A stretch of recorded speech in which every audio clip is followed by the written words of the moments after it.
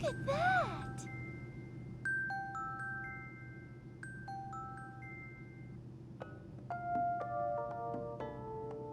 Welcome to the sun-drenched tropical paradise of Isle Delfino. We're so pleased to welcome you to our beautiful home.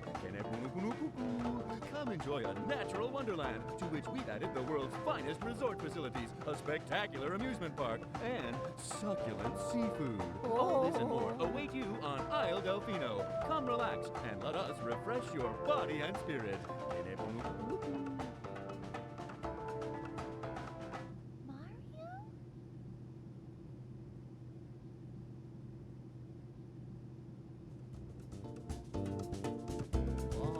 That shadow!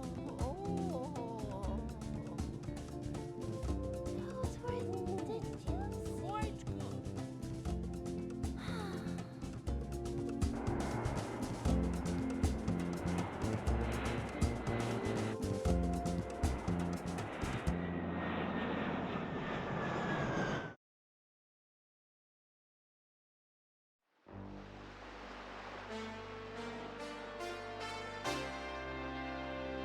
Super Mario Sunshine! Woohoo!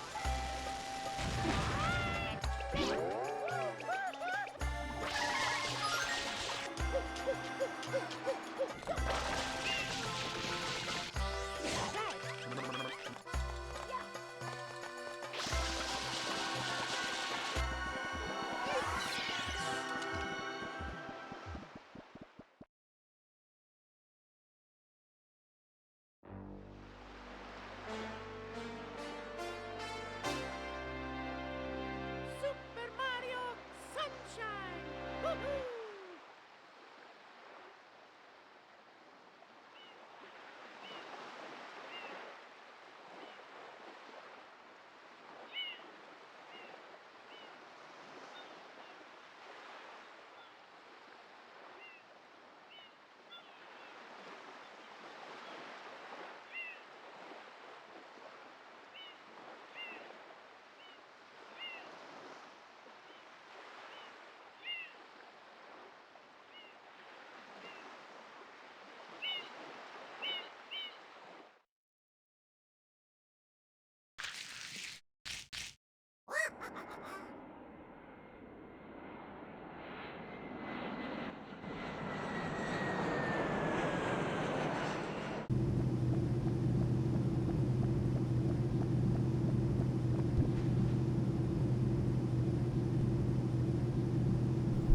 Hello. Ooh, look at Okay.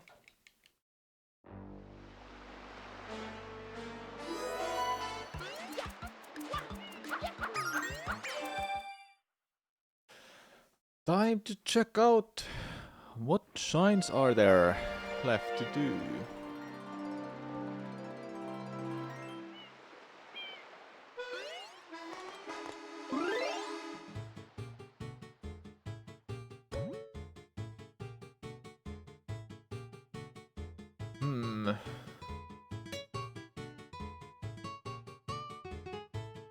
Well, I definitely wanna check out Pina Park stuff still. Hello, Barsby, what's up? I'm glad you're here, by the way. So, are there some shines that I definitely should check out? I don't think I wanna go further than 30 shines. This bothers me so much.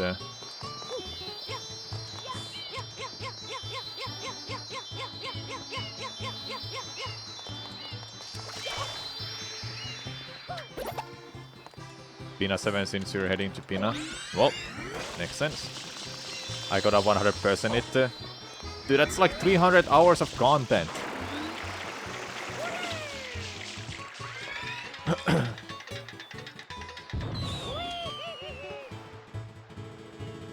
$300 and I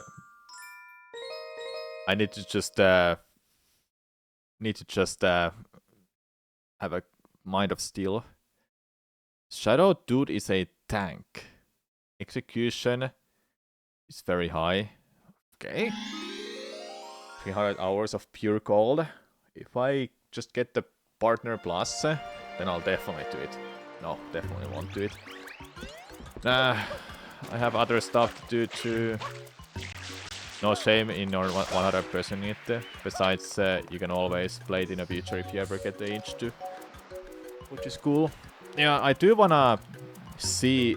I don't know, I kinda want to do 100%, but I'm not really interested to pour that much time into this right now. I think if I just get something out of in a return from chat, then I'll definitely do it, because I think people want people want to see me suffer. You've gotta pay for it. Okay, let's see. How much HP you have? Oh my god.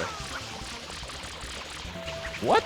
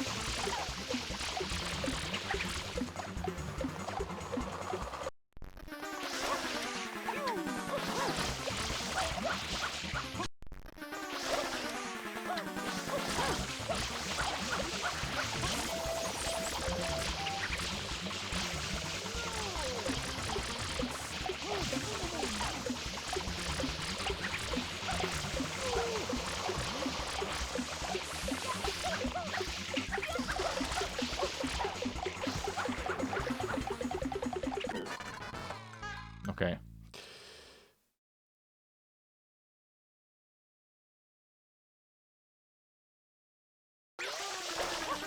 I don't remember how I'm supposed to...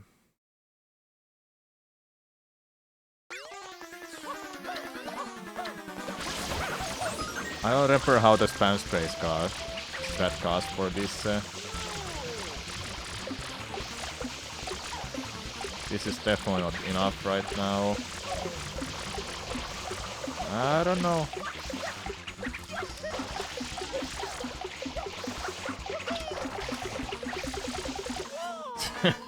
How do you do that?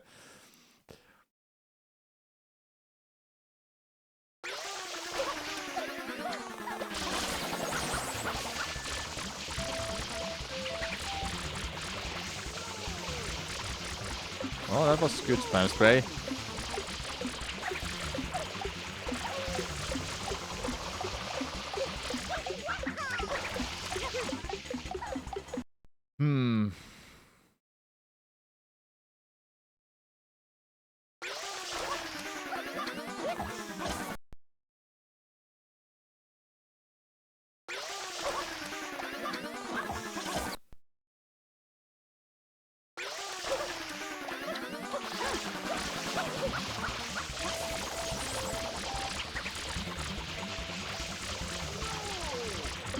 gonna be honest, I don't remember how the spam spray strat costs for that, so I have to go check out my speedrun.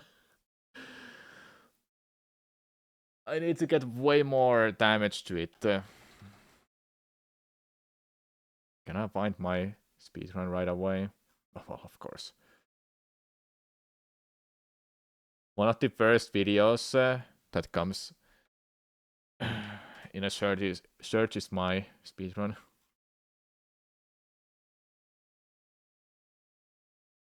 Dude, I just need 114 something. There. I'm checking mine because I'm not gonna learn someone else's method. I don't remember the strat for this, so I have to go check out my run.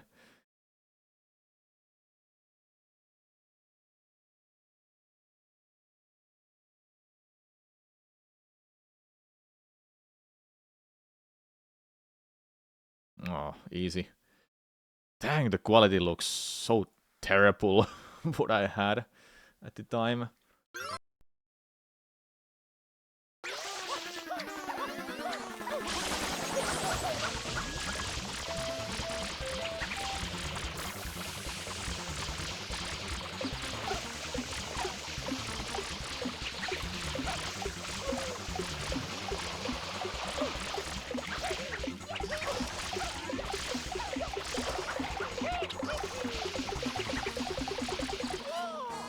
Not even close.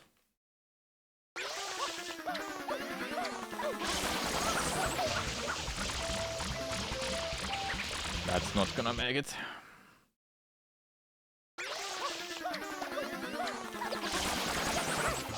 Unless... no.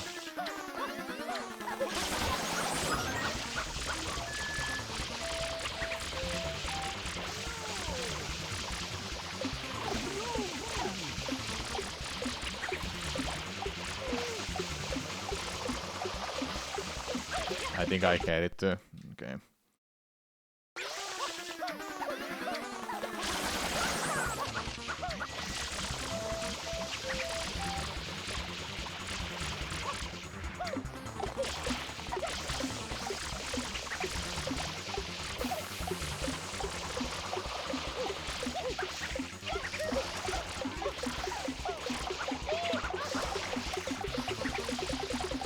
That's the closest right now.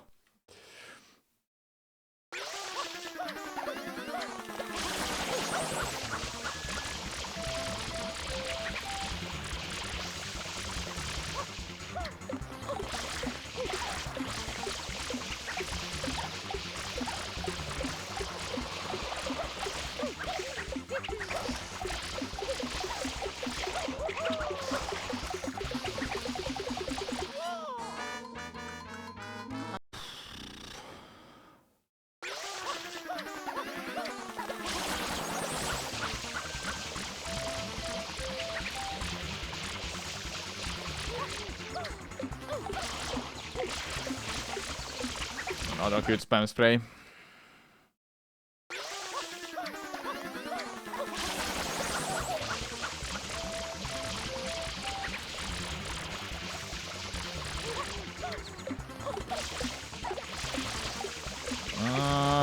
Well, we'll see.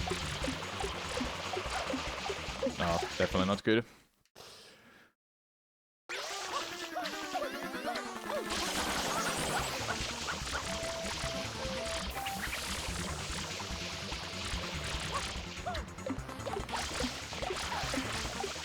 The second spam spray was bad.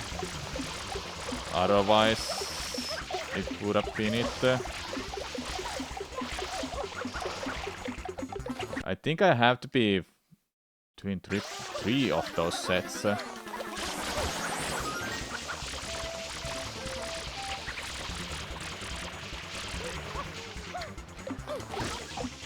Too close.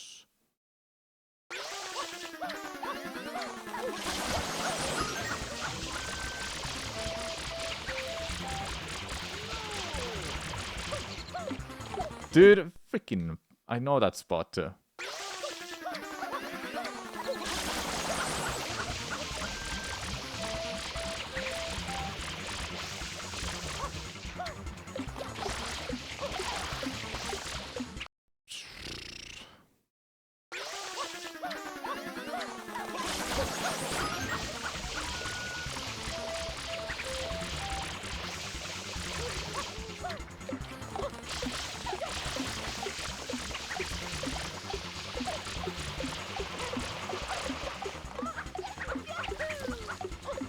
What?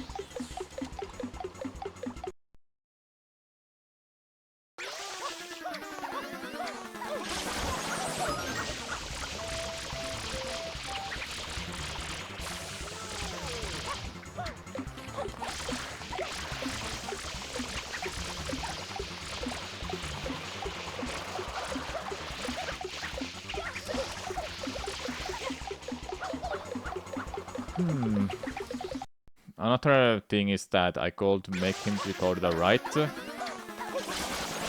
But if I make him to go to the right, it's not consistent damage.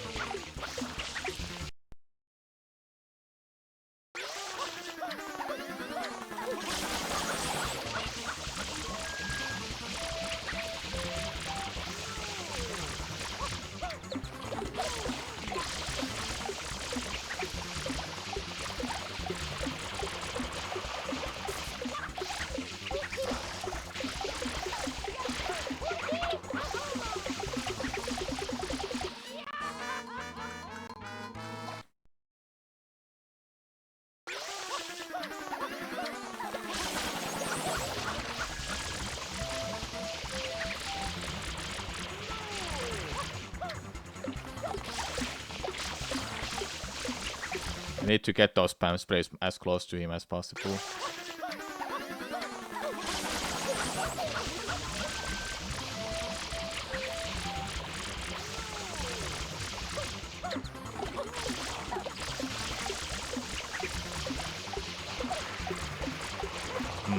Okay.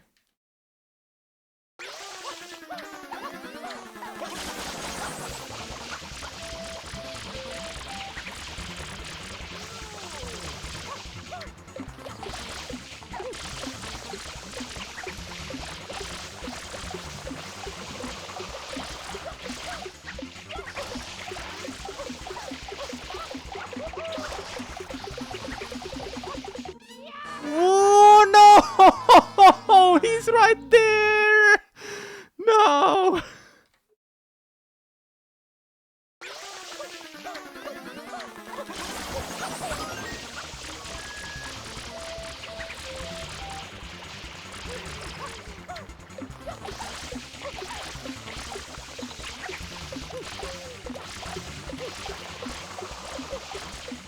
Yeah. Yeah, I know.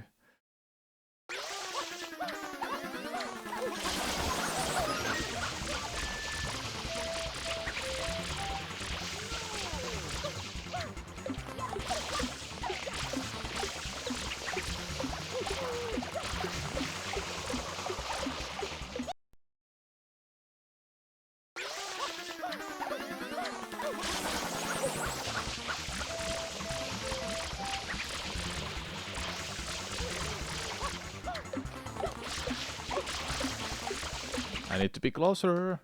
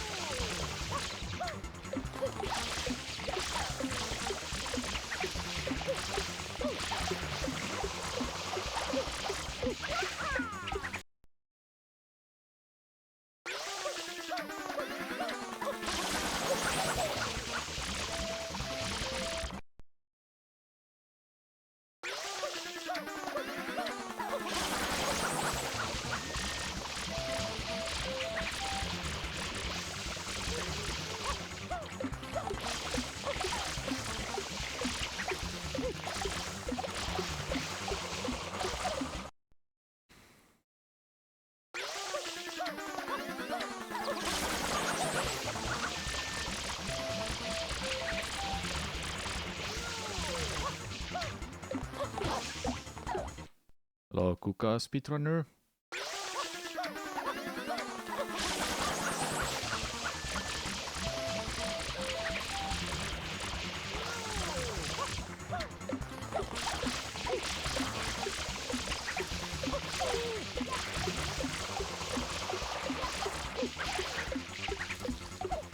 No.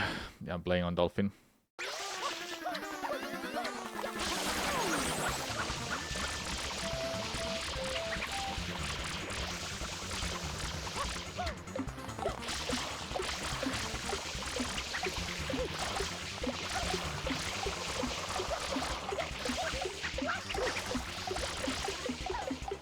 No, he's dead! No! Yeah, it's pretty hard hack.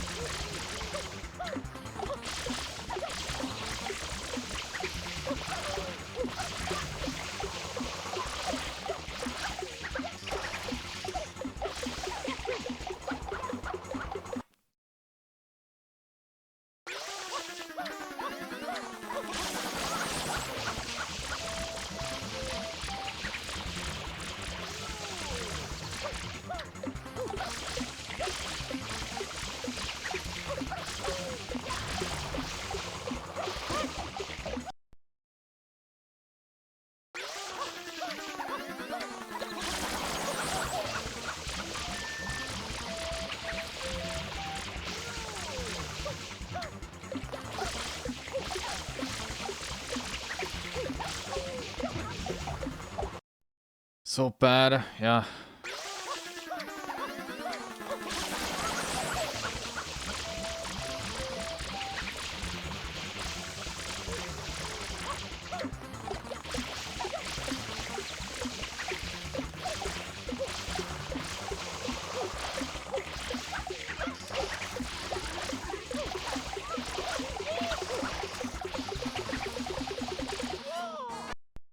Oh, I need to end it there.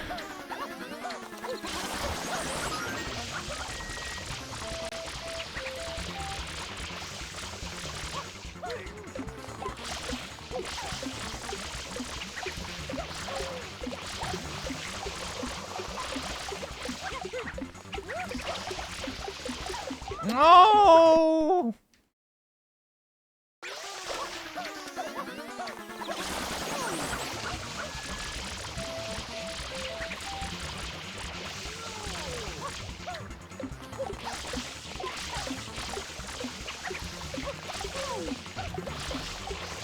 No, that's not gonna make it.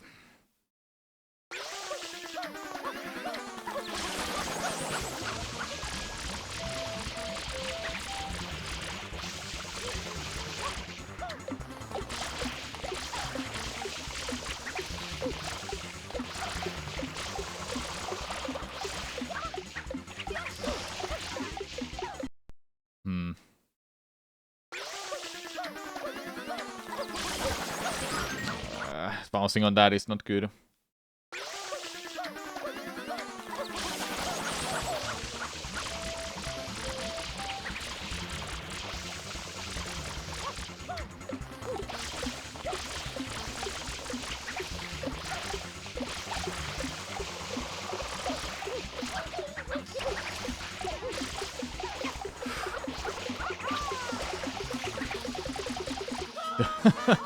His actual health bar is...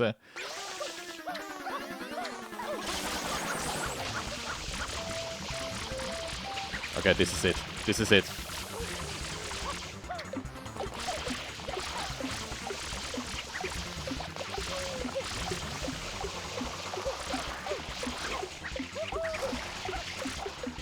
I said it! This is it!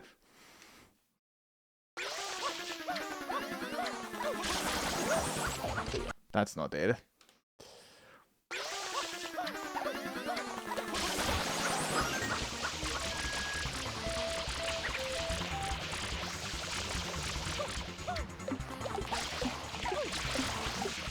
Not even close.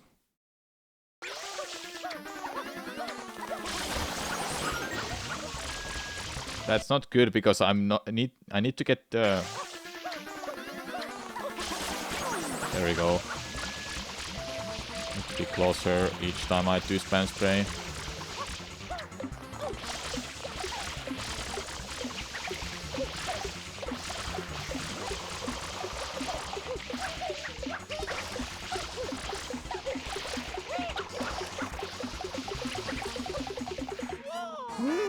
He didn't die there.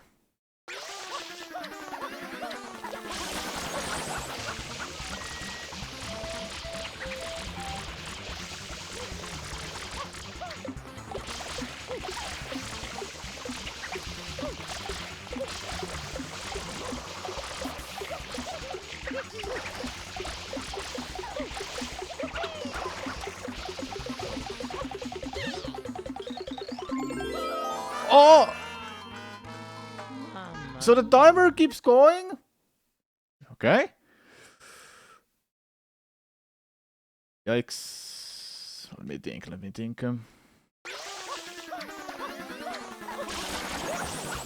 Hmm.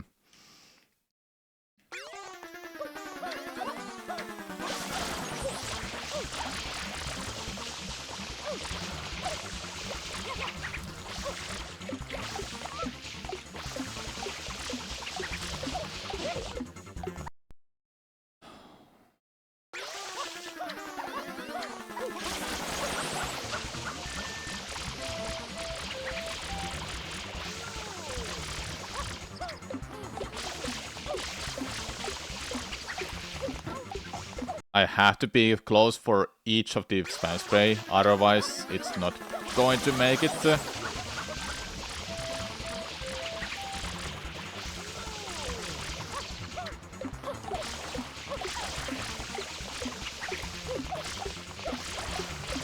if you can end it there, you can maybe get it. I don't know how much time I need for Shine Sprite.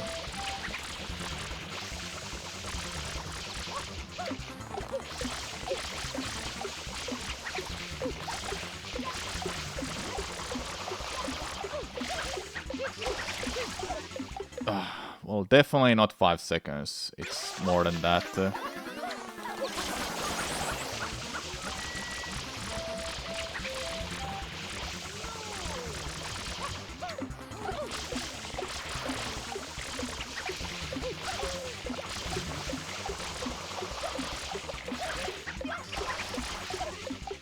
I was so ready that it's not gonna make it.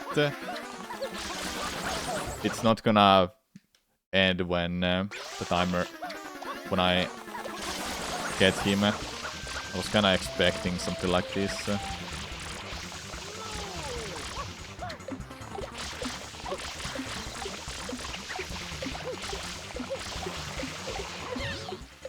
Is 8 seconds enough? Come on! Come on! Yes! Nice! That was a fun shine. It doesn't end. It doesn't end. The sound effects are there.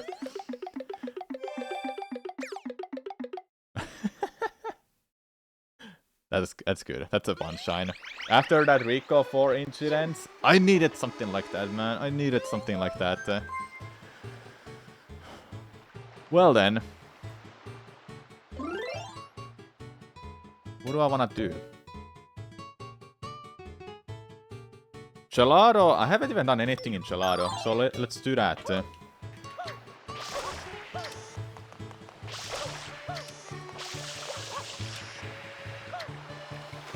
I'll do Gelato. Well, anything you would recommend in Gelato?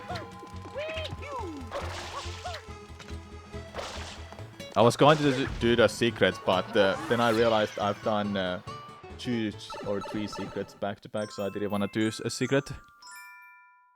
Wiggler, I know what I have to do. I think I remember, but it's not that difficult.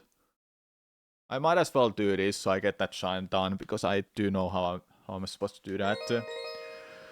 Execution. Oh, it seems like it's not that bad. I don't know how difficult that will be without save states. Let's see. Sandbird is gone. Sand sprint. Red coins throughout the beach. Okay. It's Shadow Doot. Which one? Watermelon Festival 2.0. Let's check this out.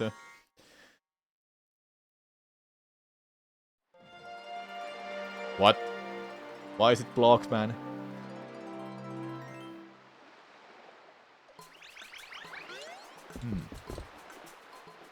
Oh, the timer from the timer from the last stage is there still.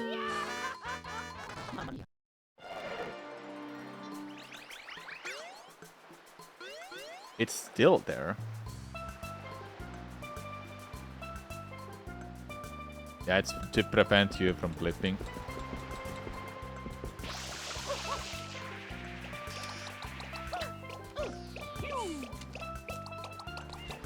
It's 100 coins timer. Really? Okay, that's strange. Obviously you wouldn't put it here, wouldn't you? No. Where did you put it? We're looking for the biggest watermelon. Did I see that M? I didn't see anything. Oh, I see. So that you do 100 coin shine here. I really don't want back. Oh my god. Okay, yeah, I just realized you gain time from coins. So don't grab coins. I just wanted that thing.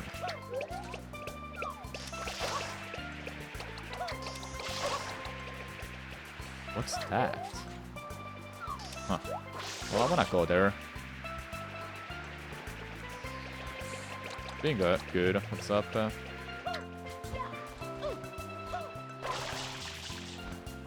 Having a good time. Not doing any secrets right now, at least.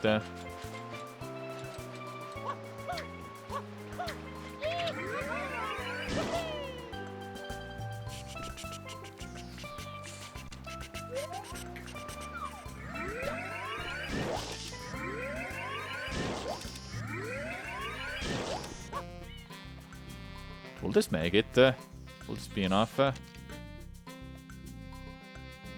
Oh.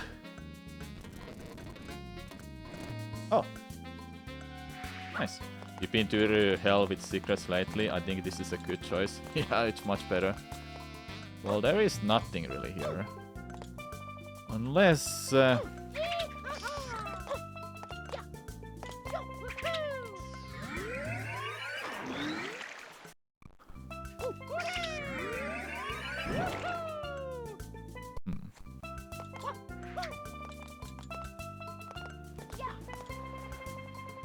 Yeah, I've pretty much done... That's a blue coin? Where is the second part? I wanna know.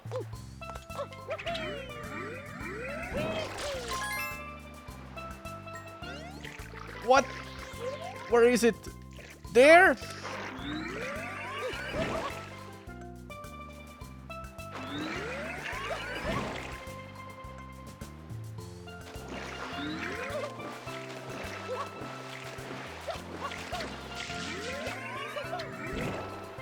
Oh, I forgot the strat.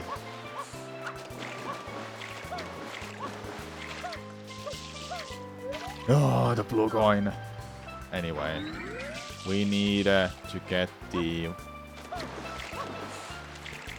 Oh, I see.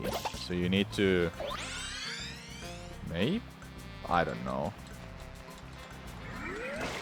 Anyway, I need to find the watermelon. Right. Or what do you want? Can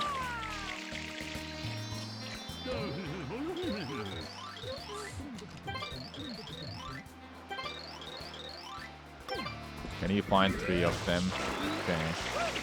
So there really are some blue coins somewhere.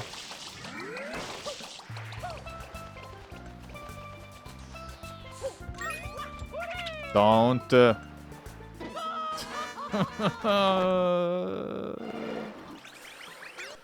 Freaking hell.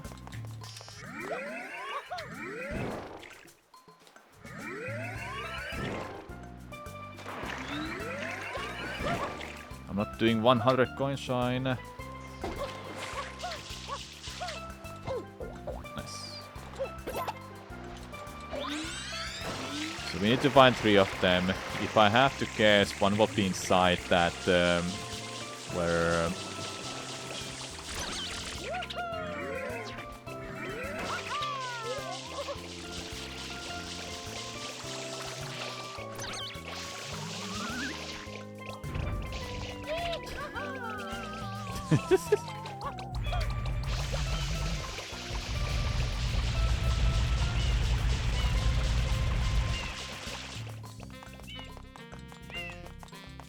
no problem. It's tiny! It's tiny! No! No! That is so scary. That is so cursed, man.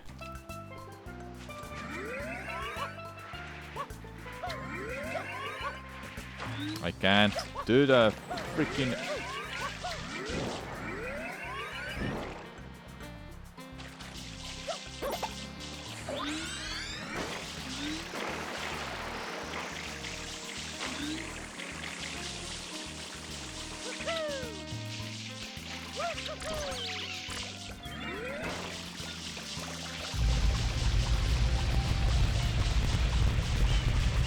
Can you spray this? I think I remember you cannot. Let's see. You can, but it's gonna take freaking forever.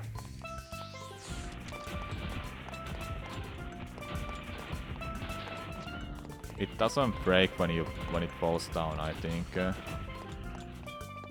But it's gone if it goes out of bounds. What? It's an out of bounds, dude. It's down there. I didn't even know it can do that. Slipped straight into the back room. Yeah, it's in the app use now. I didn't even know that's a thing. Okay. Alright, alright. Oh, I see the M. Yeah, I saw that something was really sus there. That didn't feel right. Yeah, I just saved there, so... save state here. Don't you dare!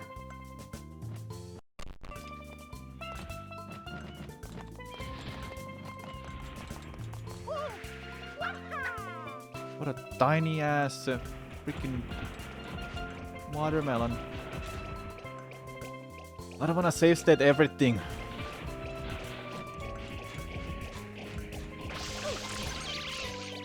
Luckily, if they're on sand, they're fine.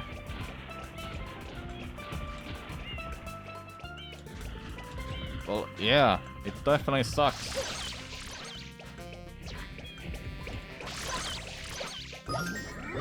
Oh, I already have this.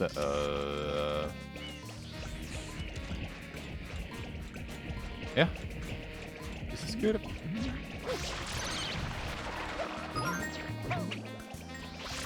Oh yeah, 100 coins.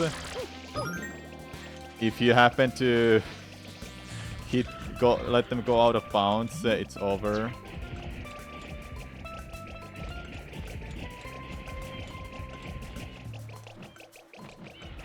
Yeah, like, how does the watermelon not break when I drop it down? But if Katakuaks will... If the Katakuaks hit them, then they're gone.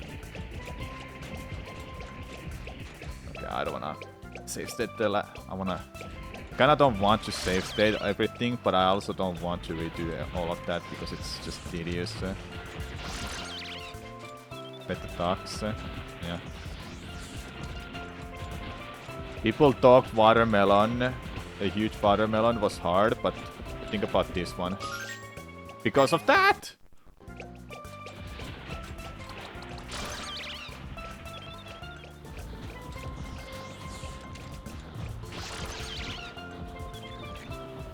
You will so easily break this if you happen to go too fast.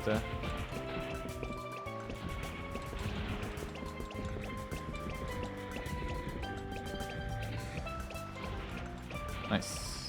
We did it. There was this one picture of watermelon shine. Like someone managed to make a really cool art of this. I can't find it because I don't remember how it was done, but I have it in my likes of tweets, so you can go and search it.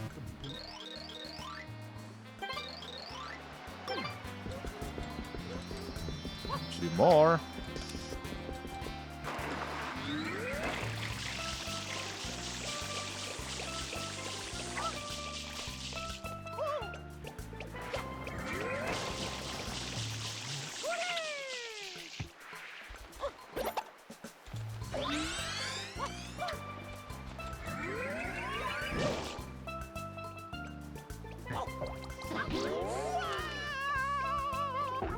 You know, taking damage is bad because I don't want to die. Nice watermelon over here, hey.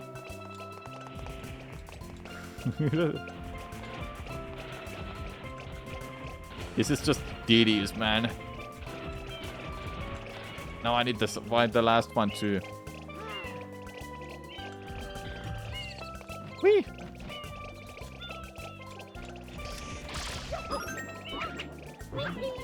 Yeah, the blue duck. I thought I saw it right in front of me, but it was just a background. The one's in the background. Oh my god. Oh my god. Just don't die then, I guess. If I find a blue coin, I can get health back from that. I think blue coins gave you health, didn't they? Can someone confirm that? Because I don't remember. Somehow I remember that being a thing, but red coins I know for sure don't give you HP. Don't think so? Okay. Well, I can't heal myself anymore.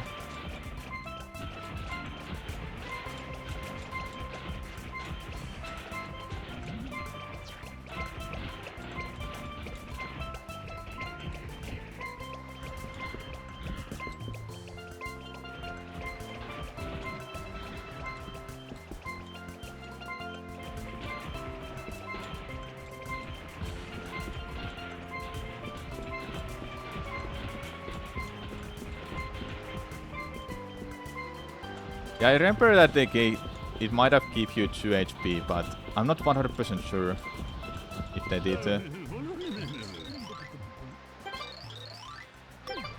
Okay, is there one right behind here? Okay, you definitely didn't put one over there. I don't know. Oh, you didn't put this over here, obviously.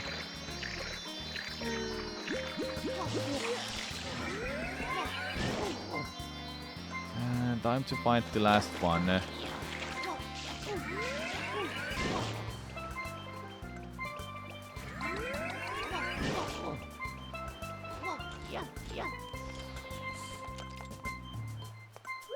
Not over here.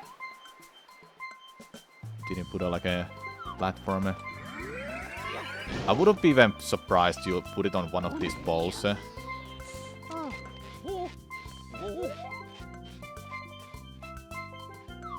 I honestly wouldn't be surprised you put it to one of the poles, but... Well,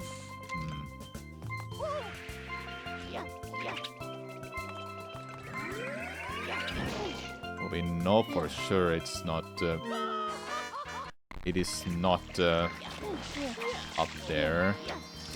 But I had to just be sure.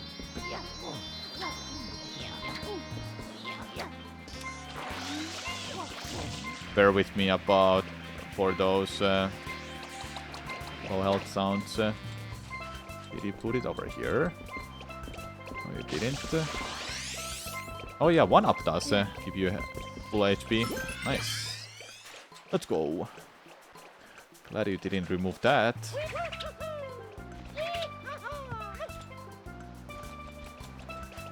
Over here? Oh, M.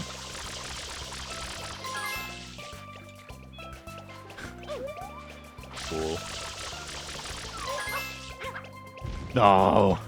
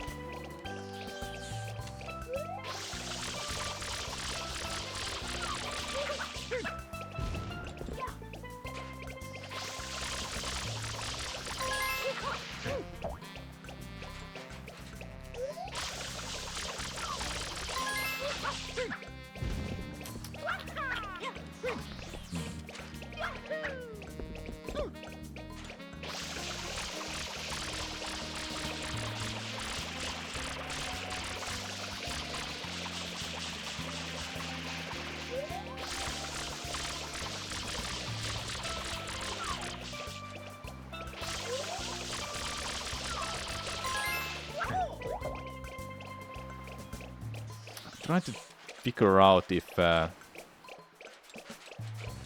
can't plonk to that. Side flip is not fast enough.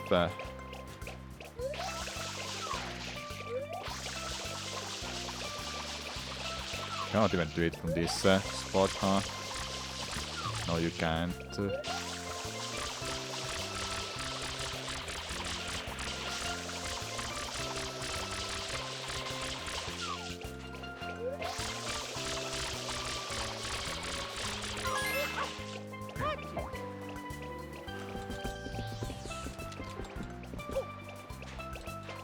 This surely is rather weird.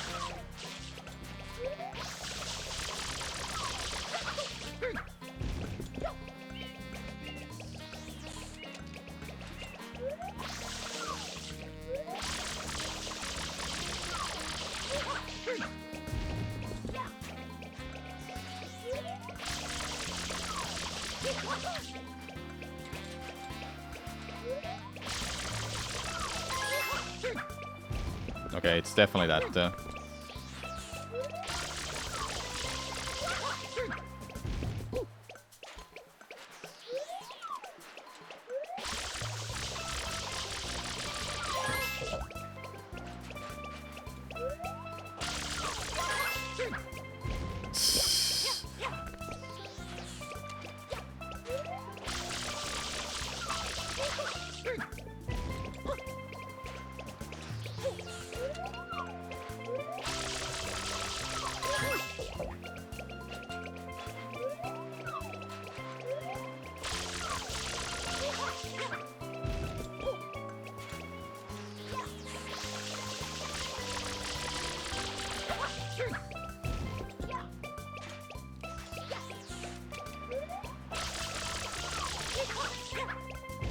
No, it's fine. It's fine.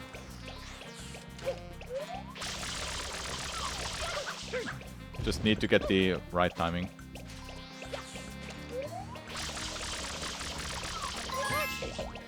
Right timing.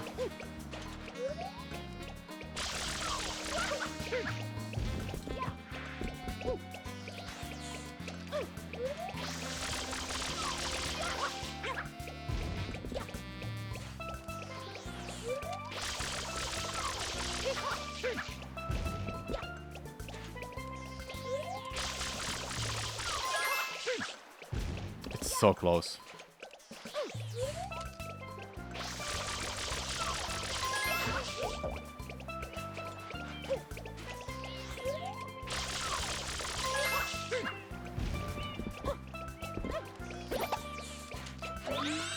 I'm not just sure what else works for this if it's not this.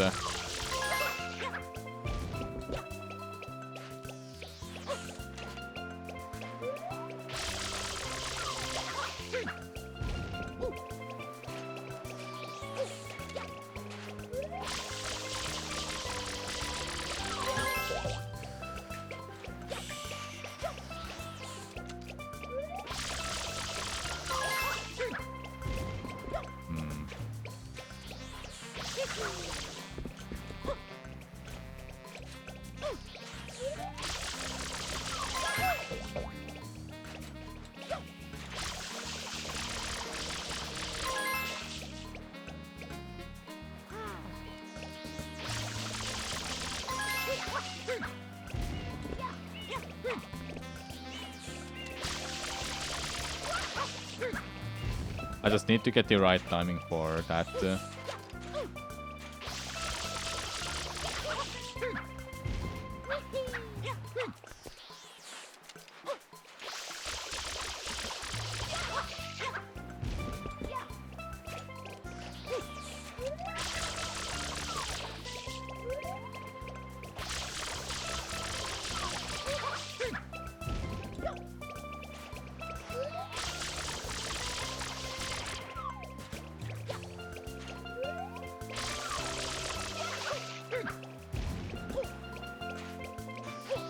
Backflip and dive. It's too much speed.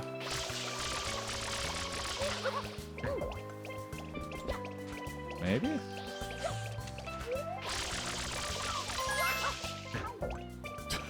Okay, that might be doing it too. I was so ready to do just a ground pound only.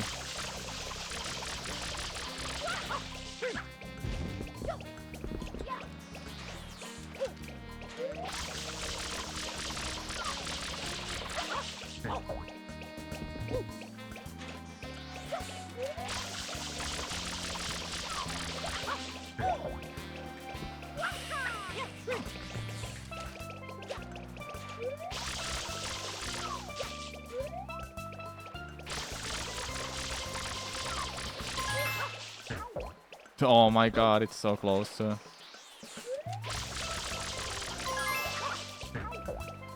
What's hard about this mod? Like everything.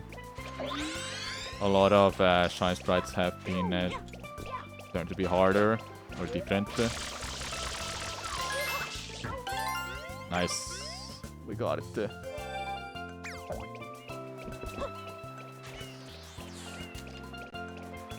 Okay. I will find that last watermelon. Could be on a tree, but did I change the maps and stuff? Nope. Nothing is changed. I don't think there's anything added to the game. It's just a vanilla game, but harder. The ground pound, I think, was it was barely possible.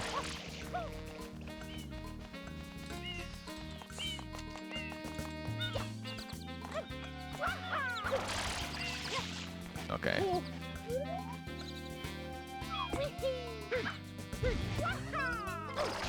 Nah, I would have put it here. I actually would have put it on that. If you can make it stand there.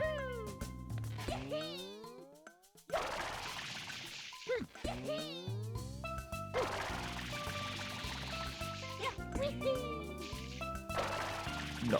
You did not. You did not. I see it. I see it there. I see it. It's literally right there. You did put it up there.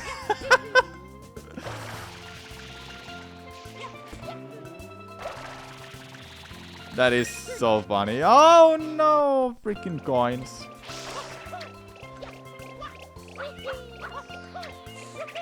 I find it funny how I called it too. Like, I would have put it there. Then he literally put it there, as just like I thought.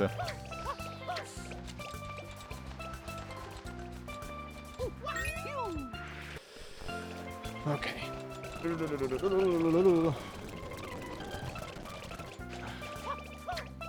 Whoa, I got here so fast. Yeah,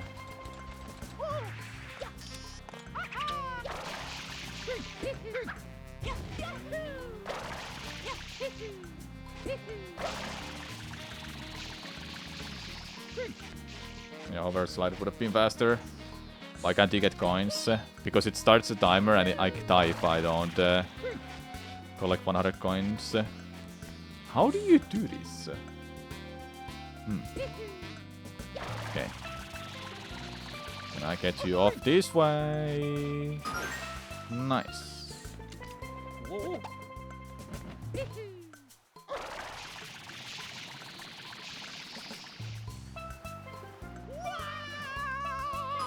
Woo!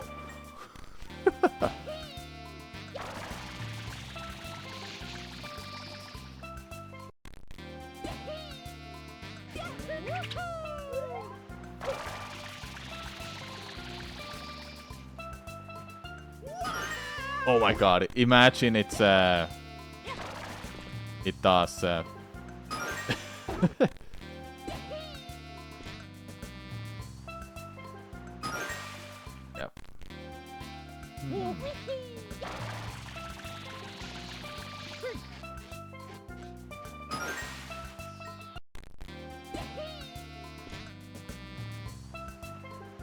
Yeah, it wouldn't be the first time I'm snapping the hill. You know that.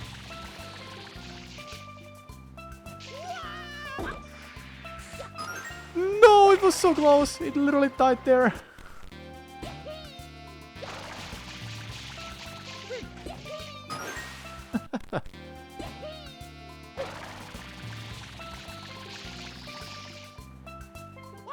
Oh, it survived. Did it? Yes, yes, it survived. Woo! Now we go.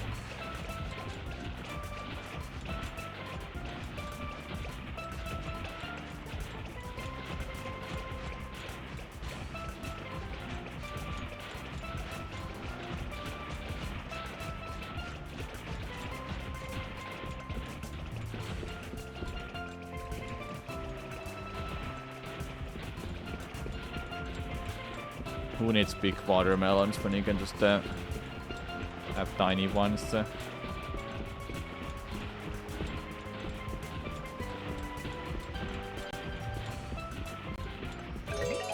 Nice.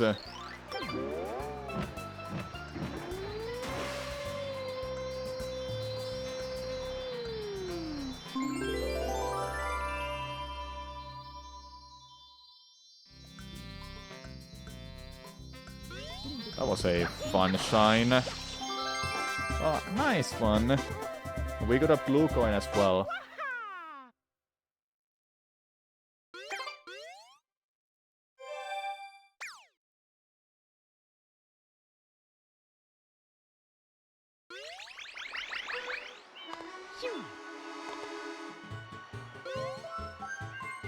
Yeah, we got 2 blue coins. Yep. Okay. I do wanna check out each of the level a few times. I've done Bianco a lot. Don't think I have to bother with that again. Then Sirena Beach. Freaking hell, I got that one. Really making this hack look easy. You want to see something easy, huh? You said it's easy? Alright.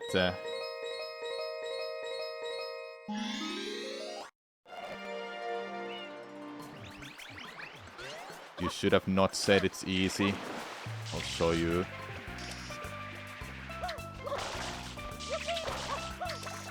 Yeah, the 6. I guess I'll do that next then.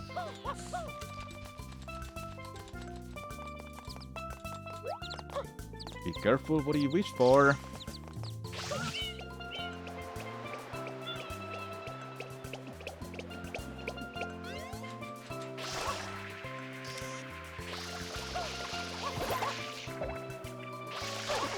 Even then, I'm still gonna make it.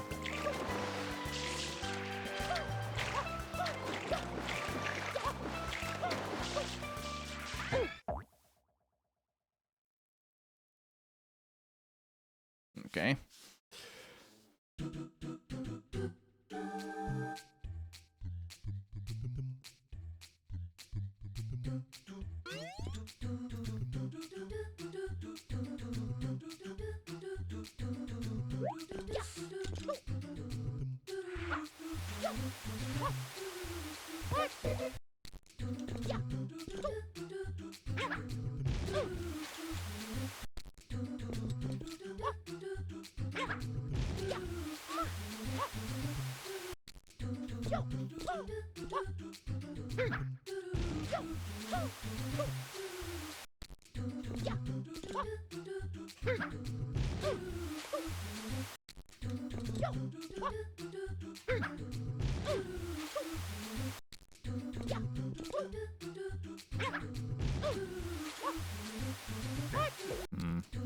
And if you wonder why I can't use Flood, that's why.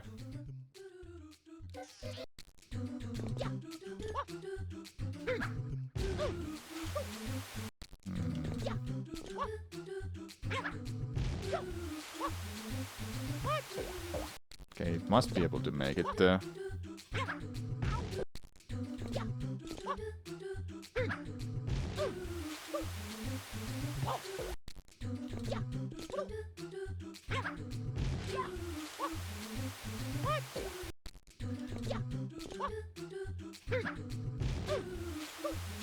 He didn't take off the blood because you can actually just you can just do the reds. Yeah, adding reds it was smart play because some people may not want to do flatless.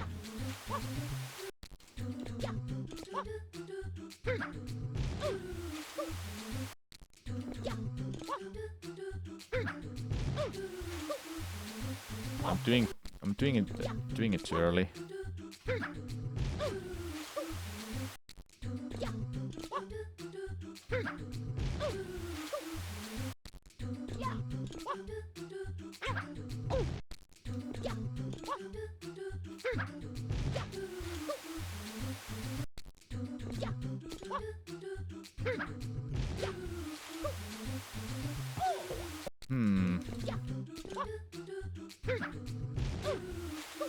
Well, I almost managed to do Peanut 2 without save states. I literally got to the last jump and I fucked it up. Okay, is the triple jump to play?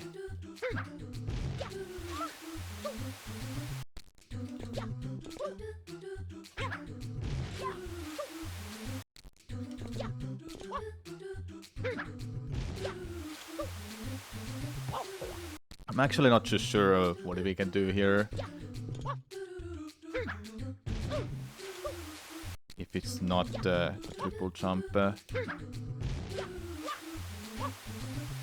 I can't get enough speed.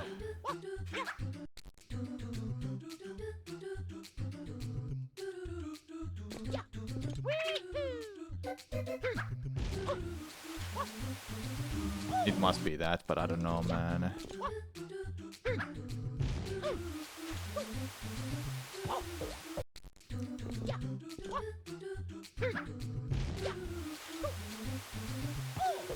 Why I can't make it?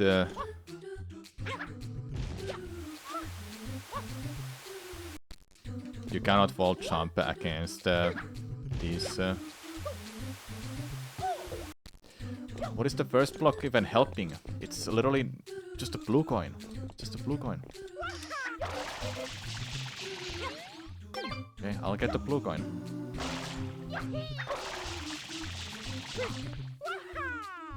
Huh.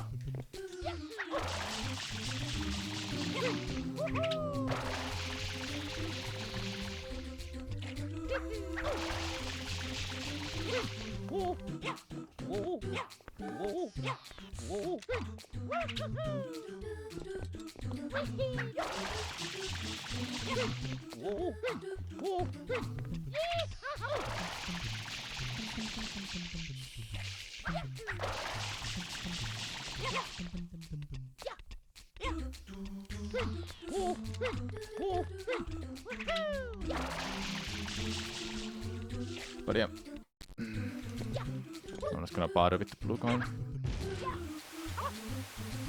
I really don't know how to make that.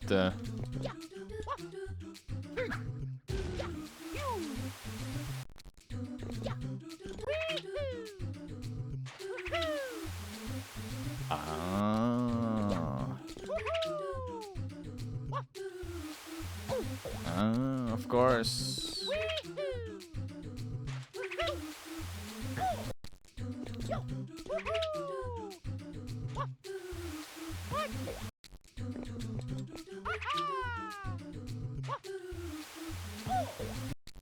Why do you have flood in here? So you can do the red coins if you want to. Because some people may not want to do without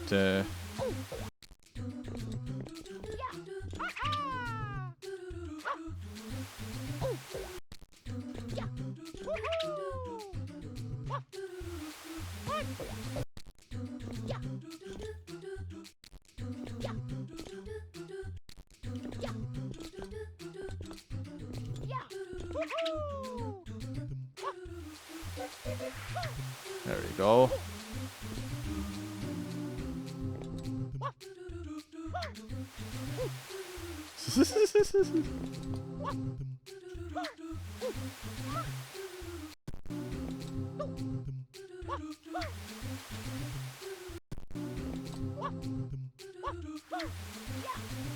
No.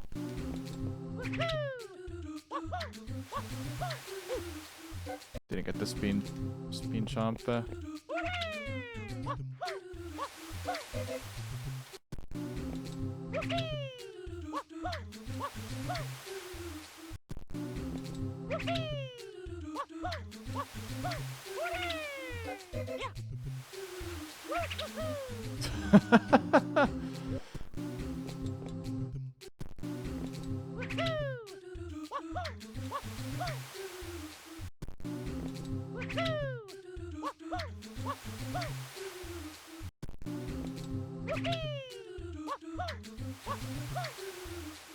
I think I have to do a triple jump up there.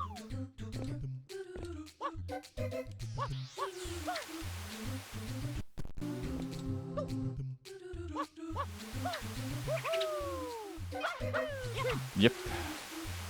And then I have to go that way.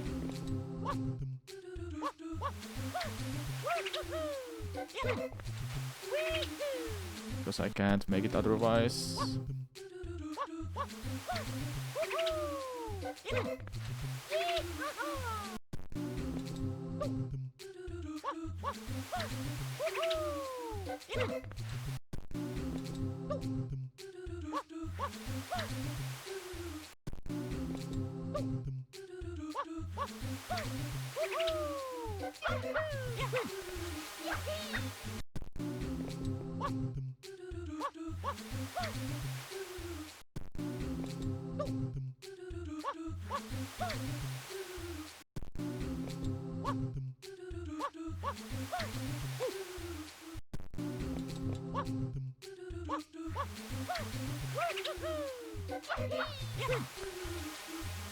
Okay, I have to jump off from that then.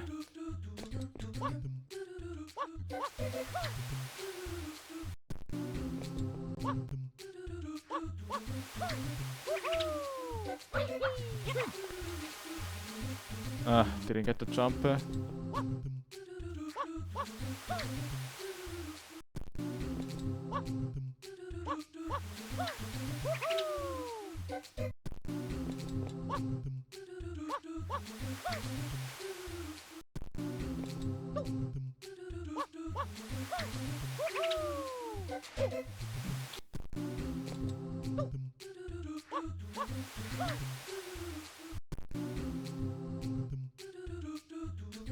Yeah, SM64, from what I remember, it was limited on just a couple of things, mechanics, and just the overall concept, because, like, well, it's hard, but yeah. If someone will make a banger, if someone will make a good new hack for a Kaizo, that will be way harder. That's just the thing.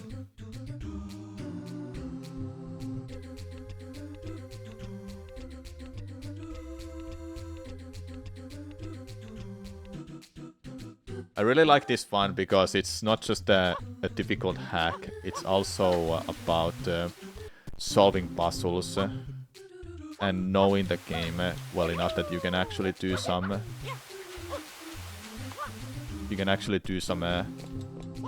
shines in unintended order.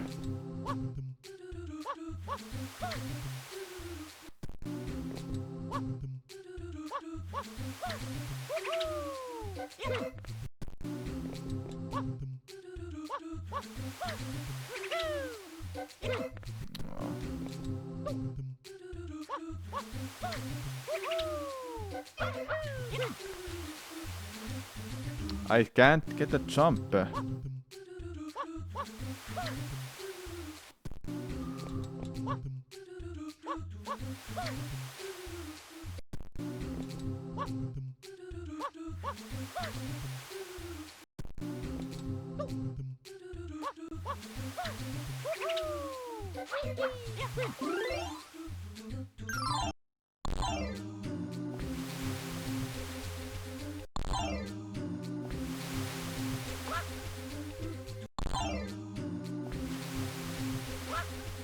What I say is...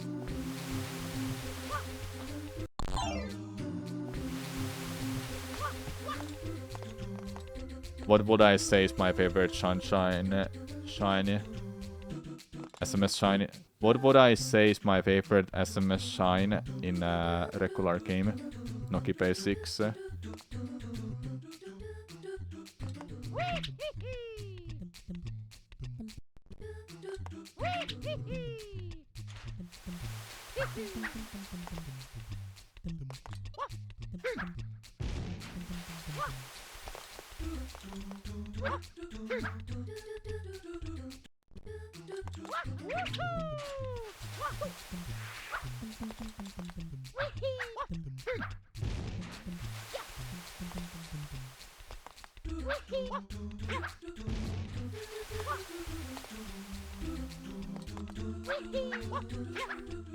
Huh?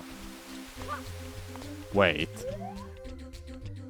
Okay, just in the working concept, Farsby, you put those there, so I can't warp myself up, right? Or does it work? Does it still work that I can clip through that?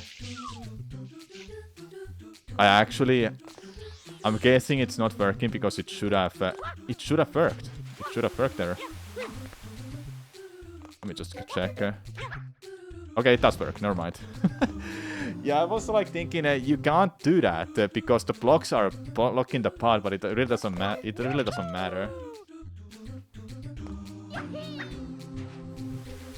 Whoa.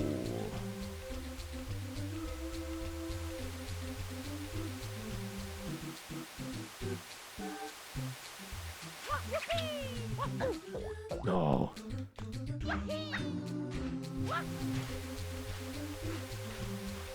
I have to wait.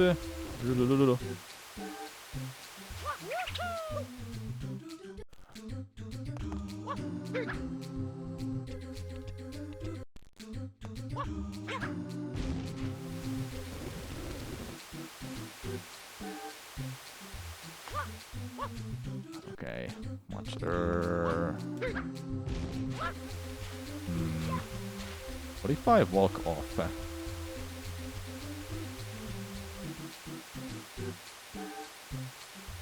No, that's not gonna make it. No, I need a...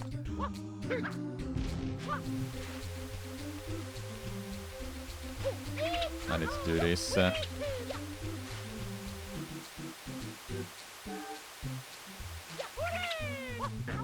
need to do that.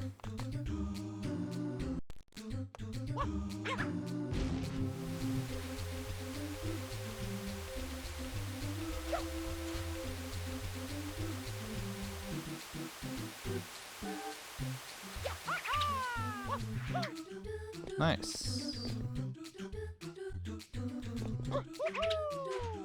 Oh, okay.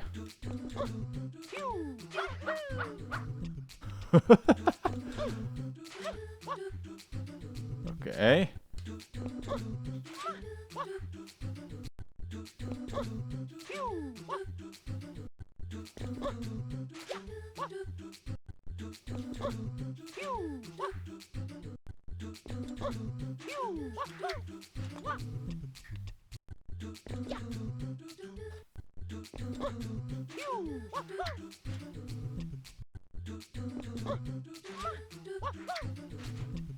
Jump, please.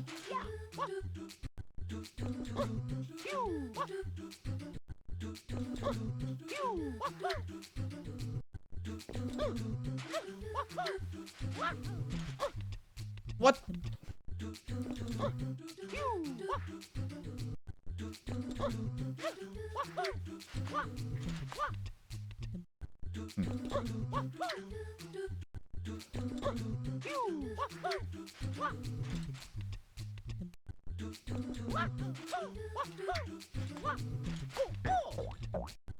Hmm.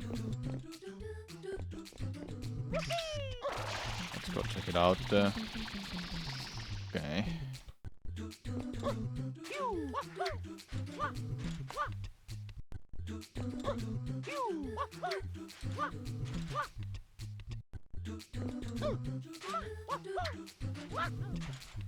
I can't like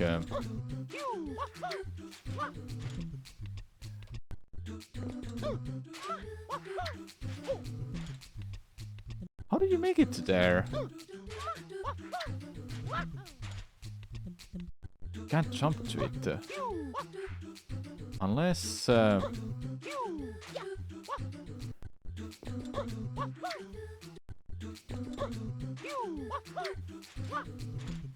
unless you spin jump. Don't help me.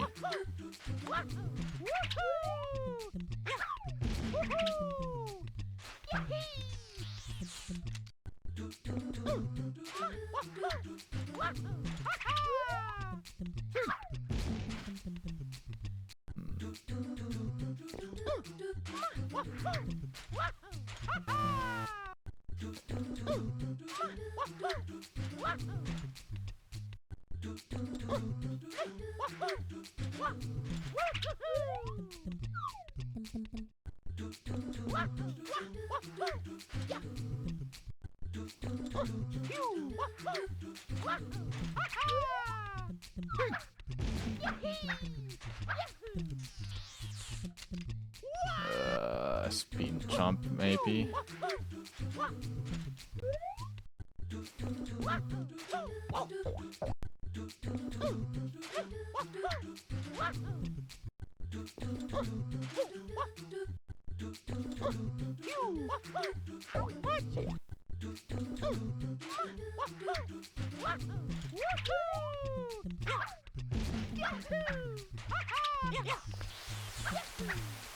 Oh, okay.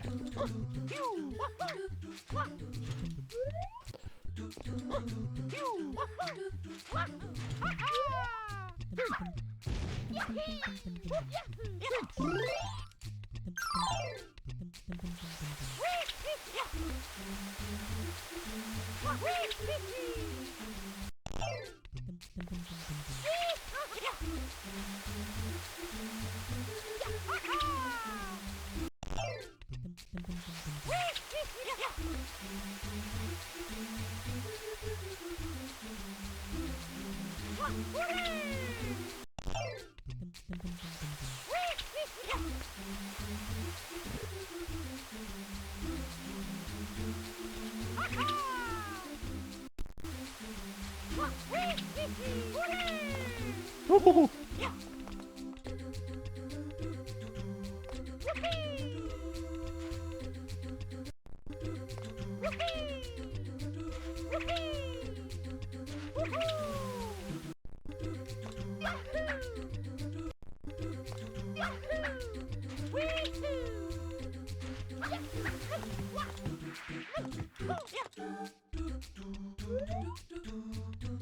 What?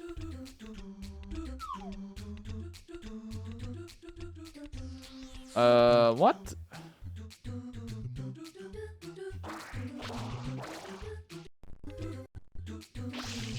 No, I have used blood. So I did use the save state there when I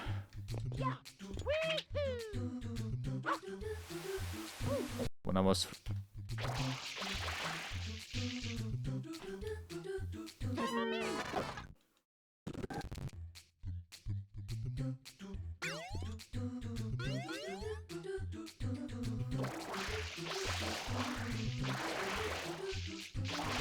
So is the shine just gone because I used the flood? The pop-up message doesn't appear the second time. Okay. So it is working how it's supposed to. I don't know.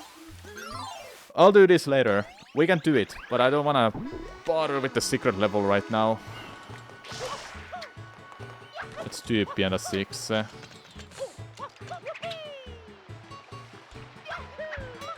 I go to Sirena Beach because I've not done anything in Sirena.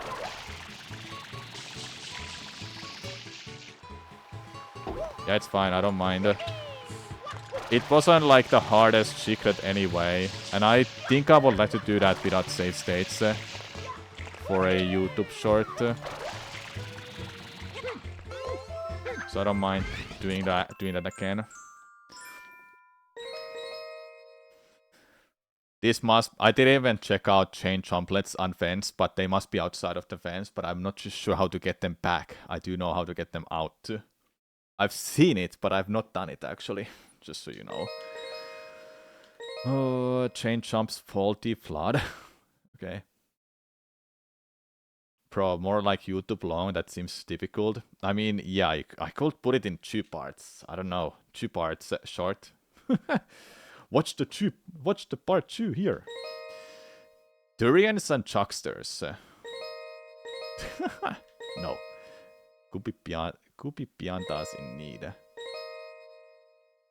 Tricky coin hunt. Okay. So could be Inferno. Not. So episode 6 Pianta Village. Time to check out that. Oh. Oh.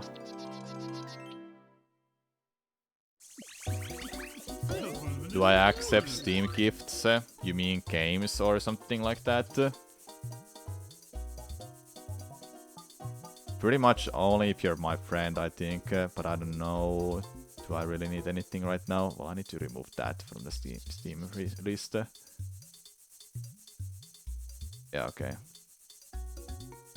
So Steam gifts, like games. I haven't got any gifts for decade, pretty much. But yeah, I do accept them. I don't know, can you send any of them if you are not friend? Alright, how is this one? There are 10 of them.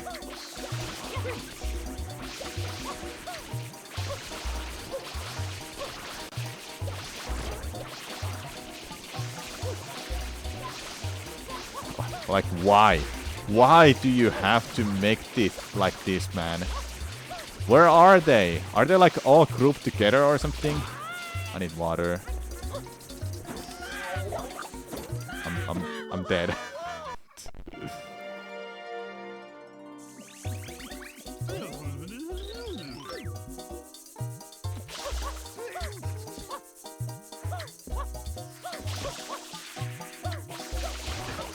Was there one over here? There is one over there.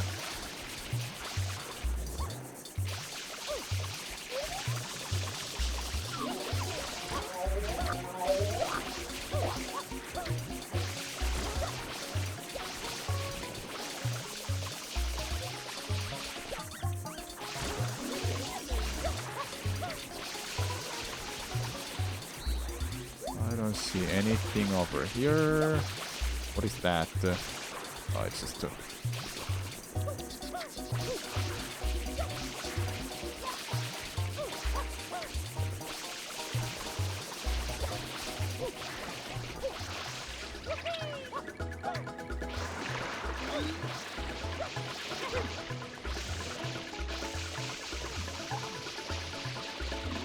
How did you put 10 of them here?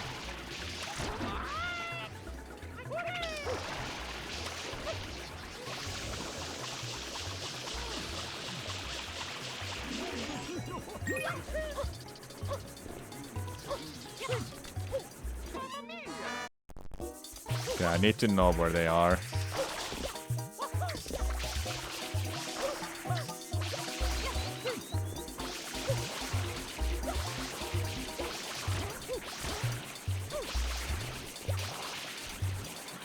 One is over here.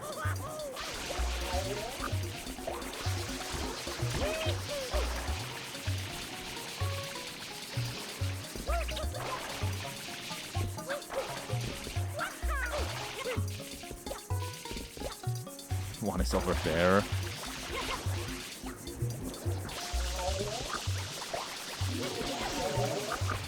Okay.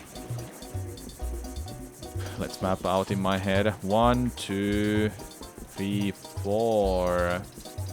5, 6. I know 6 of their locations right now.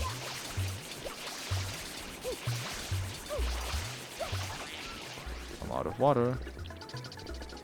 That really sucks. I'm dead.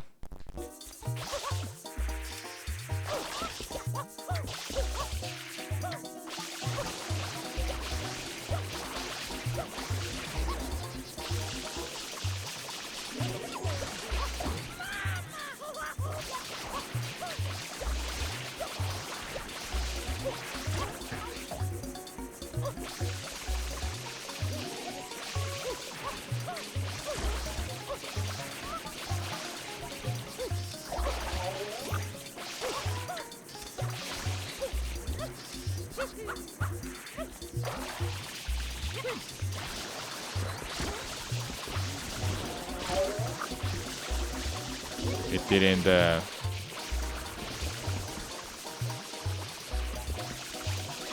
even clean that one.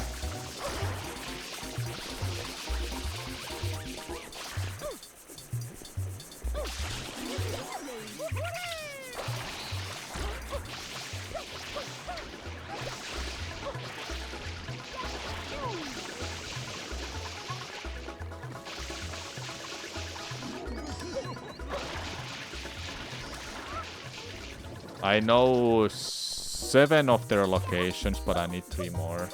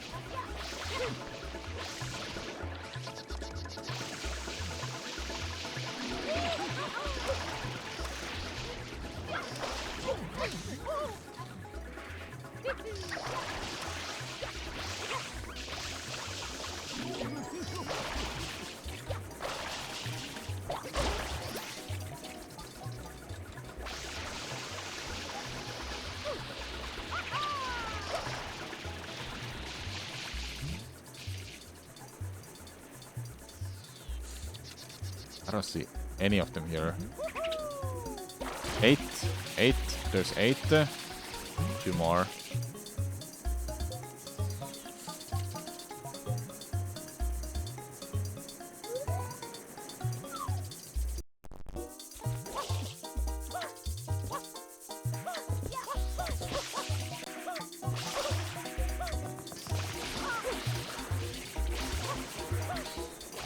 Nine of them. That's waterfall.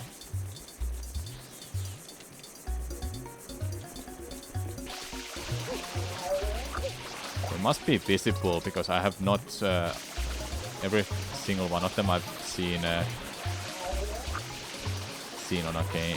a build, not underneath anything. I don't think I missed anything here, didn't I?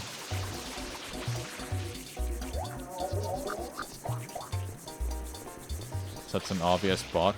Well, I don't know about the obvious spots because there are a whole freaking level built by the group. Ah, I see it. Okay. So I know their locations. Let's do it then.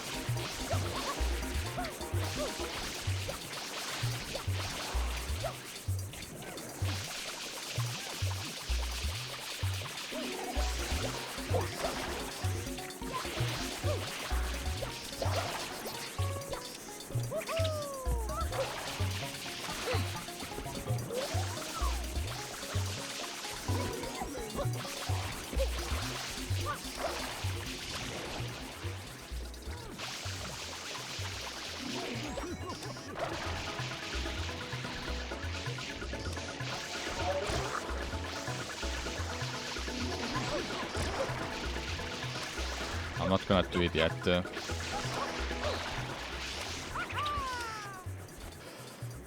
What? I don't get it.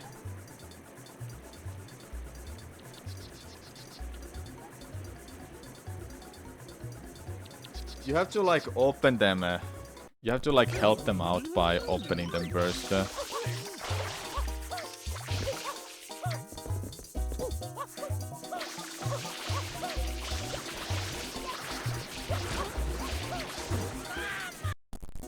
Okay.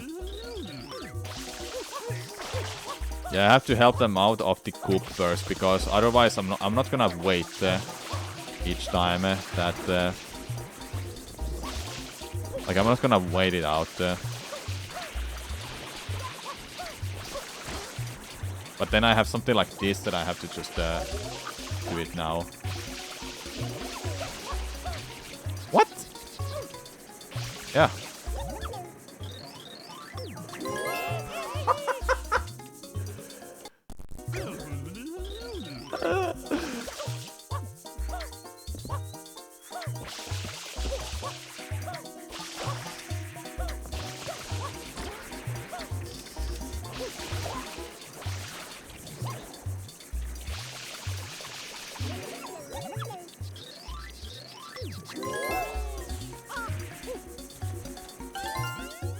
We got the blue coin.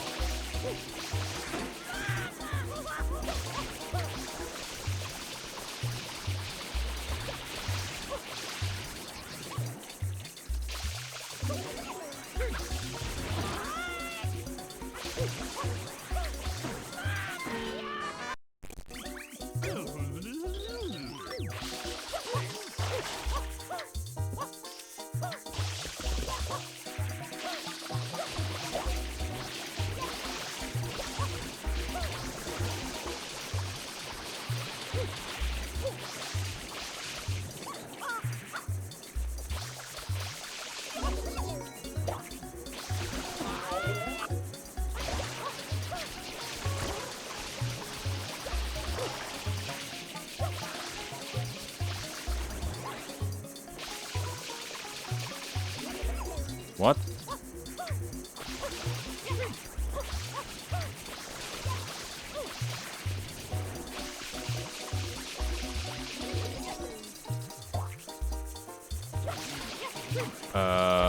Why is the number not changing? It cannot be the order.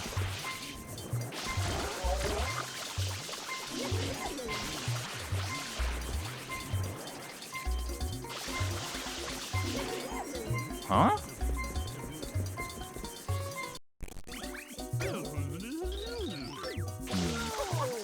There's something fishy.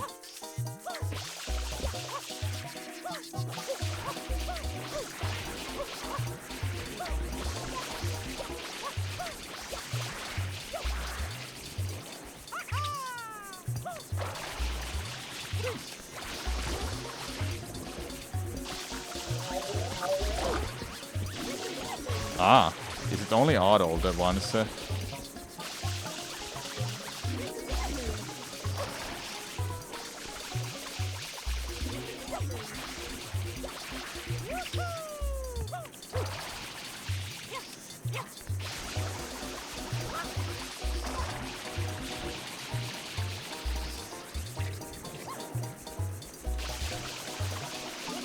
Yeah, so there's 10 of them that are adult ones.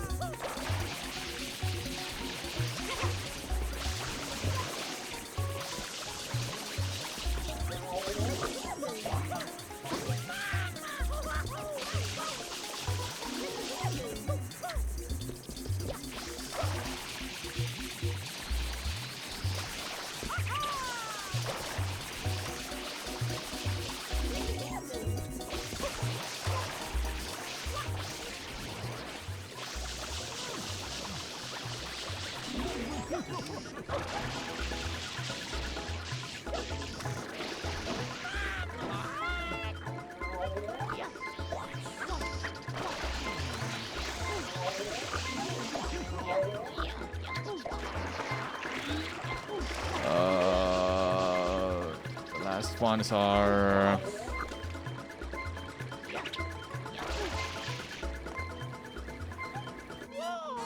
Do I have to?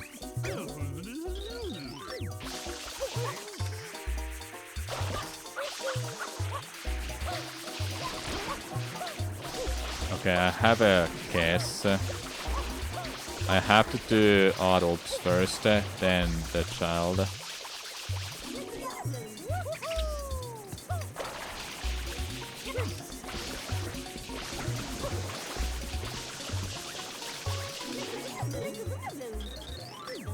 I did it, yay.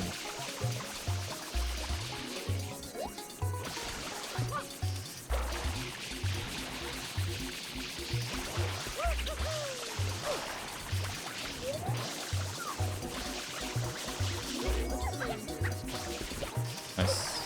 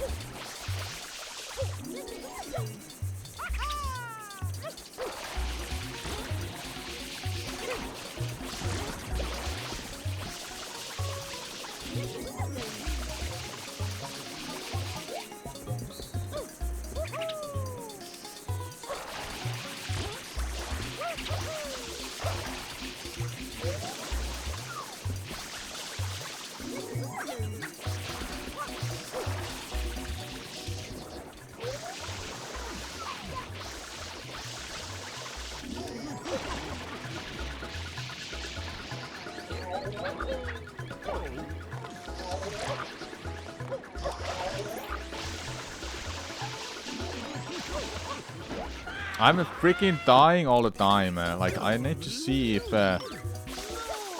children are after adults.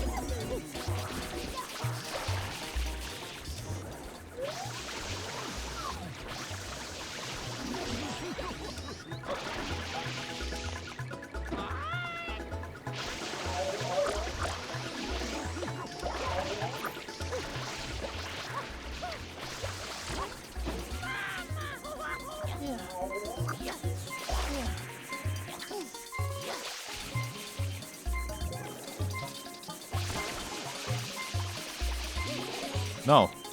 You don't have to care about these small ones at all. So we need to find 10 adults.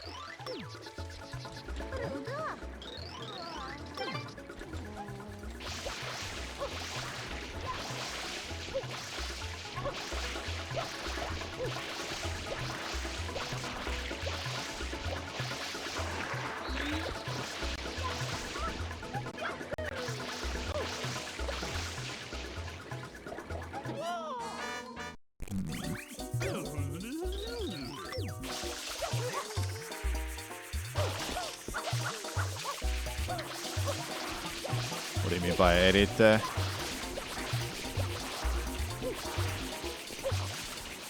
I'm using full gun settings for this.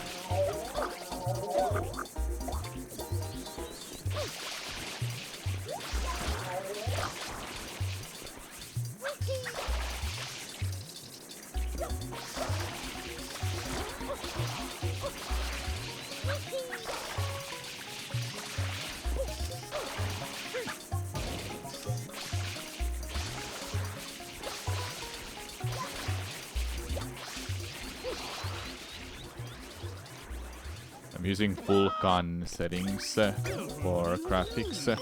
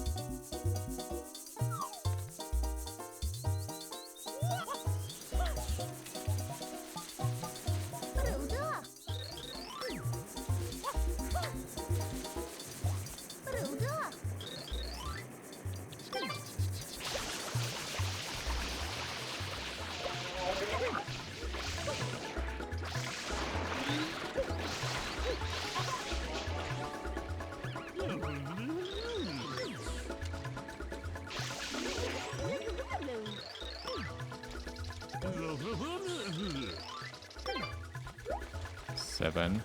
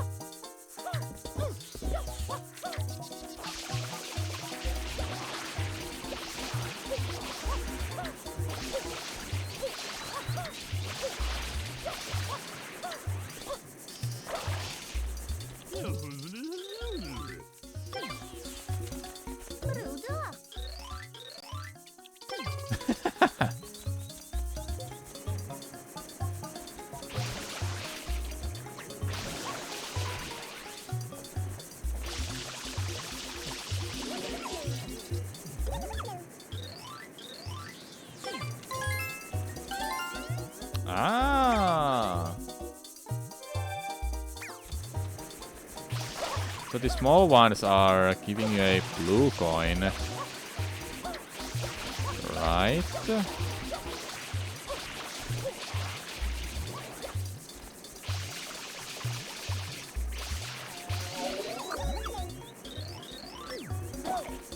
Okay. You're not. What?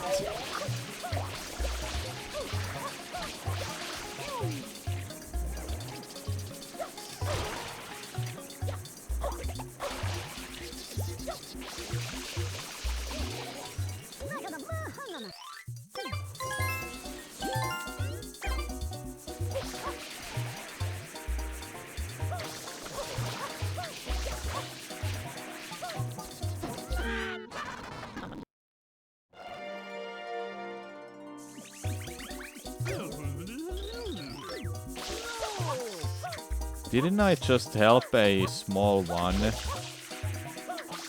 And it gave me...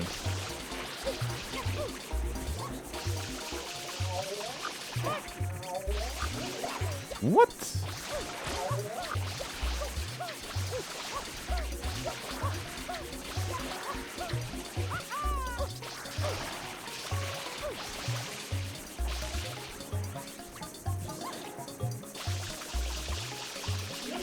Okay, you're not giving me one.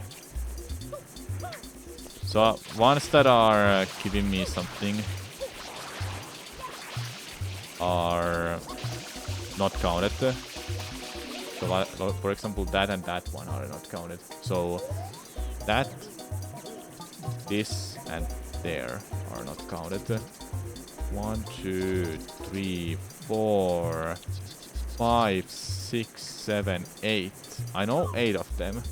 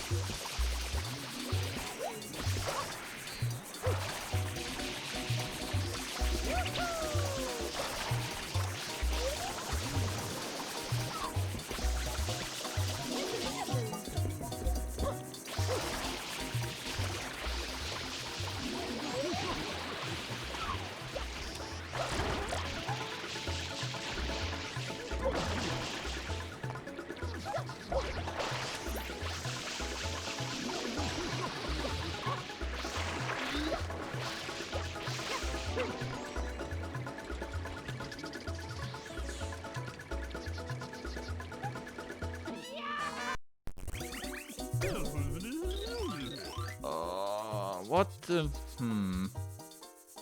So 1 is underneath that. 2, 3, 4, 5, 6, 7, 8. Wait. What? One of them didn't count.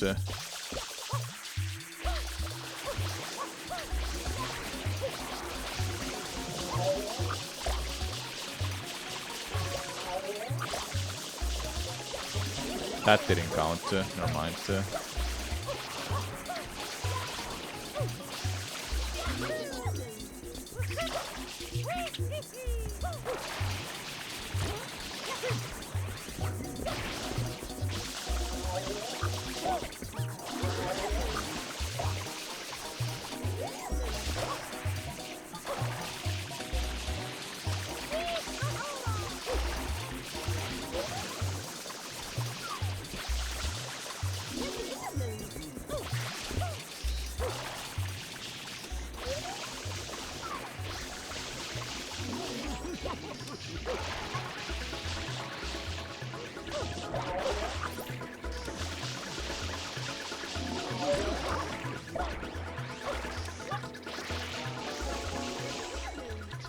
Okay. So I need to find 2 more. Then I get this done. We have to just explore. I thought there's one on top of the tree because I'm not gonna have enough time.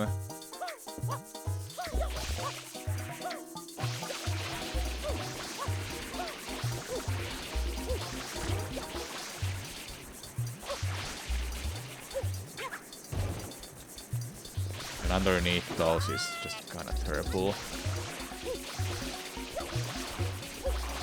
If I missed anything here, except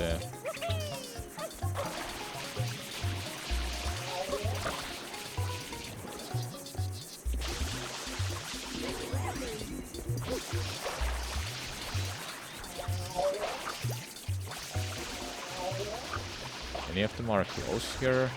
No.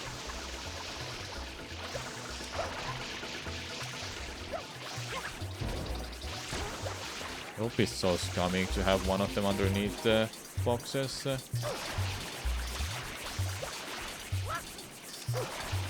Pretty sure I checked this. I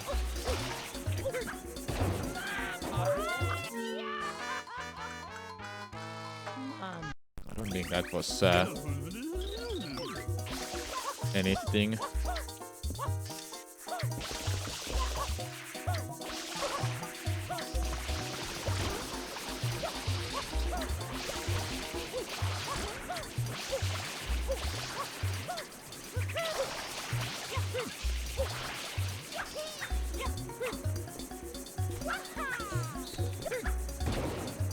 Oh, there is one underneath the boxes.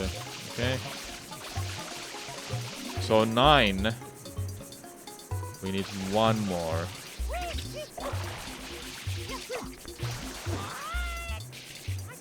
Oopsie.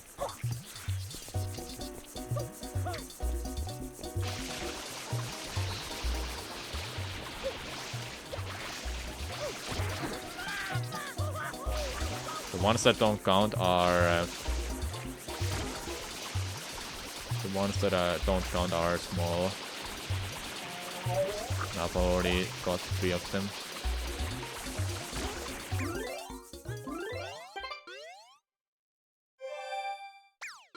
You know it as soon as you saw that pile of boxes. I was thinking there must be one down there because it barely looked like it was something.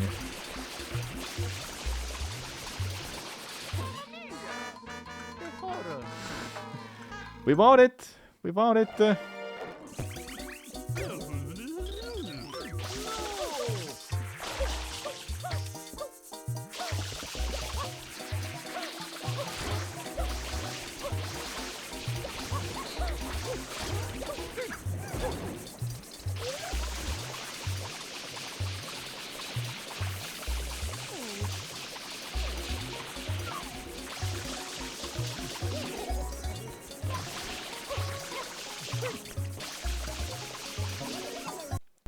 I think those 2 needs to be last. No, never mind. We have to do them first.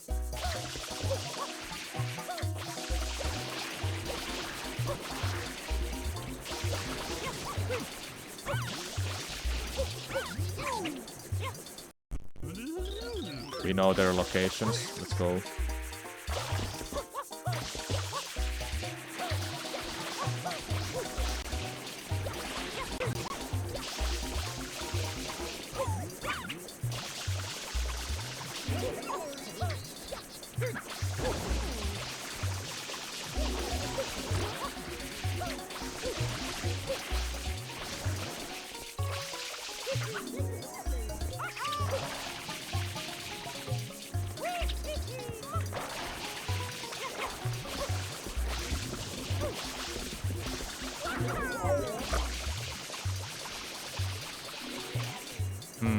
I see.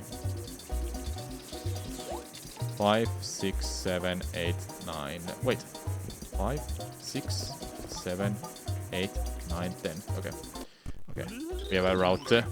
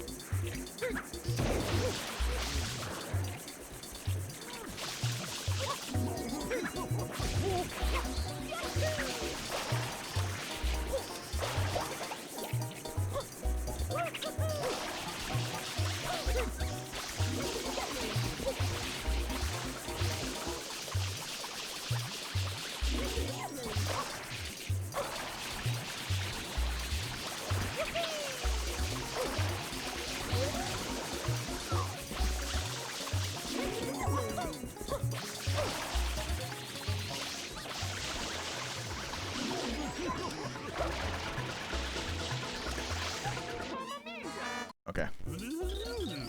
Much better execution, and we have it.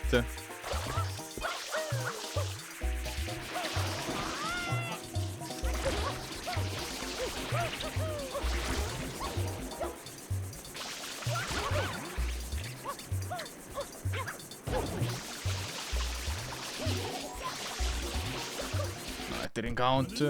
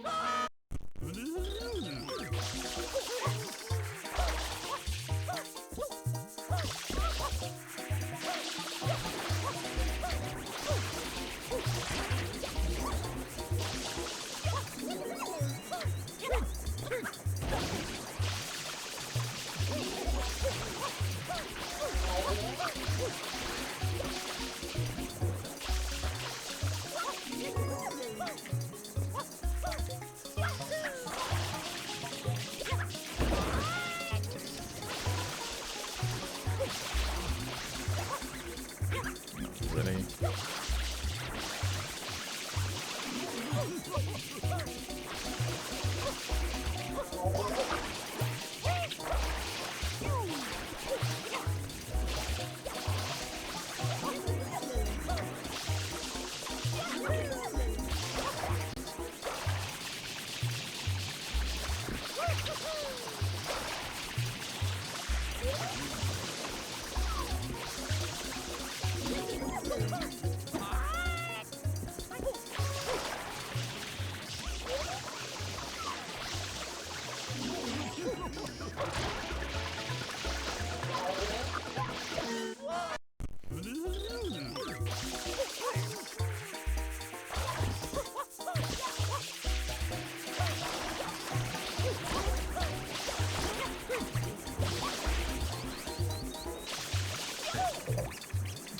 Seriously?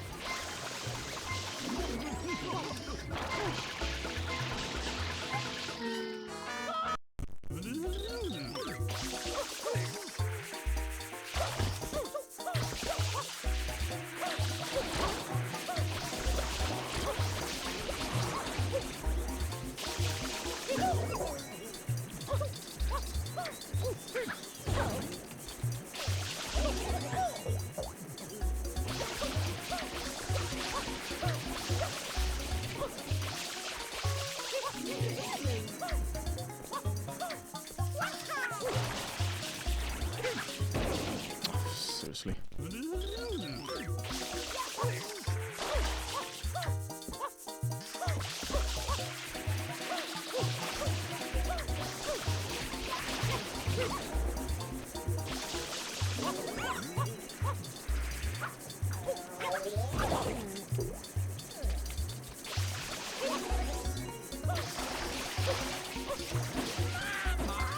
That wastes too much time.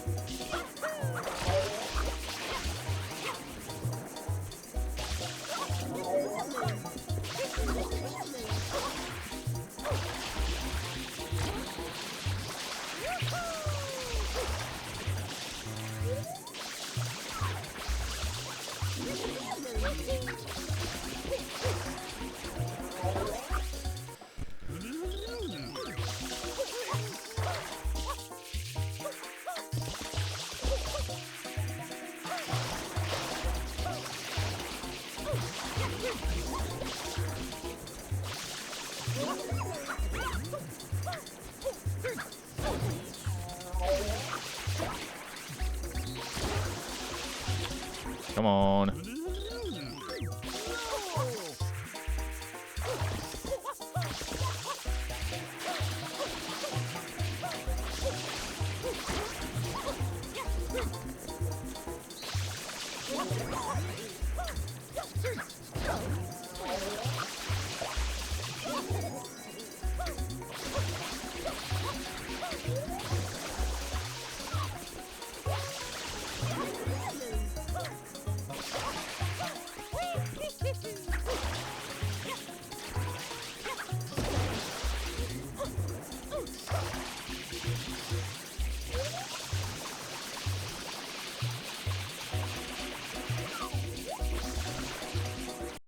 Valencia.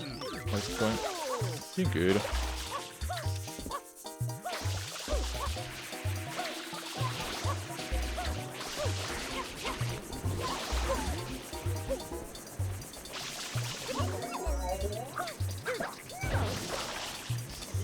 What? Oh my god.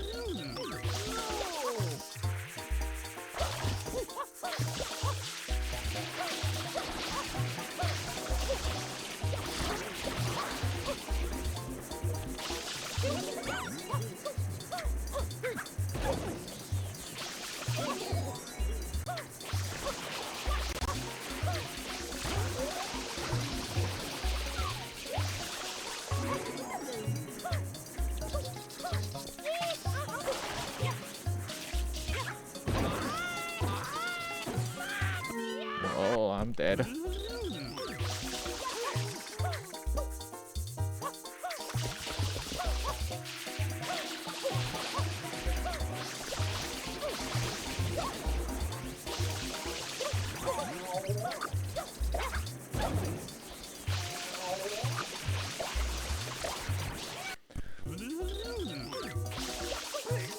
I have to get those first try, otherwise it's gonna be a trouble because I'm not ending nearby the start at all.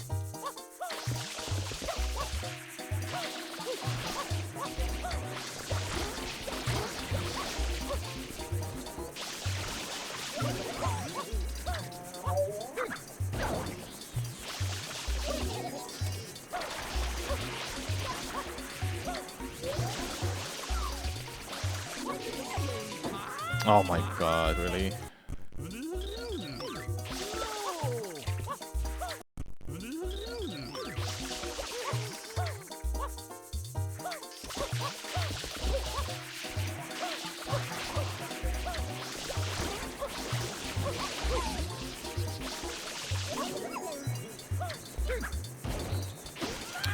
Dude!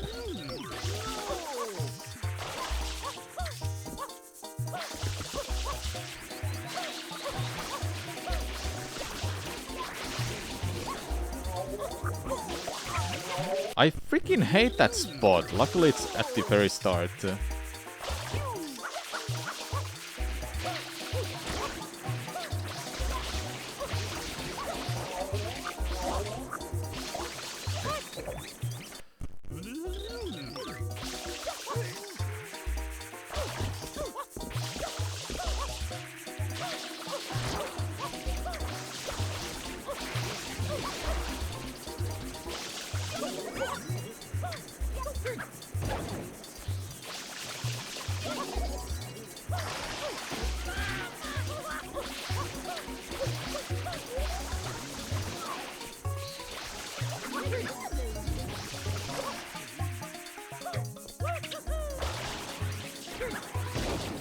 Oh my god.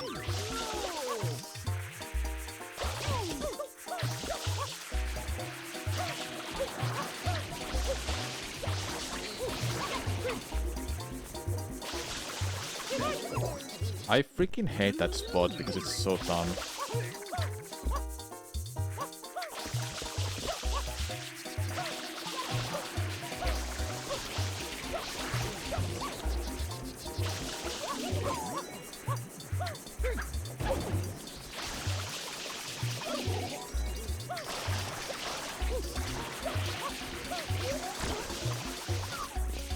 Excuse me. Spam spray didn't work how I wanted to.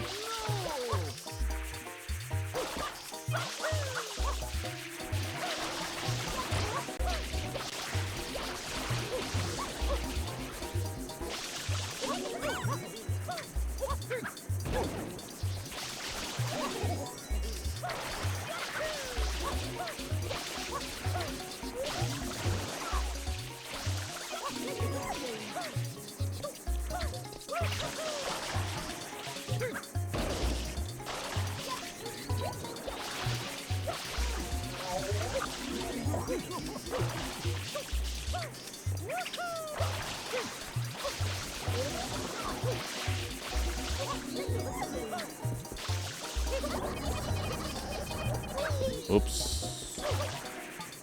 Oh. I need water too.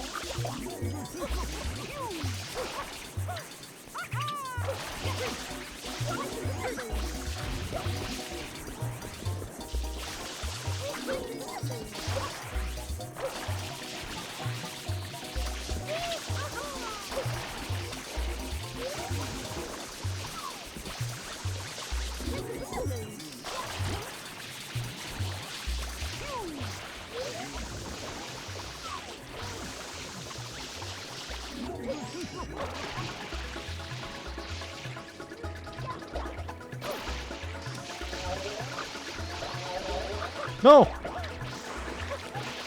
I would have got it! No. That was good.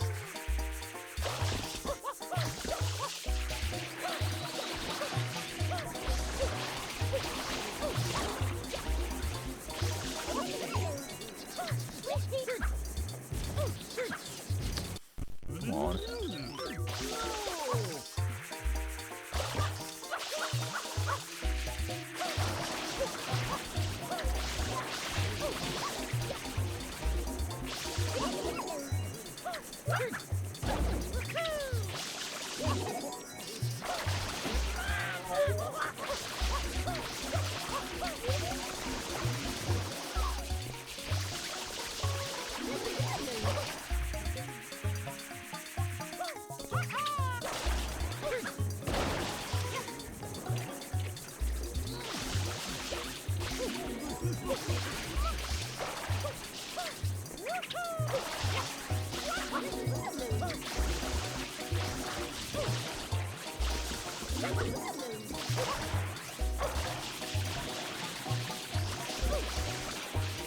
I missed the spin jump.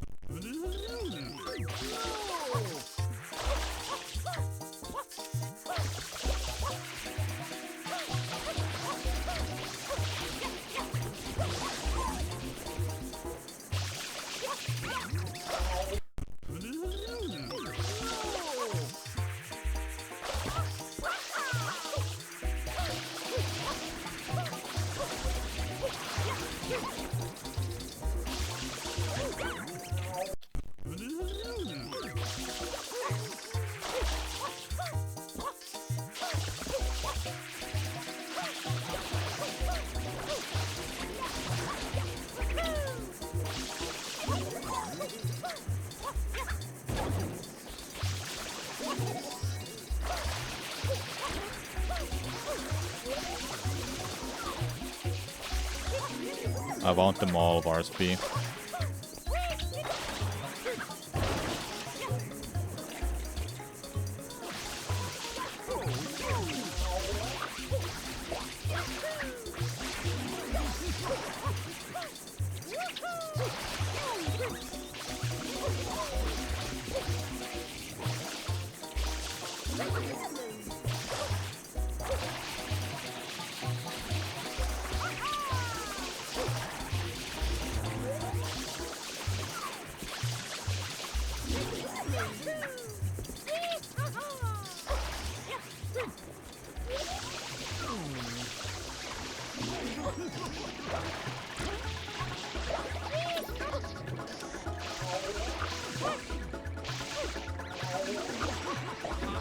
No! I literally had it!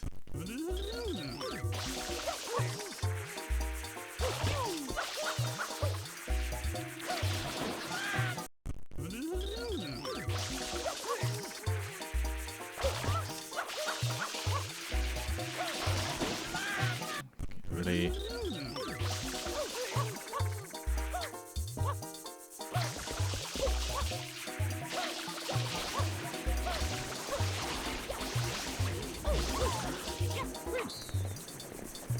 I hate that freaking spot because it's so annoying to get in.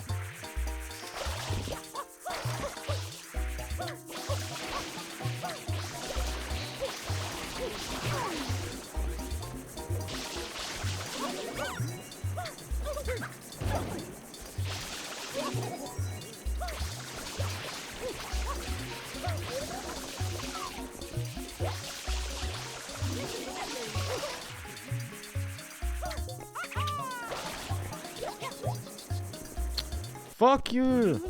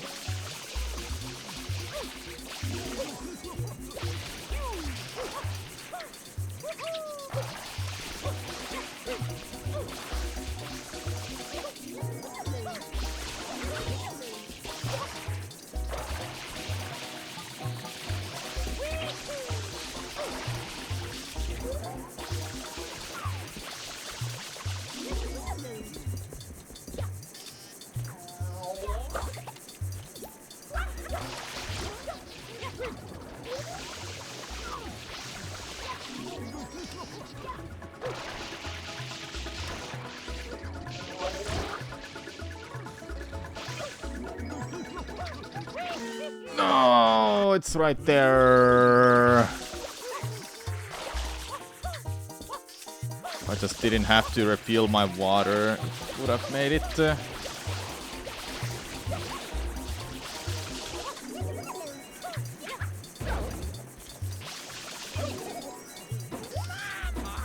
Okay, just fuck it up there, yeah.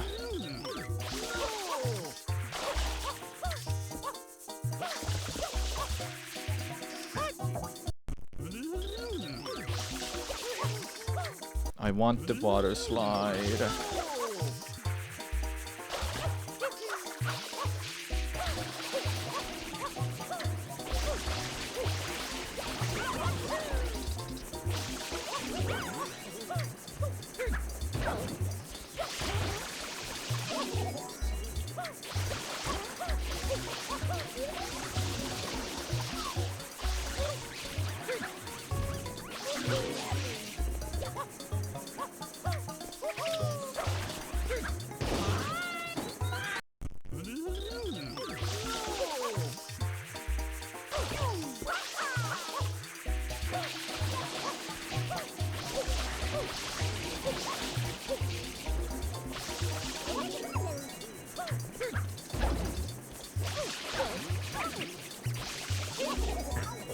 I freaking hate when you bounce off that many times.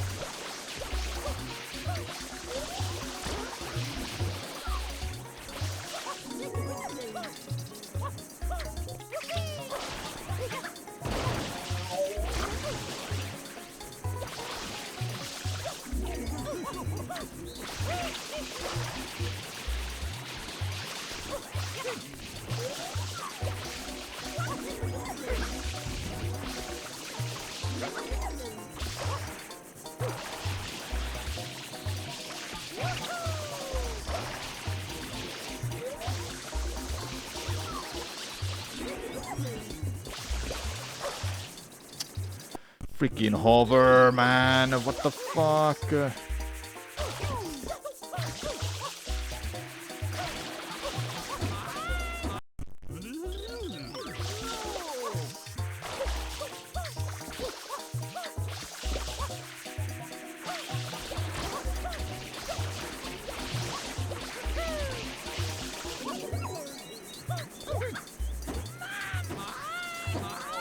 Did I even save you? I didn't. Don't feel that bad.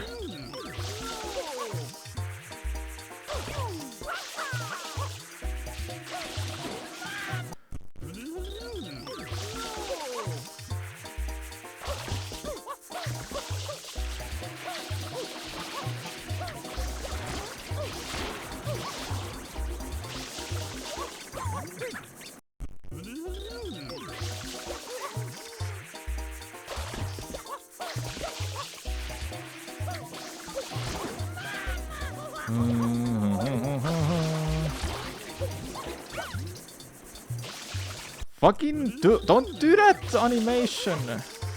You're not gonna make it if you make that animation. Should have got this like 10 minutes ago.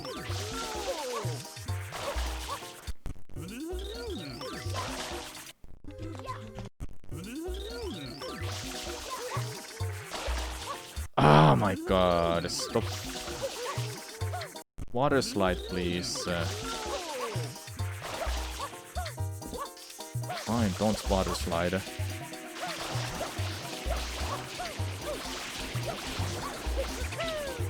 And it didn't even open it because fucking mushroom is on the way.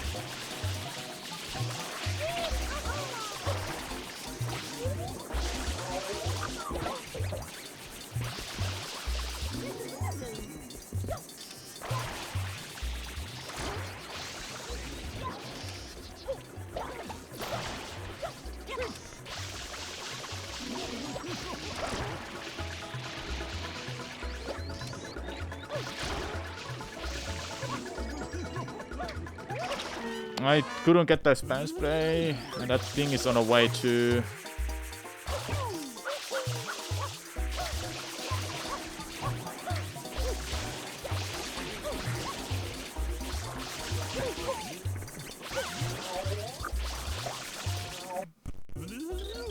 See you later, get cooked.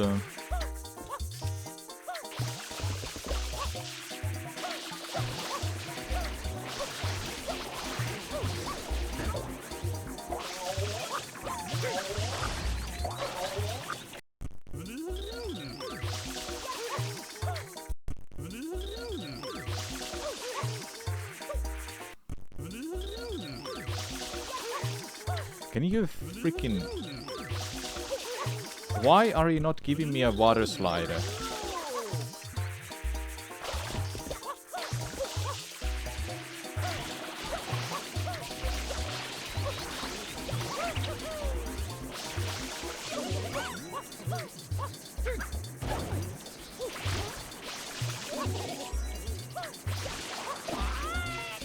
Well, that is straight up unfair.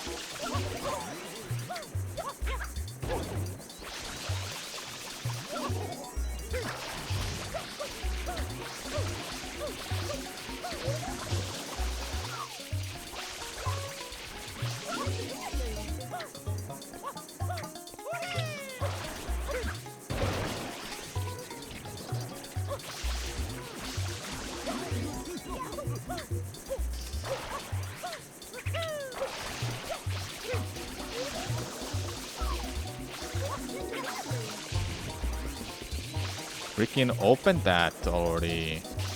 Wasting time.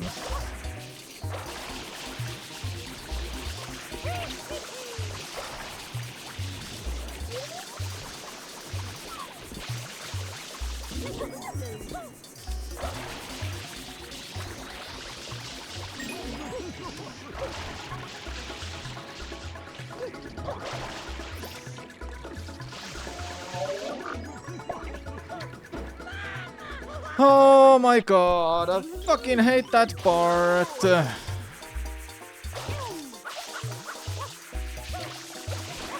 Should have got it 3 times by now.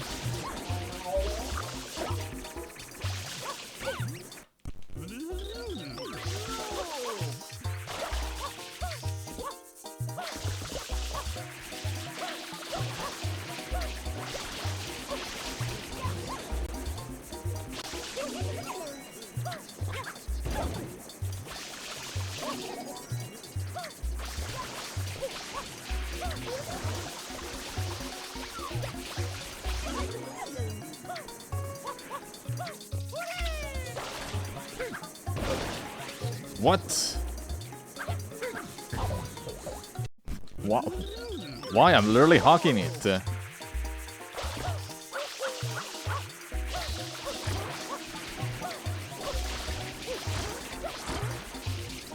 Bad angle.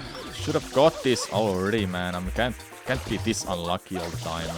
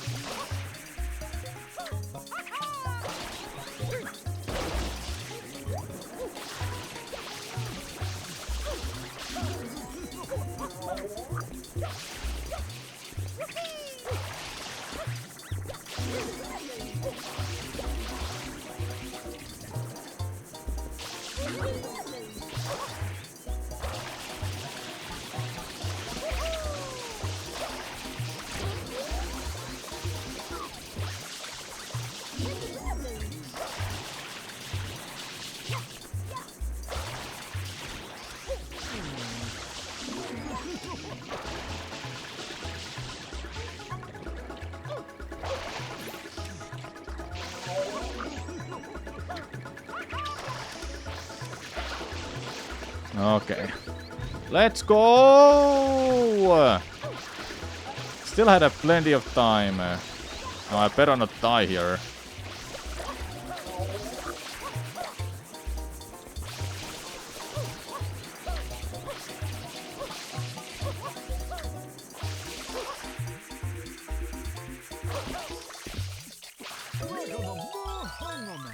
That must have been very difficult. Yeah, of course it was.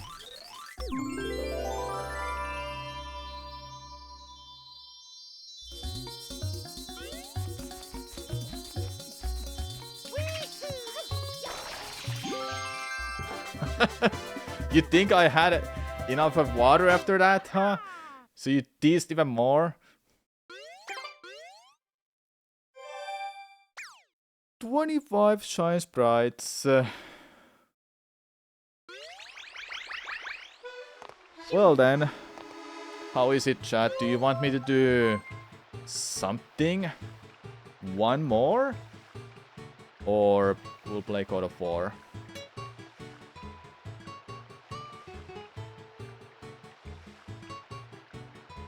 Not too sure what I wanna do.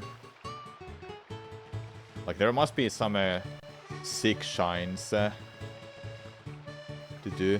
One more? Sure. What is... I haven't been watching Sirena and Gelato. And Pianta too. But I just did Pianta, so I don't wanna be there. I'm gonna check Sirena. I really wanna do Noki 6, but I know it's gonna be a really difficult shine. I just wanna do it because of the riddle. I like riddles. But let's do Sirena. What do we have here? I mean, obviously I've done Manta Storm. The Boo Bounce Secret. I don't wanna do that. Nothing hard. Nothing super hard.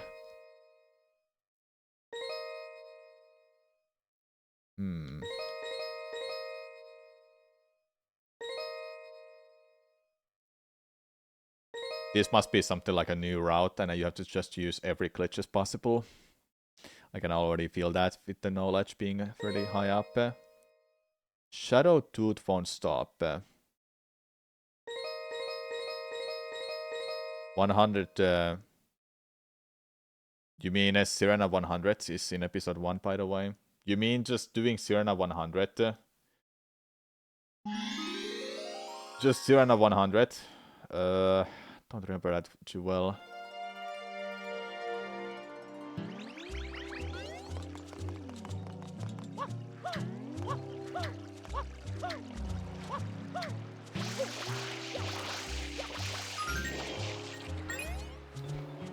Oh!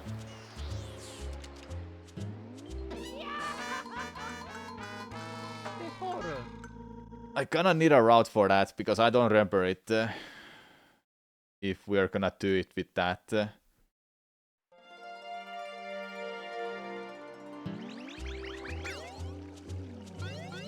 If I don't do it with a route, it's gonna take a while, man. It's gonna take a while. And even if with the route, it's just really difficult. Hello, Sailor Moon Lily, what's up? Seems like you love Sailor Moon, don't you?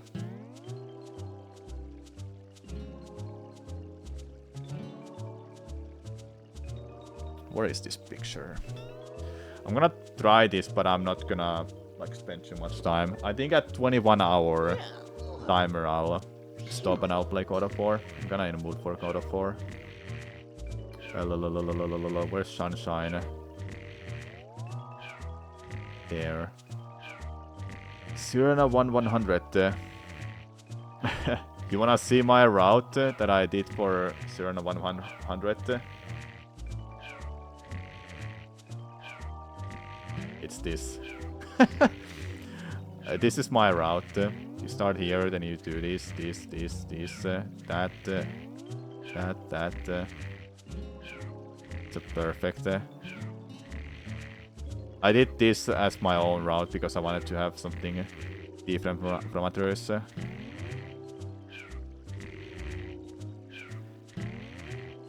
There are 100 coins.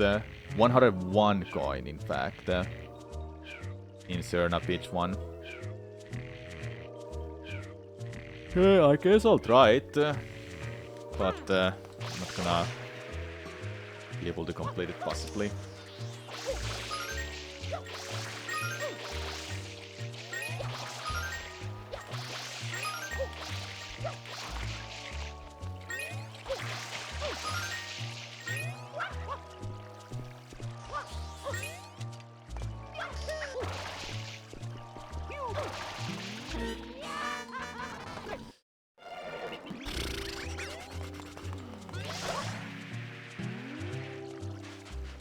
My avatar supposed to be Palutena? No, it's supposed to be Rudia from Final Fantasy IV.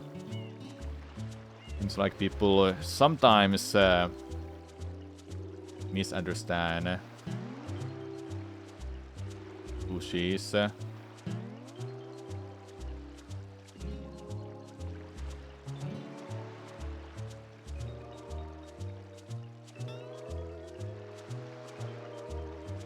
Okay, how about I do it like this? I'm gonna show you. I'm gonna show you something. So, here's Rudia from Final Fantasy IV. That's my avatar. And here's Palutena. It looks similar, but it's not her. It's not her. Yeah, Final Fantasy IV.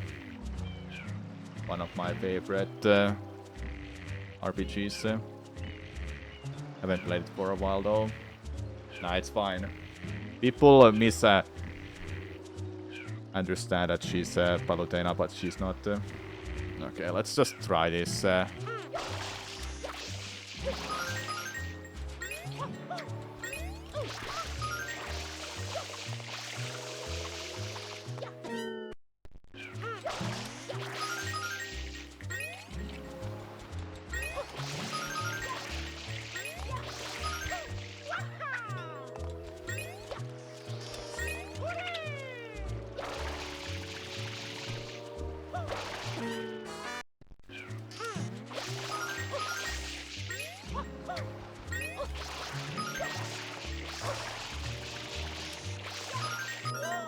it's more of their.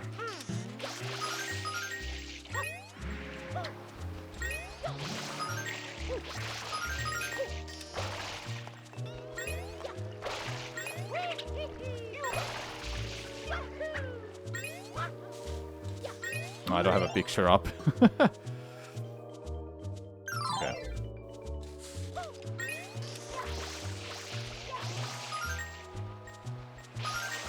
No!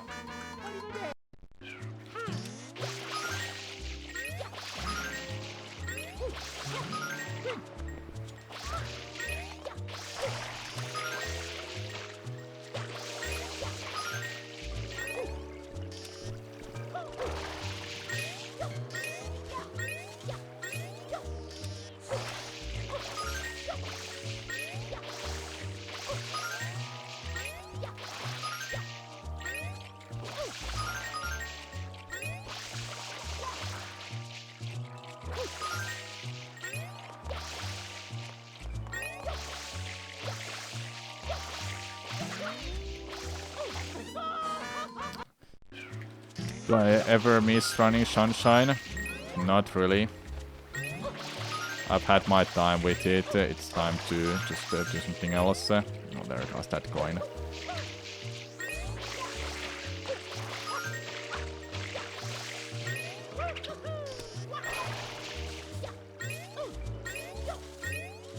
Do I need to explain why I'm not running Sunshine anymore?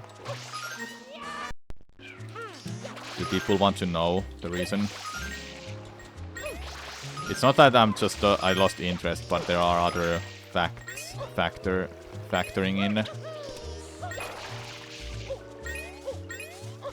People like to know? Sure.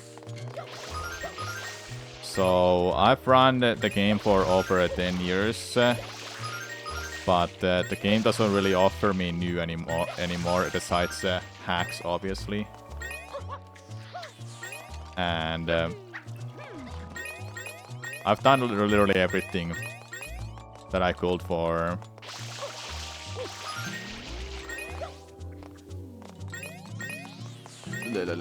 Hard to focus and talk at the same time.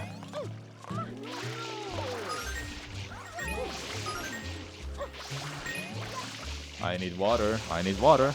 I'm out of water. I'm dead. So, I guess I'll just sit here and talk.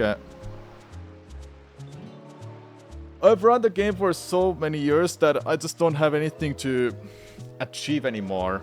I've held world records. I've been one of the best at the game at the time. And right now I don't care being best. I don't want to grind my ass off for new times.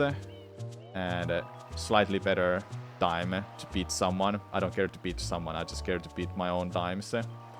That's kind of the one reason. I'm just sick of running the game because it doesn't really offer me anything new anymore. Then the second reason is the viewership.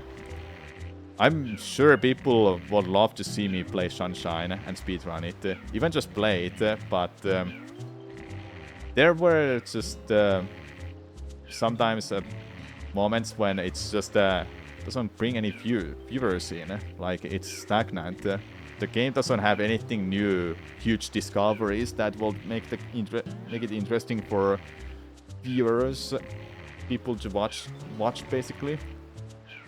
Like what's new lately for this game that is huge, that is a huge time save?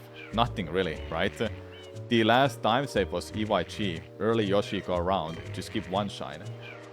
And other than that, there was that moment there was that one discovery with the bloodless Yoshi, with bloodless the Gelato 8. You can get that without bloodless one. Without hover nozzle. Hoverless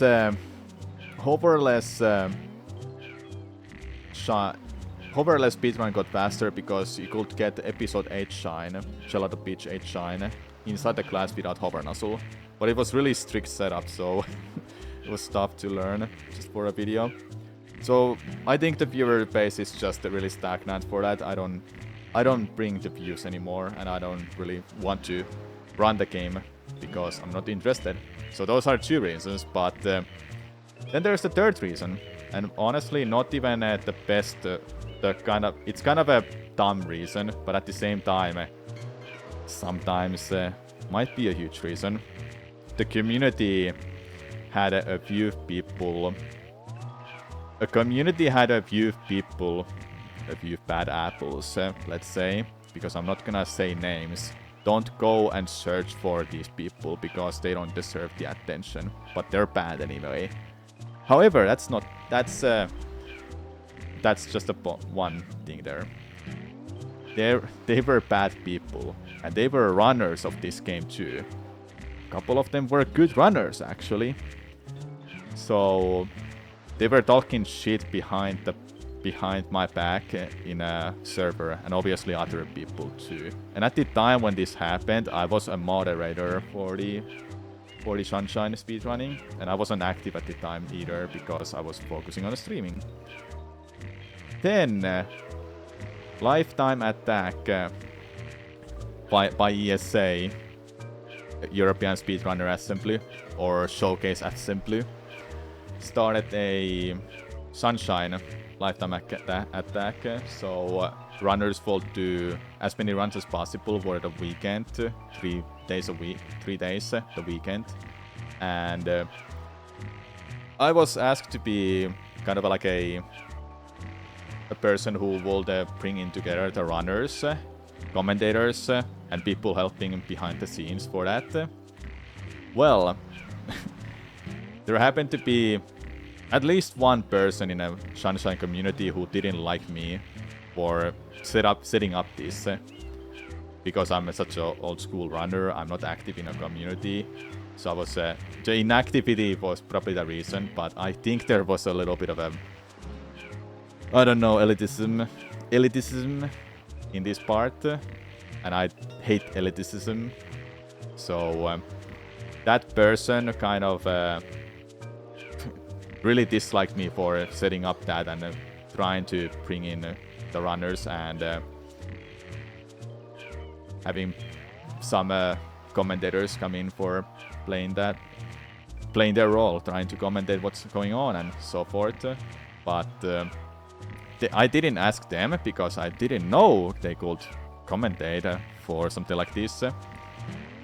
I mostly ask people I happen to know. I know they can commentate for an event like that. I didn't want someone who has done no commentary at all, if that makes sense, even though they must be a good runner.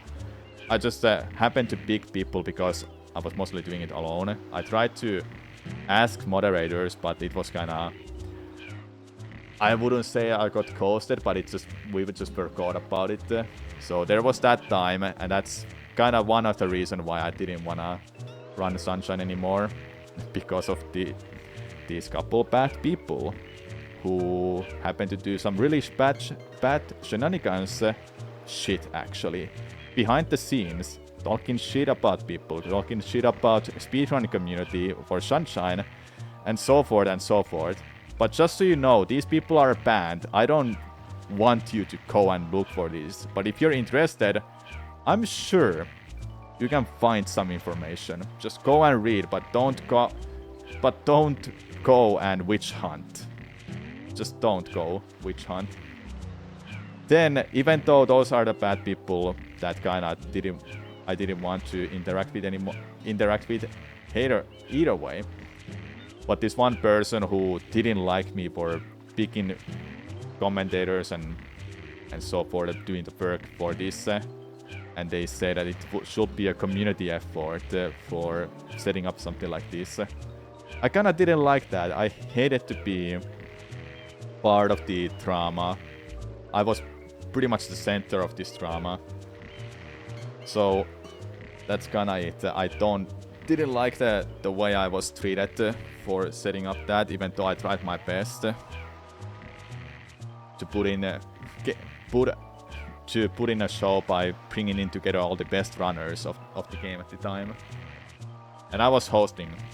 Like, I was hosting there alongside with Ash, Arctic, and Bowie, who are pretty much hosts of those games. There were some people just saying in the chat that why are these hosts talking about this game and blah blah blah, like they don't know anything about the game. Well, just so you know, for you I will tell you, hosts are not meant to know the game. They do know the basics, that's it. That's why I picked commentators who knows the games inside and out. Like, they can just tell the really specific details. And hosts are mostly just trying to bring up the hype and trying to make it interesting for viewers. They're not meant to be the person who knows everything about the game. So I just didn't like that, what was pointed out sometimes in the chat. And I wouldn't say I got any pressure from that. But the person who really just didn't like me for setting this up was pretty much one of the reasons why I don't want to run Sunshine anymore. Think about it this way, chat. One toxic, or maybe not toxic, one bad apple is pretty much enough to not make me continue running games like this. I love this game, but I just don't like how I was treated 2 years ago. Was it 2 years ago? Either way. It doesn't matter, it happened, it's in the past. Do you want to see me run Sunshine? Just hope for the best. I will run Sunshine someday again. Because I barely don't want to touch I barely don't want to touch this game for speedrunning sense, and I'd rather do challenges and dumb hacks like this. Have I considered doing more Sunshine blindfolded? I'll try it, but I don't know. So yeah, that's why I don't run Sunshine anymore. Number one, I'm not interested to break my times anymore because I've proven enough I'm a really good runner of the game. Then two, there's no viewership for what I wish for. I'm sure some of you know that I would love to build my community and streams and YouTube videos even bigger than just what they are right now, because I'm not too happy with just a couple hundred views on YouTube video. I want thousands. I actually want thousands, but I can't find that sort of style that people will click the video for. Then three is I got one guide, I guess. I got one guy being mad at me and I just left the community. That's why I don't participate in anything related to Sunshine at all, ever. So who do you blame? Not really. I wouldn't say the one guy, but all these factors that happened in a span of 2 years or 3. And think about it, chat. One of the best runners at the time, and kind of like putting up tutorials, trying to help people. You just shit on that person and they leave the community. Good job, hey. But like I said, don't go witch hunt. Don't be stupid. Just please, don't be stupid. I'm still kind of angry at how I was treated. So if any Sunshine runner hopes that I come back to the community, you can just hope not, because I don't want to spend my time with that community anymore. I honestly was feeling like I hate the community because how they treated me, but it's just a couple of bad apples. That's about it, really. If you ask me to play Sunshine, I doubt I'll do it because I want to. Or because you want to.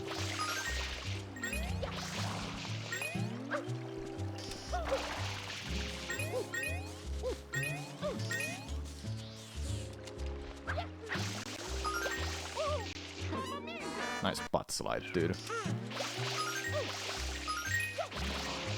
It's definitely not shenanigans that happen because, dude. Just go read it out yourself if you're interested.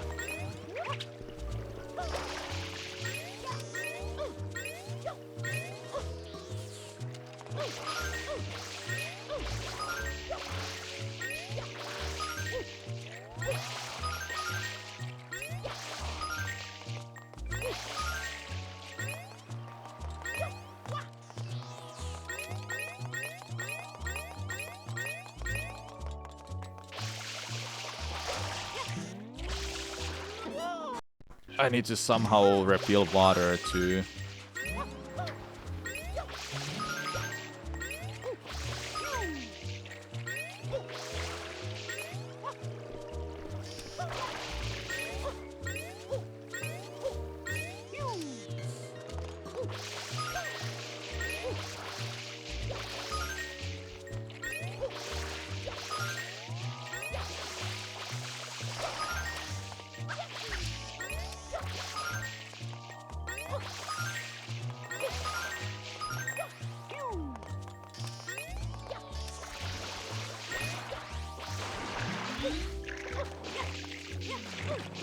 Dude, I got stuck on that stupid ass thing.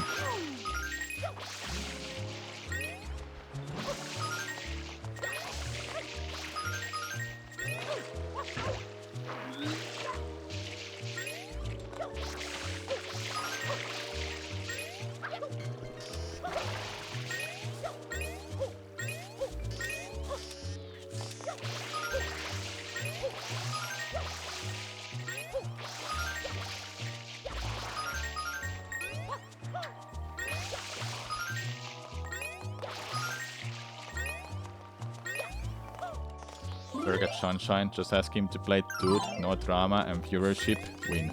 Exactly. I want viewership, but I don't wanna force myself to just play everything that people want to see me play. And I know what people want me to play. Sunshine sometimes. Where do I go? Where do I go? It's not here!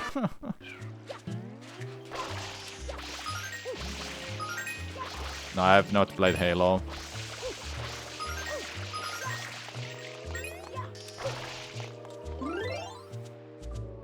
I think you could play just about anything, and if I'm online, I'll tune in. That's sick, man. When I was best runner at Sunshine, people would mostly be tuning in for Sunshine.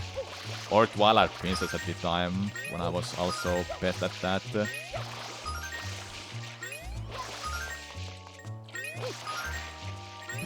Yeah, I'm a great Minecraft speedrunner.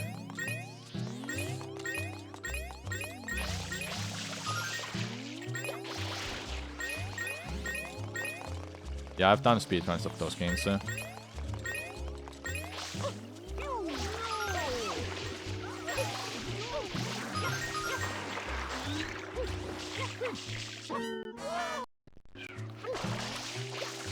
Okay, let's give it like, I don't know, a few more attempts.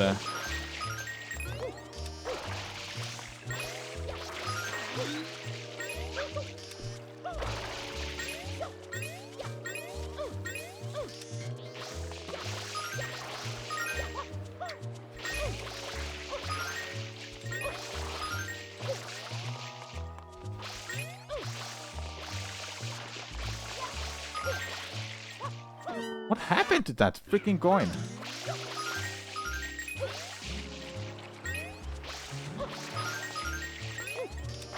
I didn't hear it spawning. That's why I'm wondering what happened.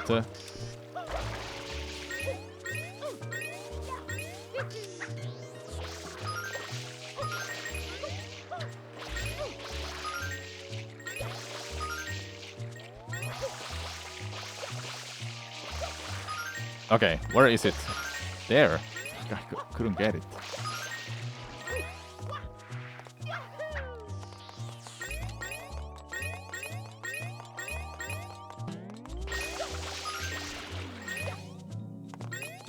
Didn't know you could do 100 in this level. Now you know.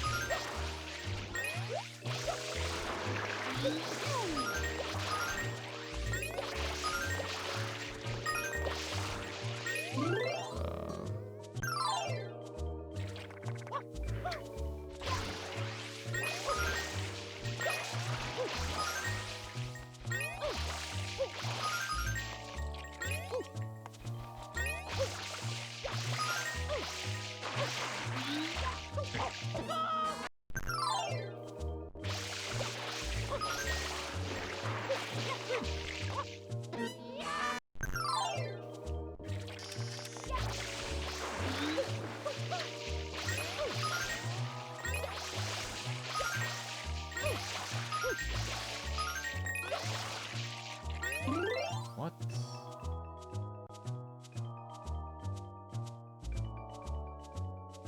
Okay, I'm not too sure have I missed a coin somewhere. Because I'm not supposed to be 50 at this point. I'm supposed to be 50 at that coin. Let's just redo that. I can do this without save states too, if I really want to.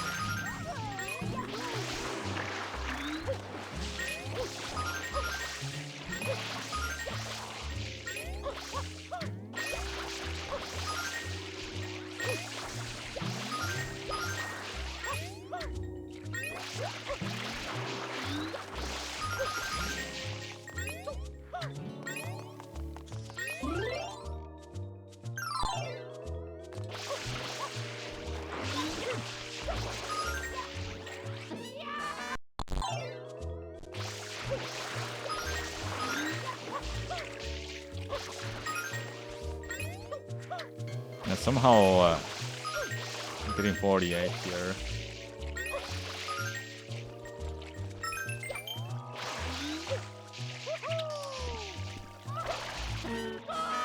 Dude.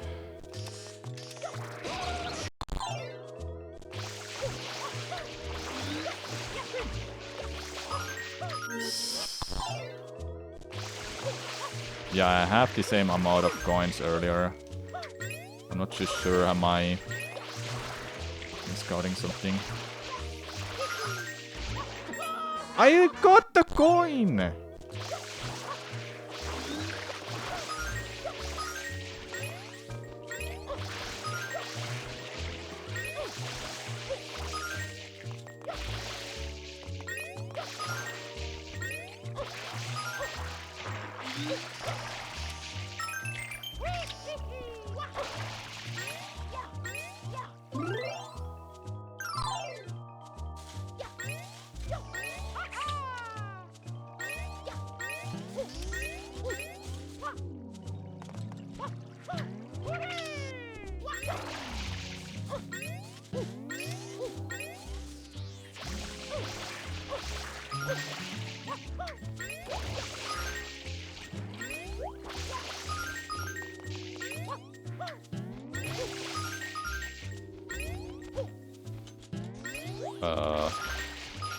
Yep.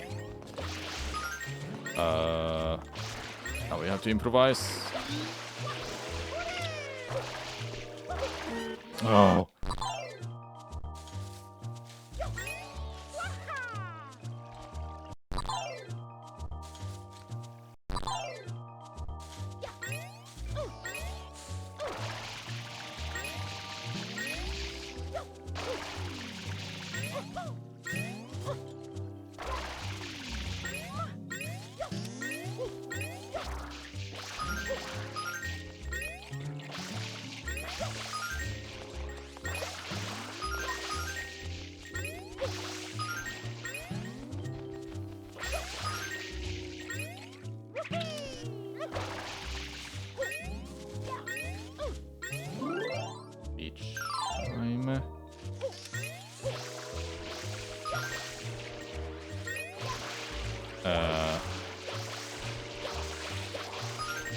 No.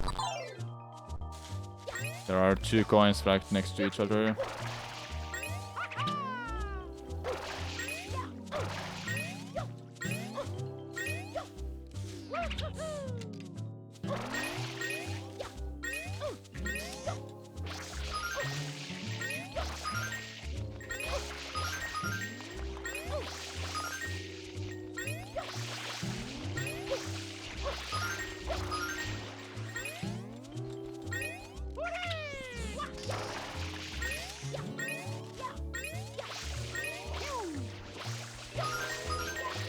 There you go.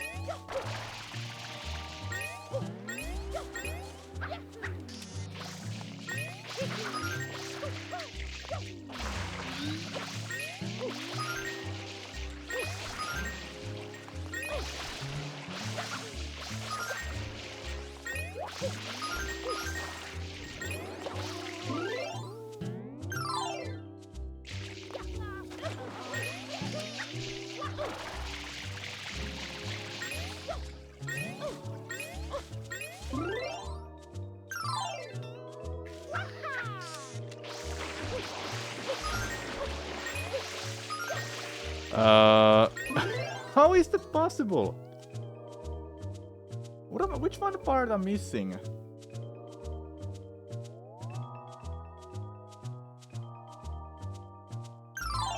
No, it's over. Like, because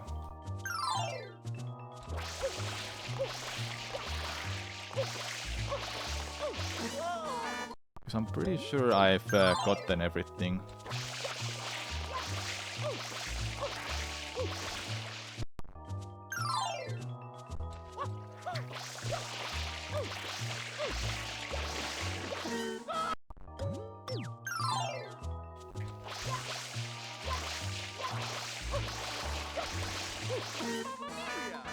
Yeah, like, doesn't make any sense to me. We count them correctly. I'm pretty sure I did count this. 1, 2, 3, 4. 5. 1, 2, 3, 4, 5, 9, 10, 11, 12, 13.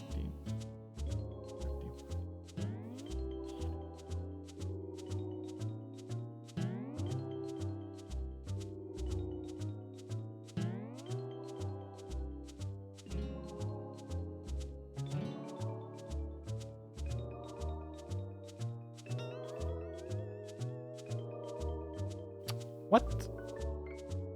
Like, huh?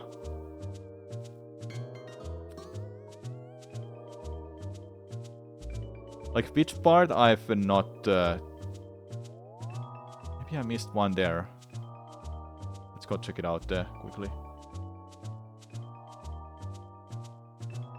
That is so strange, because I did do this correctly.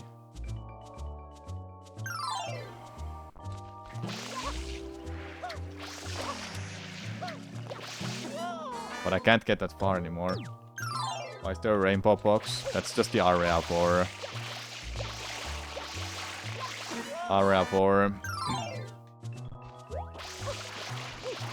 the balcony and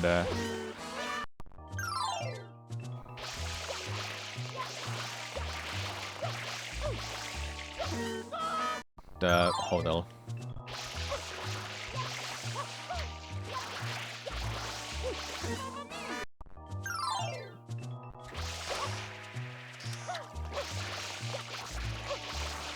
I did get that. What? What am I missing? I did get every coin over here.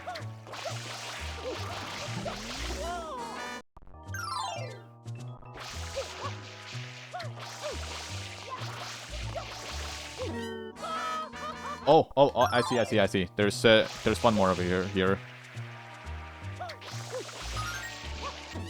No!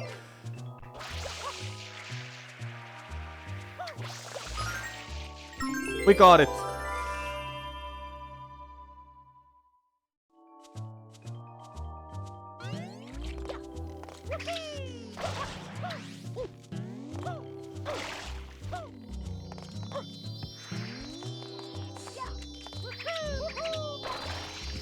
Really, man?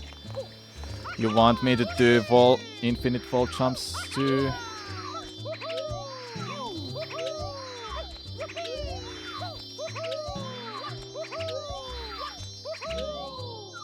But you know what? It's not enough. It's not enough. We have to do this without save states. Hello, Cell Doctor.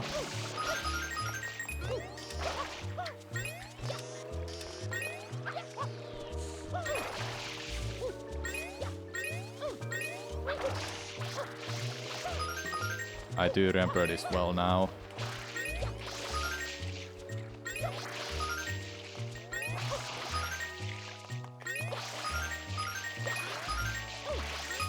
I'll go up to the scripts now.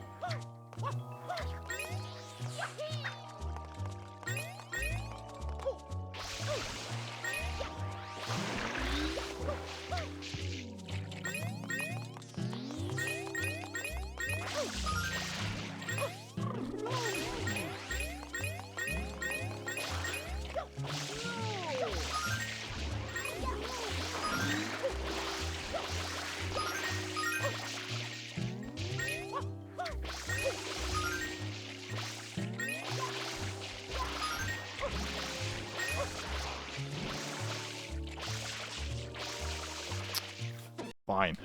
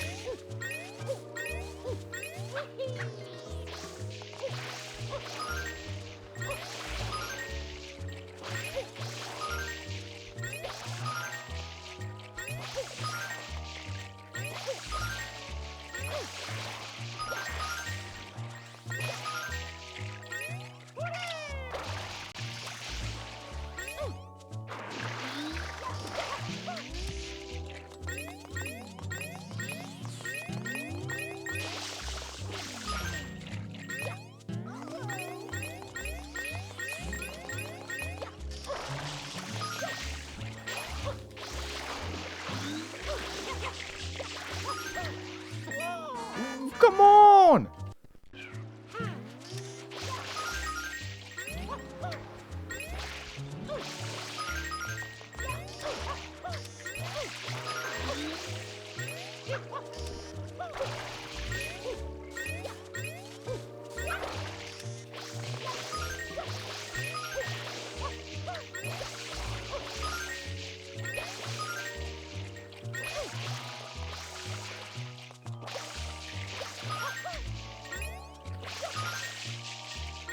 Jeez, man.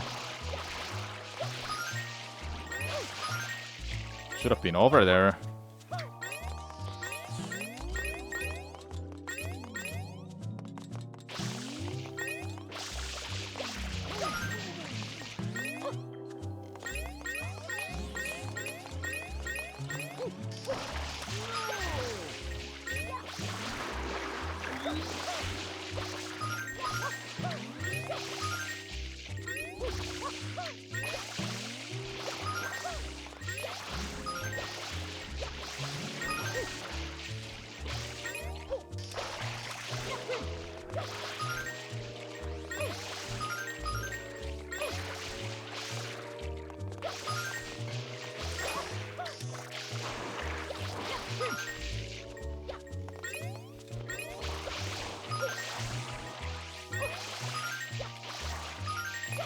I missed a coin.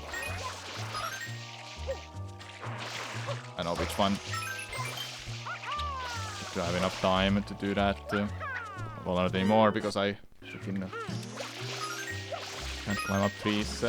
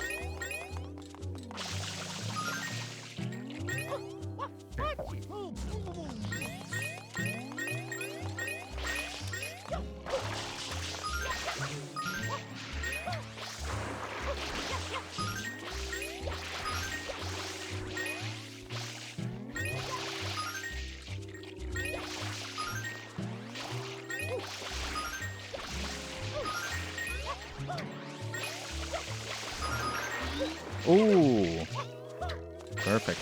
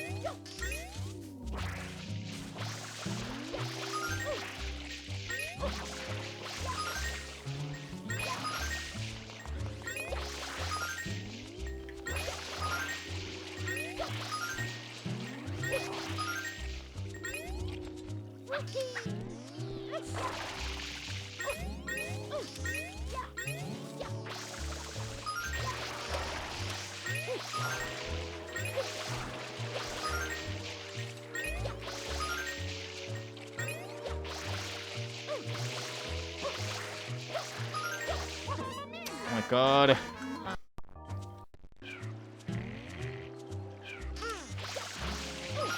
I don't wanna run Shine SM64. Don't care about that game.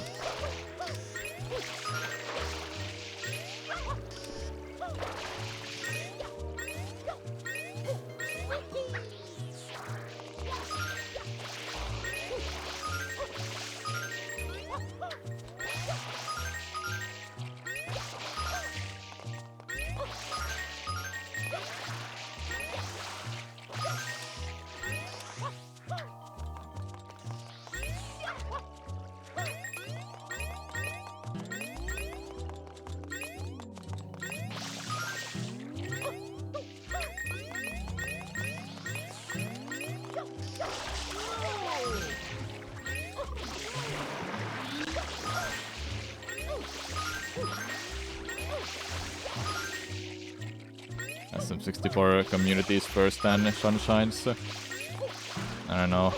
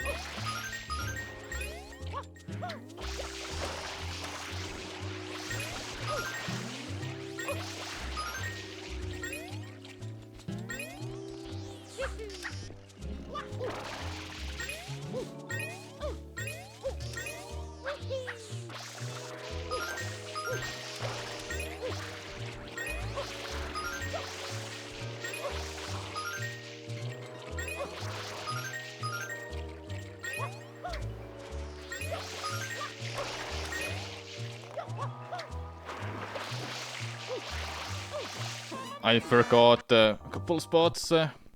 Just had to refill my water because I was running out of water.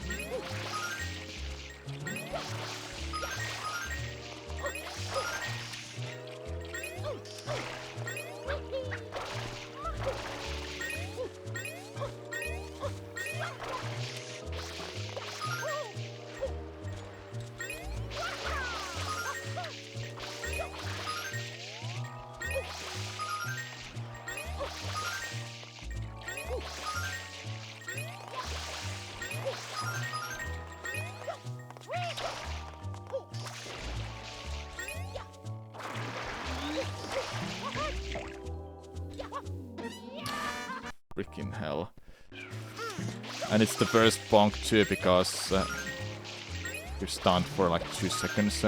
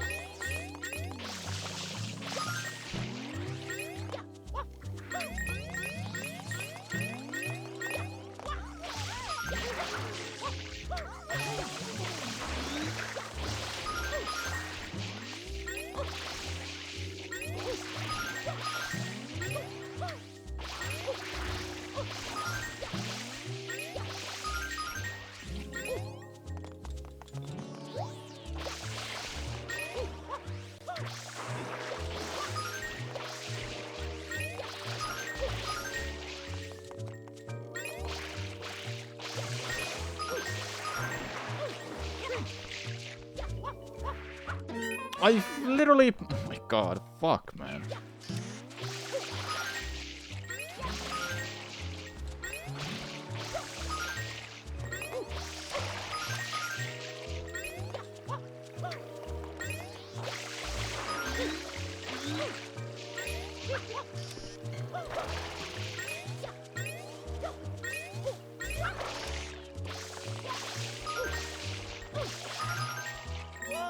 I was right next to you.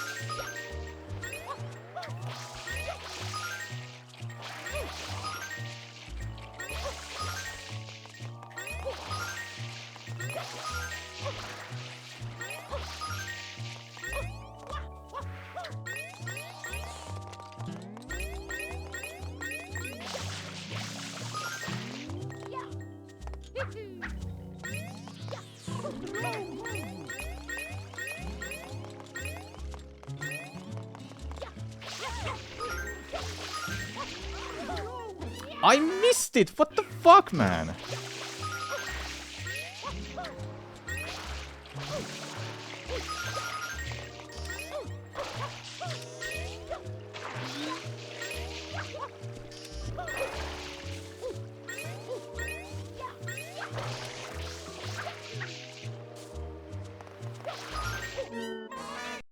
Oh, fucking side flips, dude.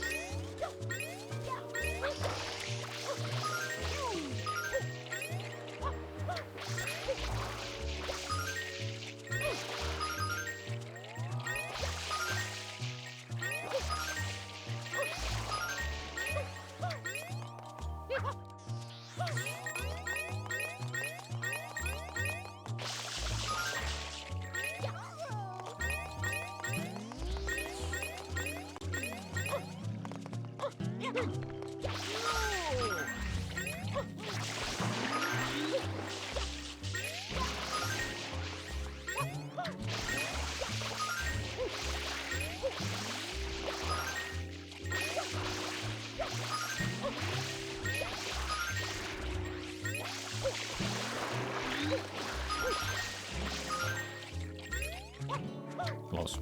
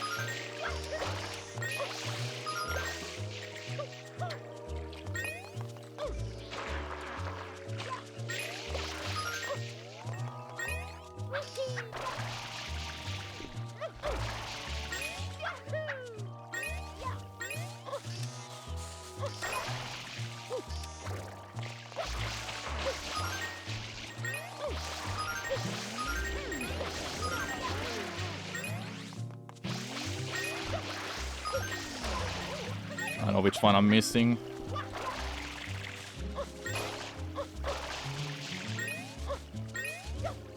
Okay, just to make sure it's that. Yeah, it's that.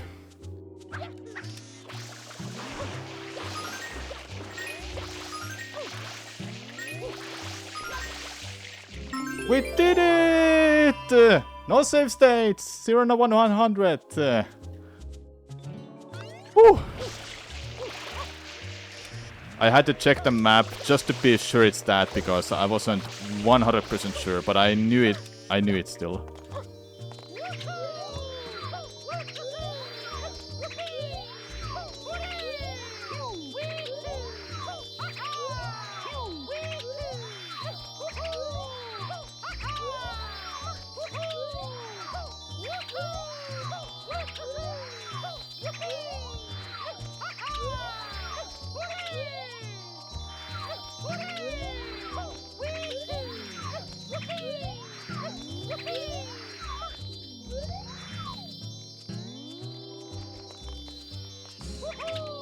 No, I cannot figure out something. No worries.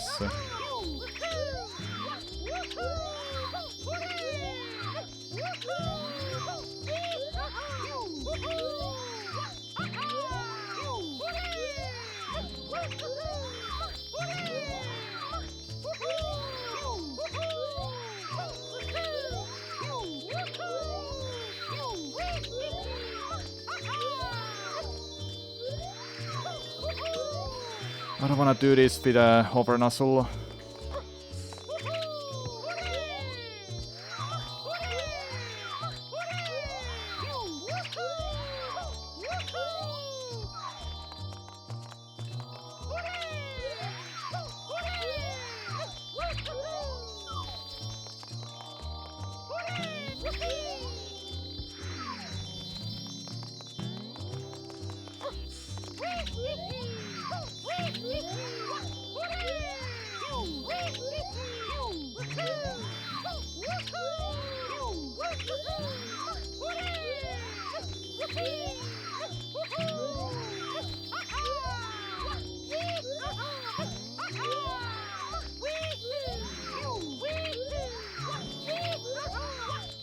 Hey, it's done! That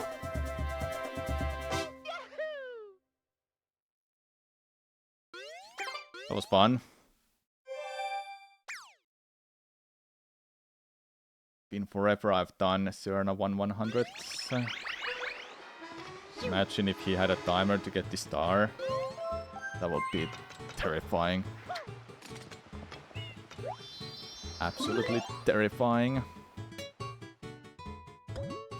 So our status is 26 shines and I don't even know how many of them are with secrets. Productive day for sure. I've almost completed Gelato secret, but that's not bad at all. I should get Underbell. I don't know how to get it still. I'll definitely try to get it. So I know that you blocked it completely.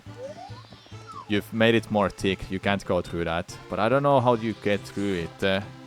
Turbo Nozzle doesn't really glitch you through a wall. And going through out of bounds, I don't think that's possible without Hover Nozzle. If I had the Hover Nozzle, then I think you can get it.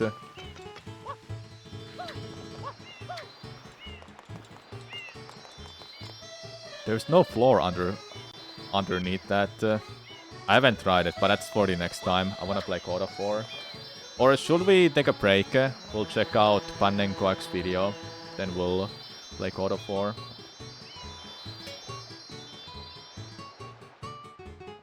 Well, what do you say? It was Sirena 4 Reds that's the hardest, one of the hardest shines. Then I've done Rico 4, which is in my opinion, the hardest shine right now because I actually haven't seen Serena 4 right now. But how's Noki 6? Actually, I'll just quickly check what was the difficulty of Noki 6. It must have been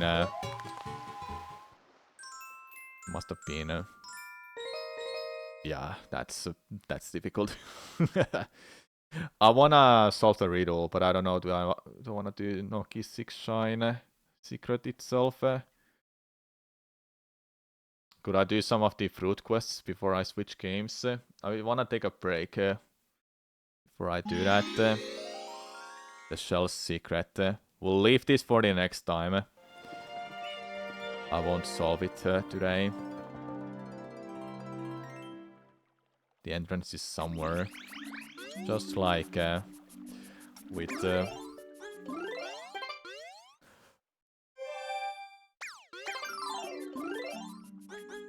Have I updated the game? Nope. I haven't updated the game. Should I? Maybe I should. Maybe I should update it. I don't, it's not that bad to update it. Okay. Is it for any technical details? Where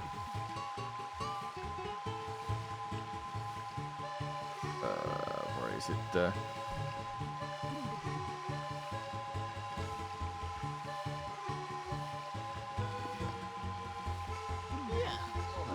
Of course, I should update it. I don't know what the update offers. Like what's new in that. But I should update it. Though I wanna stop Sunshine here. I wanna take a break. Eat something. Then after I've eaten, I wanna play God of War. God of War 2018. God of War 2018 version. And okay, I'll get you that video to watch in the meanwhile. We'll continue this another day.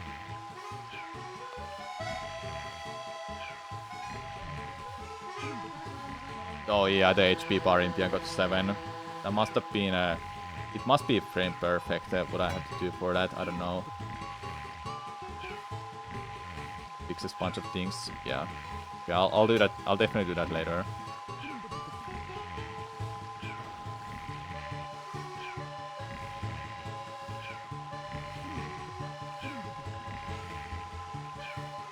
Action. He's programmed to triangle to see.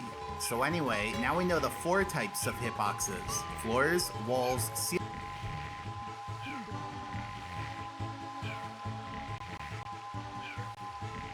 Yeah. I assume it must be frame perfect because I'm pretty sure I've got a lot of good ones, but apparently they were not good because he didn't die. Unless there's some other trick that I don't know about, then I don't know how to do that. But yeah, let's take the break. And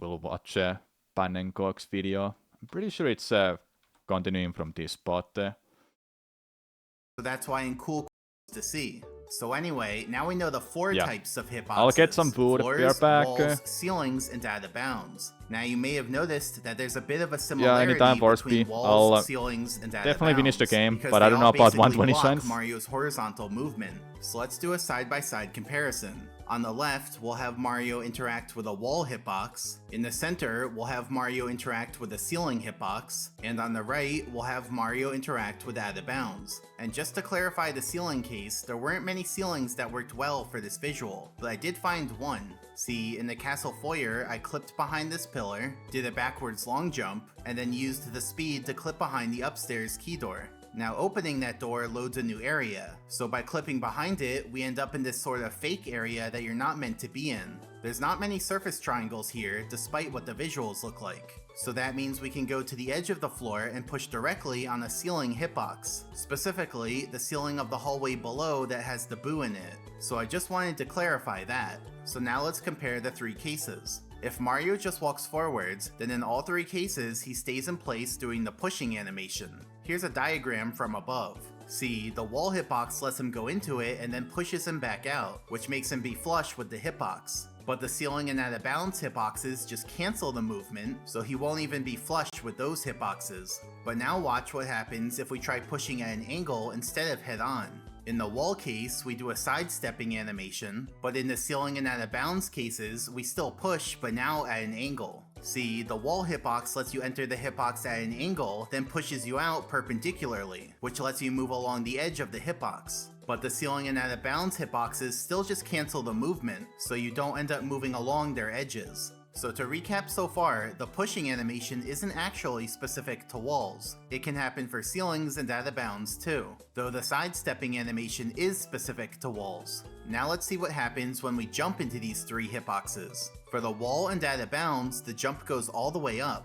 But in the ceiling case, the jump goes nowhere, because like I mentioned earlier, ceiling hitboxes cut short your upwards trajectory. So in this case, Mario doesn't even leave the ground, he just lands instantly. So in our bullet points, are. Now, we're almost ready to get to invisible walls, but there's still one more topic we need to cover first, which is we already checked walls and ceilings, so I just positional units. For example, here I'm showing Mario's position on screen, so you can see his X coordinate, Y coordinate, and Z coordinate. Each coordinate represents how far along Mario is on the corresponding axis. The X axis goes east and west, with east being the positive direction. The Y axis goes up and down, with up being the positive direction. And the Z axis goes north and south, with south being the positive direction. So take a top-down map of a course. If we zoom in, we can see the grid of individual units. So a single unit in SM64 is incredibly tiny, only like a centimeter wide. And the extra bold lines are the X and Z axes. Now we're going to analyze what a surface triangle looks like at this scale. I mean, surface triangles are usually way bigger than this, but we're going to be looking at some pretty tiny triangles for now, just so that we can see how certain properties work. Now, as you know, a surface triangle has 3 vertices, but what you may not know is that these 3 vertices have to have integer coordinates. In other words, the vertices always lie on the intersection of a horizontal unit line and a vertical unit line. So a triangle might look like this, or like this, or like this, but it would never look like this because here the vertices aren't at integer coordinates. The reason for this restriction is because triangle vertices are stored as shorts, and a short is a variable type that can only have integer values between negative 32,768 and 32,767. So it's impossible for a vertex to have a value that isn't an integer. So now let's consider this floor triangle. The question we're going to be analyzing is, where can Mario stand on this triangle? You might assume that it would just be this area, like the area enclosed within the triangle, but that's not right. Let me explain by filling out this little table. So Mario himself is at some coordinates, and those coordinates are stored as floats. Floats are another variable type, and they basically store real numbers, like numbers that can have decimal components. For example, let's say Mario's at X coordinate 1.34 and Z coordinate negative 2.79. But that's not the point that the game checks to see whether it's within the floor triangle or not. Instead, the game first converts those values to another type. Specifically, it converts the coordinates to shorts, and then that's the point that the game checks to see whether it's within the floor triangle or not. And like I mentioned earlier, shorts can only have integer values, meaning no decimal components. So to convert Mario's coordinates from floats to shorts, the game takes the coordinates and then chops off the decimal components. So it's not rounding, it's Welcome back to the school, everyone. And so to summarize, even though Mario's at 1.34, negative 2.79, the floor detection function first truncates those values to 1, negative 2, and then checks if that new position is within the floor triangle or not. Why does it do that? I guess the programmers thought the calculations would work out better with shorts instead of floats, since floats can have slight rounding errors. But anyway, let me show this on the grid using the same numbers. So Mario's here at X coordinate 1.34 and Z coordinate negative 2.79. I'll also add a highlight to Mario's current unit square to make that easier to track. And then for the floor detection point, we can start at Mario's position, but then we have to truncate the decimal components. So for the X coordinate, 1.34 becomes 1, meaning we go to the left edge of Mario's unit square. And for the Z coordinate, negative 2.79 becomes negative 2, meaning we go to the bottom edge of the unit square. So in general, the floor detection point will always be on the corner of Mario's unit square closest to the origin. And that directly follows from the fact that when you remove a number's decimal component, the number will only get closer to 0. So now if we move Mario around in a continuous way, we can see that the floor detection point moves around in a discrete way. And in all 4 quadrants, the floor detection point is still always on the corner of Mario's unit square closest to the origin. On the other hand, if Mario moves around within a unit square, then the floor detection point doesn't even move. In other words, all the positions within a unit square use the same floor detection point, because all their positions truncate to that same corner closest to the origin. Consequently, we can actually think of the corner closest to the origin as the representative for the whole unit square. So whatever floor status the representative point has will be the floor status for all the points within the unit square. So if the representative point is a floor, then the whole unit square is considered floor. If the representative point is out of bounds, then the whole unit square is considered out of bounds. And spoiler from the future, if the representative point is a ceiling, then the whole unit square is considered ceiling.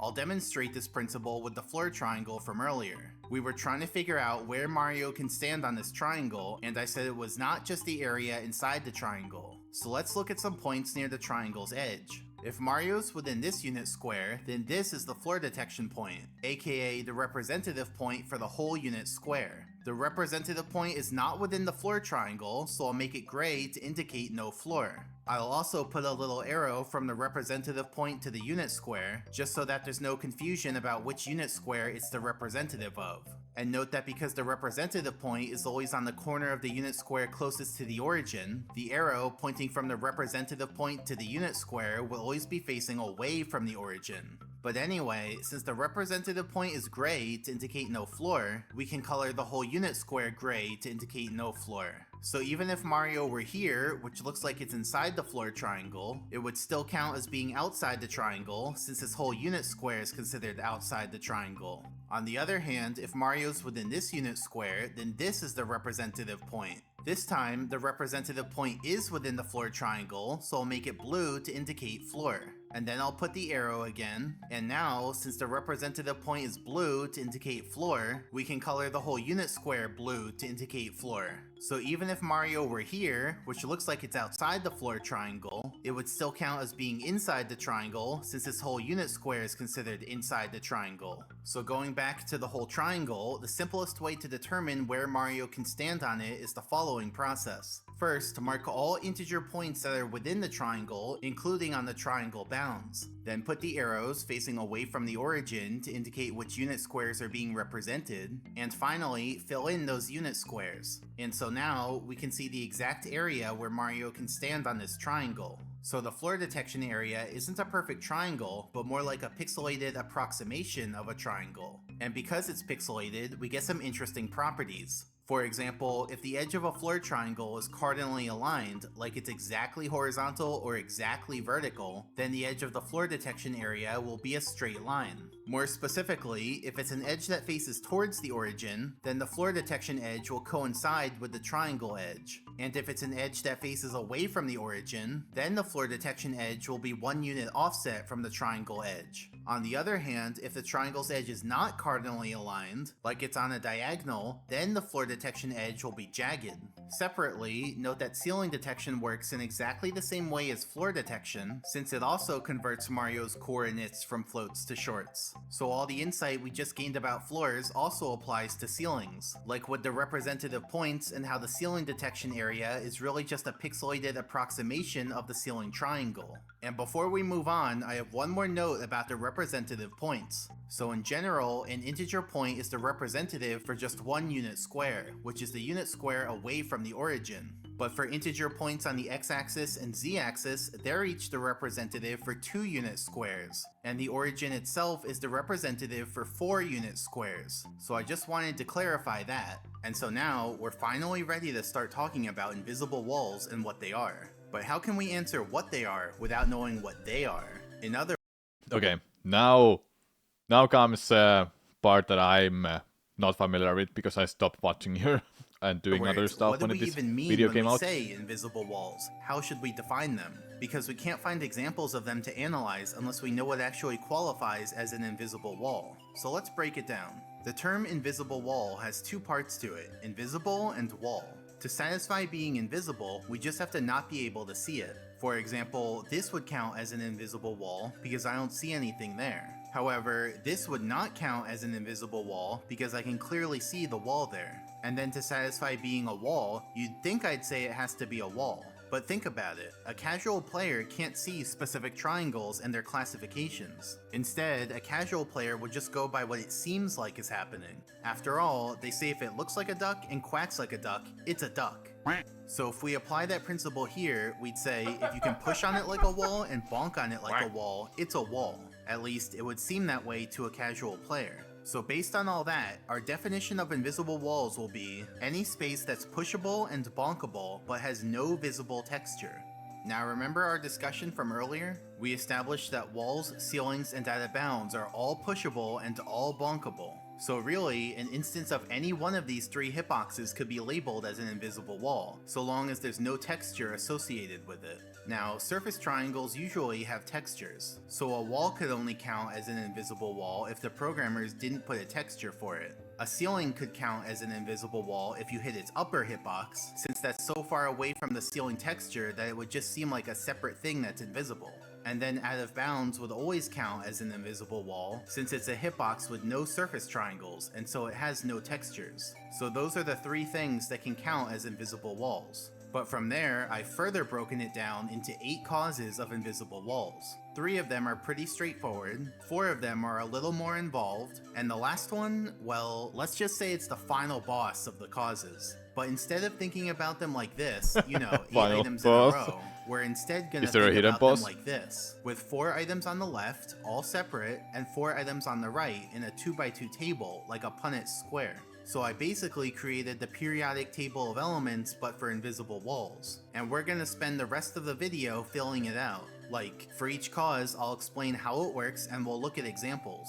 So, let's dive into the first cause of invisible walls, which has to do with wall triangles. Here we go. See, most wall triangles have a texture, but surface triangles and graphics triangles are 2 completely separate things in the game. Surface triangles have hitboxes that affect Mario, like we've talked about, and graphics triangles are purely visual. Now for the most part, the programmers made it so that every surface triangle has a corresponding graphics triangle. But there are some exceptions, and so if there's a wall triangle with no corresponding texture, then that would count as an invisible wall. So let's look at some examples. In the hallway leading up to Bowser in the Dark World, there's an invisible wall right after the trap door. Obviously it was put there because this whole hallway is a trap and you're not actually meant to get to the end of it. Then in Tiny Huge Island, there's an invisible wall in the water all along the edge of the course. So this is a rare case when there actually is a wall at the edge of the course instead of just out of bounds. Now if you remember, when you swim into out of bounds, Mario's movement gets cancelled and so you're just kind of stuck there until you turn all the way around. The programmers obviously didn't like that behavior, so they added a wall here so that you can swim along the edge instead of getting stuck. Because remember, walls let you move along them, but out of bounds cancels your movement.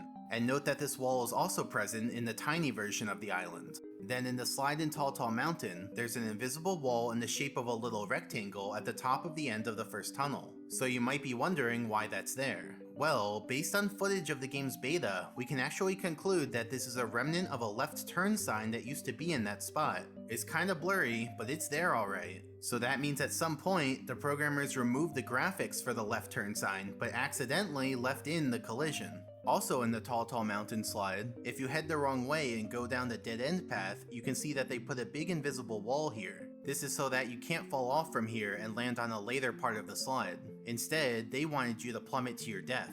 But since now we can see the exact edges of this big wall, we can actually just navigate around it and land on a later part of the slide anyway. In fact, here I've landed on a part after the loading zone, so the rest of the slide isn't even loaded. And so if I continue ahead, I just fall off and die. Then in Big Boo's Haunt, there's an invisible wall above the center of the merry-go-round. It's like a little column sticking right out of the pyramid. See, the camera in this room is normally situated right in the center above the pyramid, and they wanted to prevent you from going through that spot since that could cause the camera to turn really suddenly. But if we use hacks to remove that invisible wall column, we can see exactly what they were trying to prevent. See, the camera does a 180 in 2 frames, which probably isn't the best user experience. Then in Bowser in the Fire Sea, there are some invisible walls right after the funnel at the end. These were put there so that you don't accidentally jump over the funnel and fall down, because then you'd basically have to redo the whole level. But also, there are some invisible walls under the funnel to make sure you can't touch the ending trigger from the side.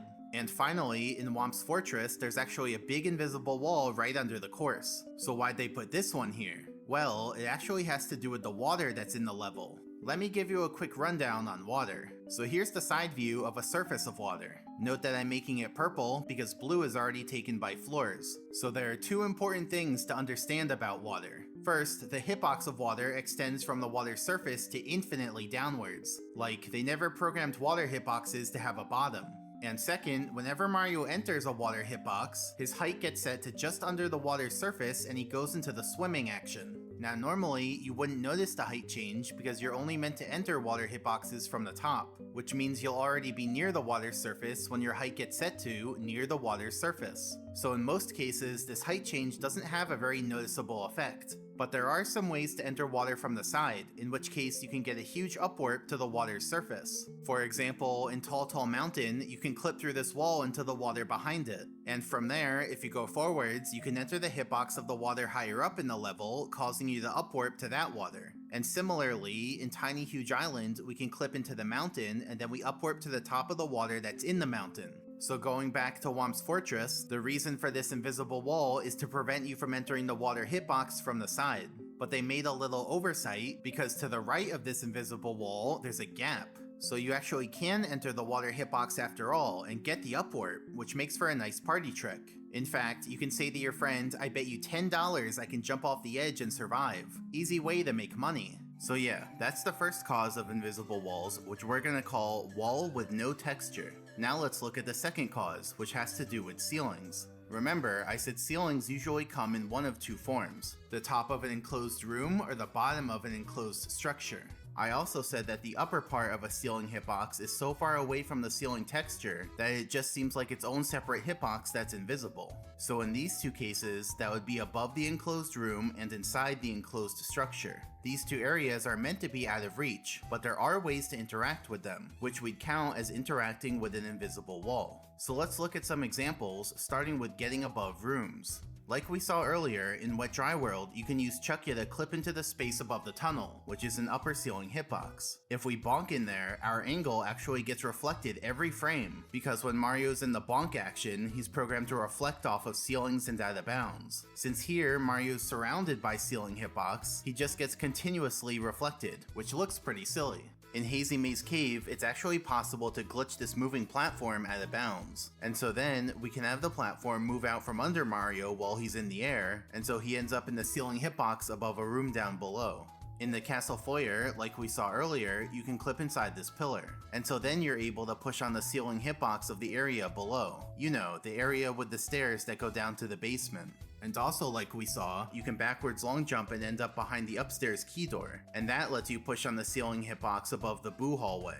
Now let's look at getting inside enclosed structures. In Jolly Roger Bay, it's possible to clip inside the floating ship, whose whole inside is ceiling hitbox. And in Rainbow Ride, we can use a Bob-omb to clip inside one of these glass blocks. And of course, their whole inside is ceiling hitbox too.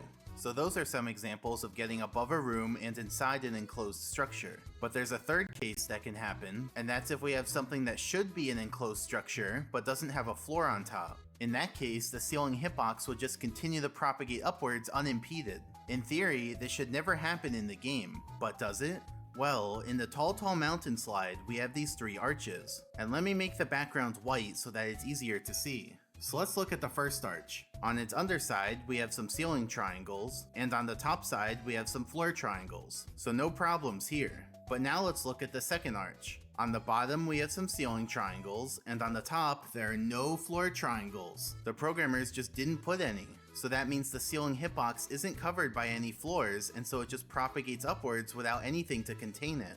And what about the third arch? On the bottom, we have some ceiling triangles, and on the top, there are once again no floor triangles. So on this arch too, the ceiling hitbox just leaks out into the space above. And so basically, if you've ever tried to jump over the second or third arch, you'll have found that you're unable to, because Mario just bonks on the ceiling hitboxes. We call these exposed ceiling hitboxes, because unlike normal ones that are contained, these ones are just right out in the open, they're exposed. And then there's actually a fourth case for ceilings, which is a ceiling that's all by itself. Not the top of a room, not the bottom of an enclosed structure, but just a ceiling in isolation, whose hitbox would also propagate upwards unimpeded. Surely the programmers never did that, right? Well, in Cool Mountain, we have this bridge near the red coin star. At the end of the bridge are these two flaps on the sides. These were clearly meant to be walls, but they're actually ceilings since they're angled slightly downwards. And because the programmers didn't expect these surfaces to be ceilings, they didn't put any floors to cover them. So the ceiling hitboxes just rise upwards without anything to stop them, meaning that this is another case of exposed ceiling hitboxes. So watch out if you're ever playing around near these two flaps. So yeah, that's the second cause of invisible walls, which we're gonna call above ceiling, below any floor. That is actually crazy how that spot specifically is an invisible wall because it's a ceiling. Because if there's no floor above the ceiling, then the whole area above the ceiling is bonkable. And if there is a floor above the ceiling, then only the area between them is bonkable. So now let's look at the third cause, which has to do with out of bounds. If you remember from earlier, all courses are surrounded by out of bounds, even if they have a death barrier. And that out of bounds is an invisible hitbox that you can bonk on, so it counts as an invisible wall. So if the course doesn't have a death barrier, then the out of bounds area will just be on the edge of the ground. And if the course does have a death barrier, then the out of bounds area will be at the edge of the death barrier, which you can reach if you jump far enough. So that's the third cause of invisible walls, which we're gonna call out of bounds on course edge. And so those are the first three causes, which I said were pretty straightforward. And that's because they directly correspond to the three hitboxes we talked about earlier: walls, ceilings, and out of bounds. So think of these three causes as the simple, basic implementations of those three hitboxes. The remaining causes are more advanced implementations. So let's get to those ones now by next looking at the Punnett square. Specifically, let's look at the fourth cause. Like I said, these causes are more complex. So instead of me saying the cause outright, we're going to build up to it with examples so that you get some intuition. So imagine a structure like this. It's a staircase with two steps. Now let's look at this structure from above. Not just like this, but also on a unit grid, which looks like this. So there's a floor rectangle on the bottom representing the lower step, and a floor rectangle on the top representing the upper step. Now I have two clarifications to make. First, a floor rectangle is just two floor triangles together that form a rectangle. Like, we could analyze this situation on the triangle level, but it's simpler to just pair up the triangles into rectangles and analyze the situation on the rectangle level. So that's what we're gonna do. And second, even though we're looking at the same shape on the left and the right, they're at different scales. The 3D shape on the left is at a normal scale that you'd find in the game, like hundreds of units wide, while the shape on the right is scaled down to be really tiny, like less than 10 units wide. I made it really tiny so that it's easier to see individual units. So for example, if we rotate the two shapes, the one on the left will stay normal looking, but the one on the right will deform, because remember, all the vertices still have to have integer coordinates, which has a big effect at this scale. Now on the right side, the structure looks like two floor rectangles with a seam in between. On the left side, the structure also looks like two floor rectangles with a seam in between, though if we look at the structure from the side, we can see that there's a whole wall on that seam, which causes the floors on both sides of the seam to be at different heights. So on one side of the seam, we have the floor edge at the bottom of the wall, which is the north edge of the lower step, and on the other side of the seam, we have the floor edge at the top of the wall, which is the south edge of the upper step.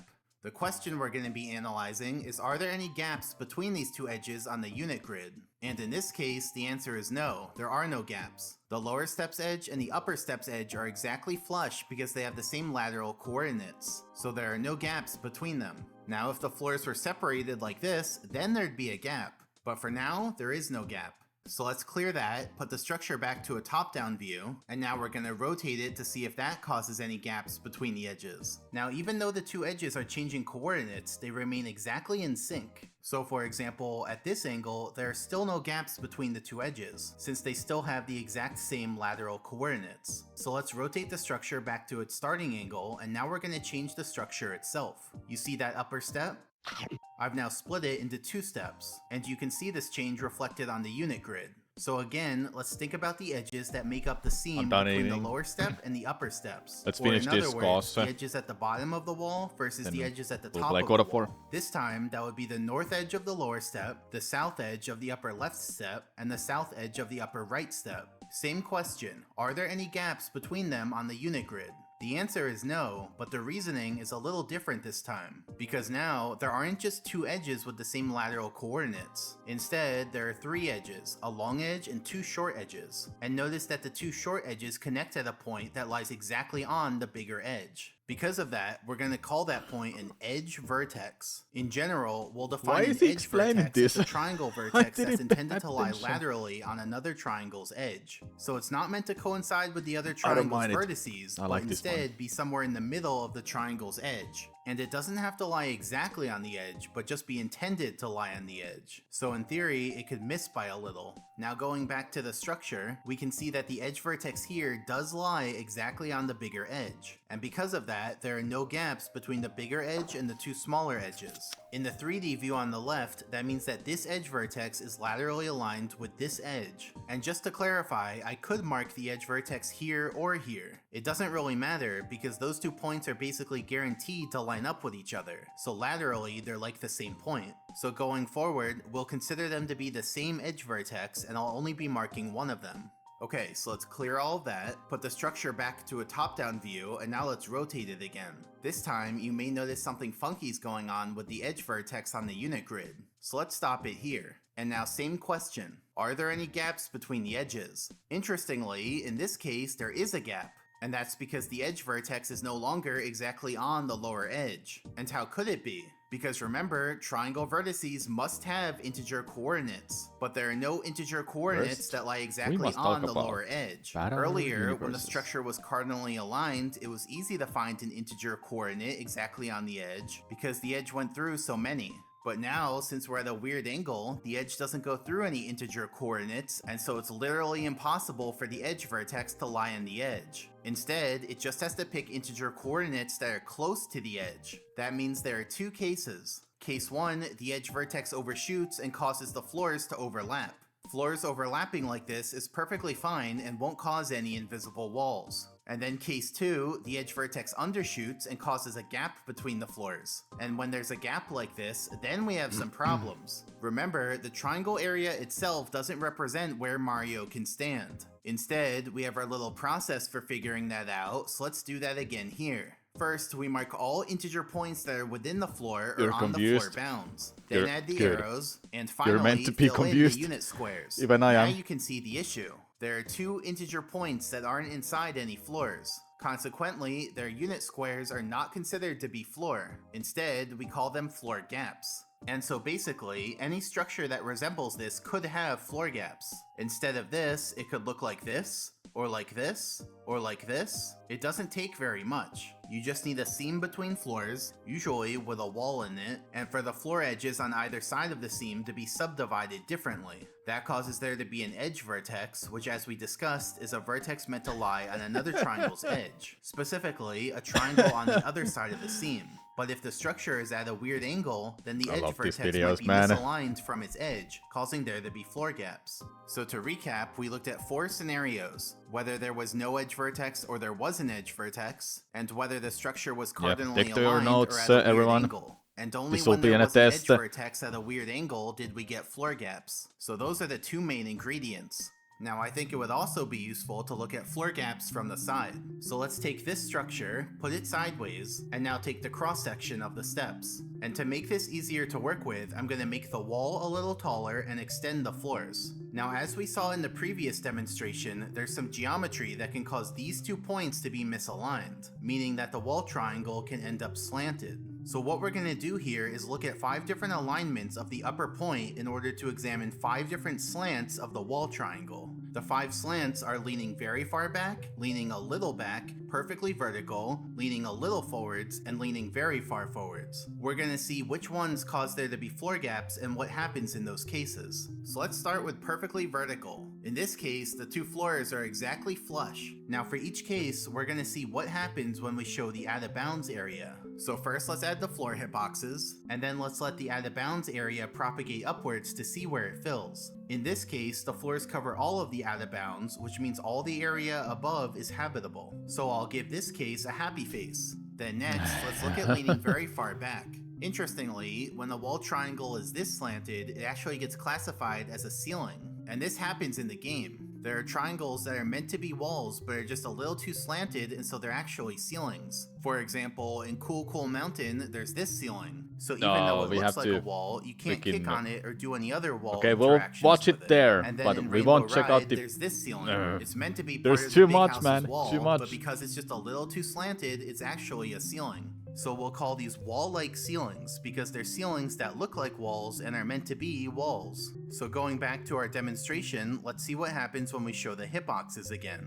Like before, the floors still cover all of the out of bounds. In fact, we have some floor overlap in the middle, so there's floor to spare. So this case gets a happy face. Then next, let's look at leaning a little back. Here, the wall triangle is still a wall, just a slightly leaning wall. If we show the hitboxes again, we can see that the floors still cover all of the out of bounds, with a little bit of floor to spare. So this case gets a happy face. Though, one big caveat here is that this angle is not to scale. In reality, walls can only tilt about this much while still being a wall. But I didn't want the arrows to be really crammed together. So in these visuals, we're just gonna pretend that walls can tilt this much and still be a wall, for the sake of convenience. Then next, let's skip ahead and look at leaning very far forwards. Now the wall triangle is so slanted the other way that it gets classified as a floor. And this happens in the game too. For example, in Bob on Battlefield, the side of this third step has a floor triangle that's meant to be a wall. But because it's a floor, you can walk on it What? and slide on it. I didn't even know about it. In Bowser in the Dark World, the side of this little bridge has a floor triangle.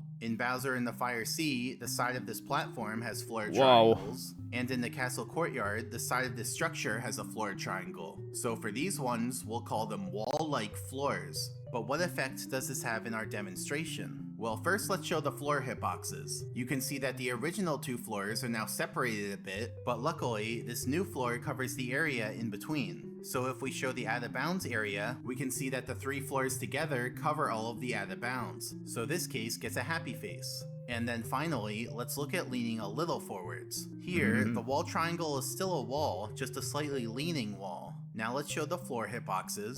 The two original floors are still separated a bit, but now there's no third floor to cover the area in between. All we have is a wall there, but walls don't cover out of bounds. It's like the wall took on the responsibility of a floor, but doesn't actually have the powers of a floor. And so if we show the out of bounds area, we can see that a tiny sliver of out of bounds leaks through the leaning wall. And that sliver of out of bounds would be classified as an invisible wall. This type of invisible wall has caused a lot of frustration over the years. Like, think about this kind of invisible wall compared to the previous three causes that we looked at. These three causes aren't actually that annoying. For the walls with no texture, those are put there intentionally to prevent you from going to places that you're not supposed to go to. So they don't really the get in fonts the way leaking when through. you're going to places that you are supposed to go to. For the ceiling hitboxes, those are mainly just above rooms and inside enclosed structures, which are places that you don't normally interact with. Well, aside from the arches in the Tall Mountain Slide and the bridge flaps in Cool Mountain, those ones can get in your way. And then for out of bounds on the course edge, you know where those are, and it's not like they're in the way because they're only on the edges of the course. But for this most recent type of invisible wall, it's just in the middle of the course out in the open. It could even be on the path that you're supposed to use, so you might just bonk on it out of nowhere while you're trying to beat the game. So this type of invisible wall, along with the rest that we're going to cover, are in some sense the real invisible walls, because they're the ones that frustrate players and give a bad name to invisible walls. So I'm going to give this case an angry face. So to summarize, we looked at 5 possible slants of the wall triangle, and only a wall that's leaning slightly forwards causes there to be a floor gap that lets out of bounds leak through. If we move the upper vertex around continuously, you can see that it's only a very narrow range that lets the out of bounds leak through. Basically, the wall triangle has to be leaning forward so that there's a gap between the lower floor and upper floor, but the wall can't be leaning too far forwards or else it acts as a floor that covers that gap.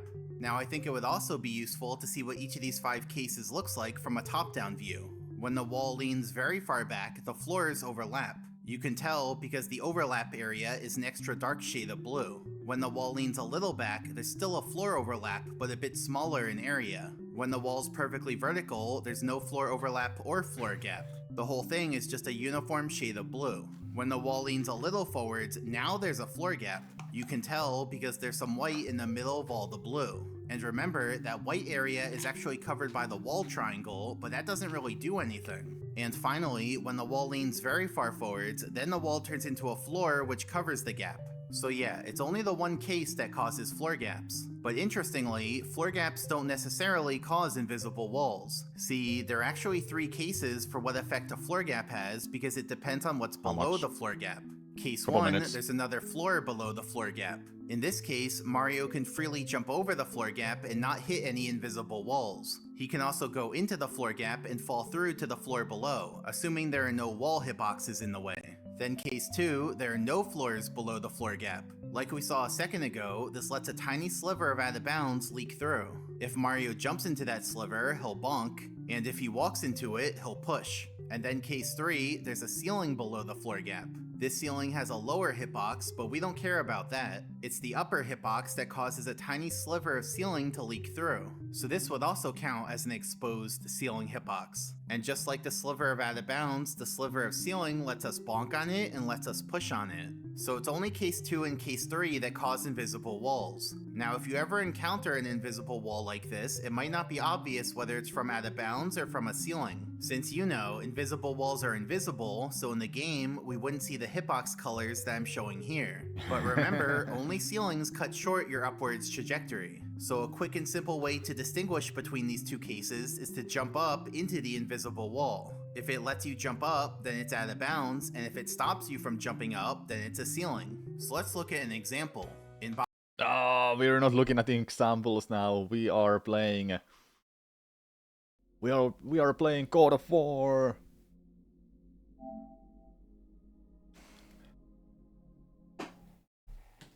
Oh man. Okay, first example. That's where we will continue next time. Yeah, I've played enough guys, so today.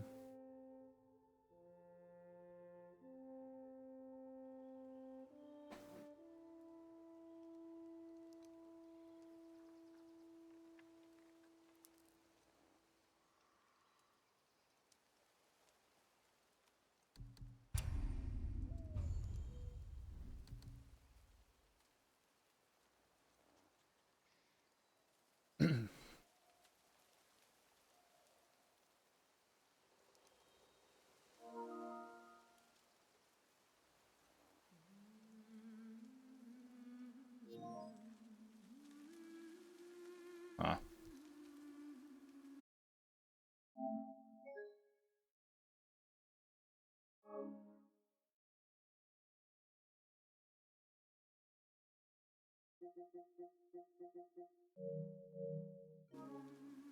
Okay.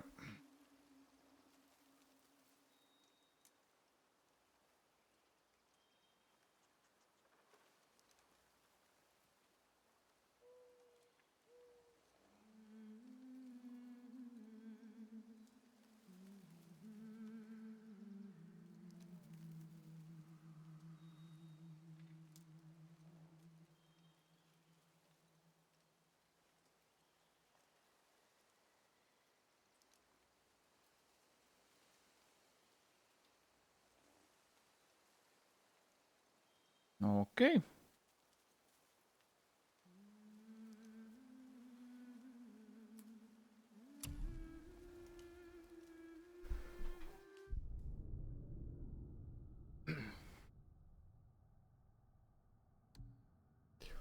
I'll be playing for, I don't know, 2 hours, roughly.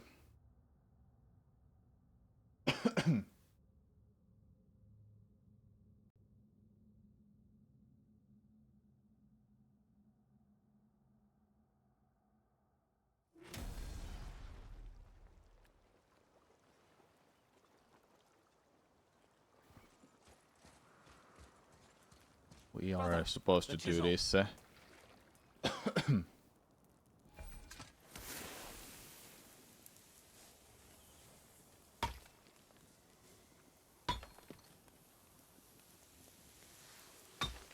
What?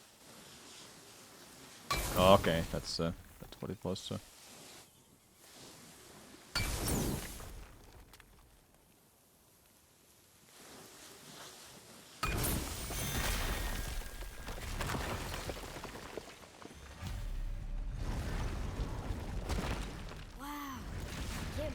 setting foot in Tyr's vault. Another one of these. It's Tyr, but the middle panel is missing. Wait, I thought Tyr was a god, not a giant. Aye, but he was loved by everyone, including the giants. Other than me, he was the only one they gifted with their special sight. Hey, I wonder if the giants left a triptych about me somewhere too.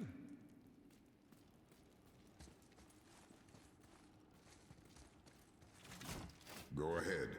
Actually, come look. Let me show you how to read this. That is not necessary. You've taught me so much. Let me teach you something. Atreus. Come on. You already speak it. Learning to read won't be that hard. I know how to read, boy. Just not this tongue. You're halfway there already then. Okay, so the runes represent a lot of different things. Some gods, some animals. Wait. Some... Oh, am I going too fast? Sorry. Not that. Do you smell something? Yeah, I do. Smells like... rain?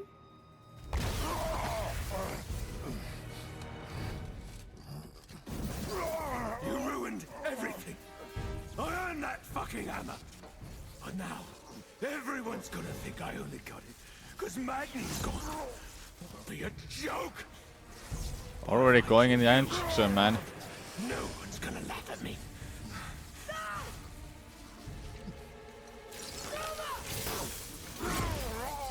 Oh, are you dumb?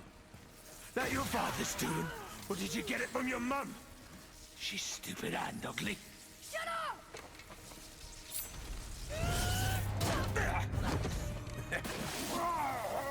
You don't know anything about my mother. Oh, it's true. But I'm gonna get to know you really well. You're gonna be my new brother. Right after I finish killing your father!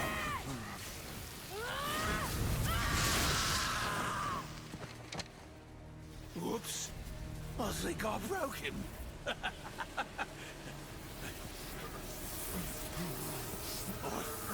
No. Stay back. Oh my god.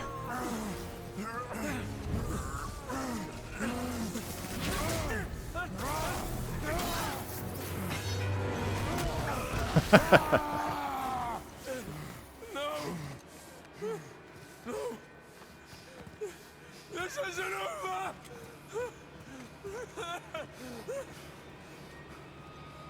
Brother, the boy. Oh no, boy. You have to get into Freya quickly. There's no other way.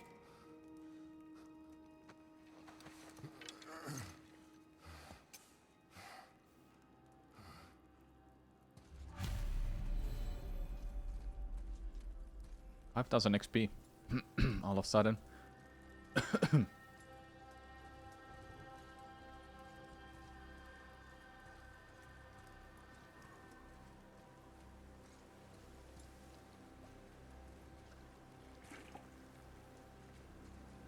Take the boat. Freya's isn't far. Why is it a little... Huh. What's happening here?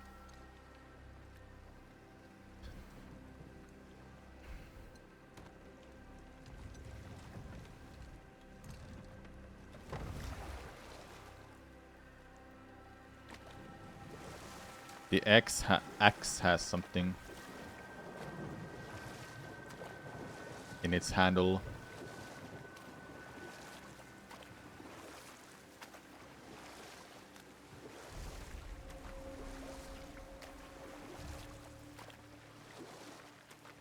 Odin's eye is on you, brother. Especially now that you've taken to killing his kin. Freya's forest is a blind spot for him. This is our smartest move. And if anyone can heal him, it's her. What is happening to him? I've seen it in mortals that some conflict of the mind expresses itself as an ailment of the body. Never in a god. But a god believing himself mortal. I can only imagine. We're almost there.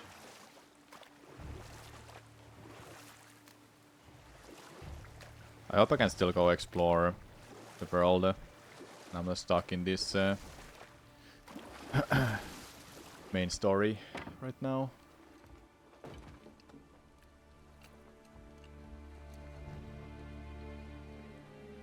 But we'll see.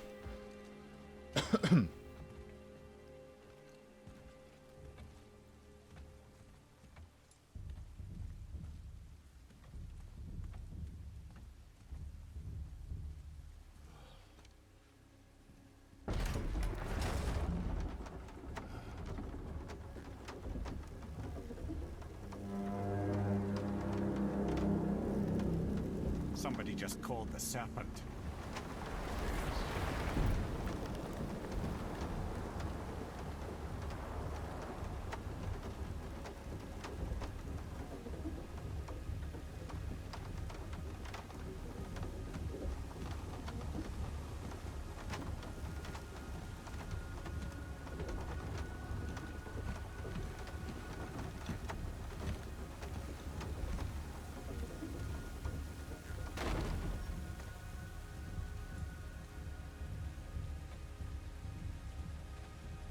The fever burns hotter.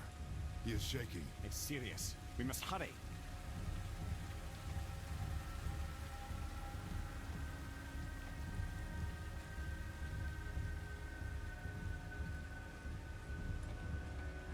Freya! Open the door! We need your help! Woman, do you hear me? It is urgent! I'm still a god. Go away. The boy has fallen ill! Freya! He is ill. Inside. This is no ordinary illness. The boy's true nature, your true nature, fights within him.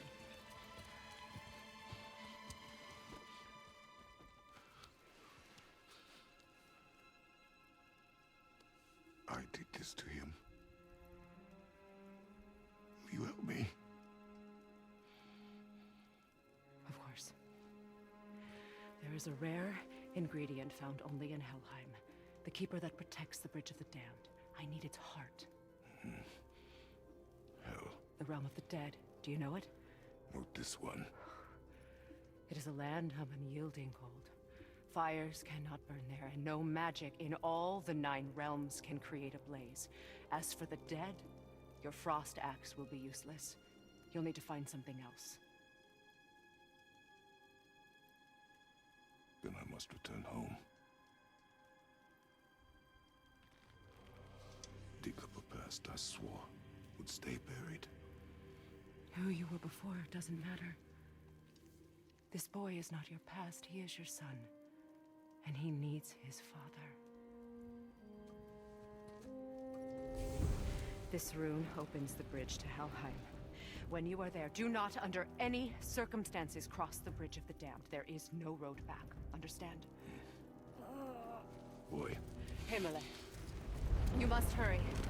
Through my garden there's a path leading to my boat. Take it. Return home. Dig up your past. Do whatever you need to do. Just bring me back the Bridgekeeper's heart. Oh, are we gonna get what were those blades called?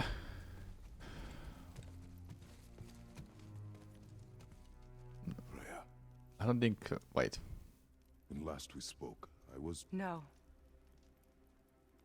You were Blades right of to Chaos, distrust yeah. the word of a god. But No I need to heard. I explain. think I read that he Not gave to them blame away. you for that. We'll see. Have I played the will other keep God them of War safe. games? a I'll watch nice this promise. cutscene, then I'll explain.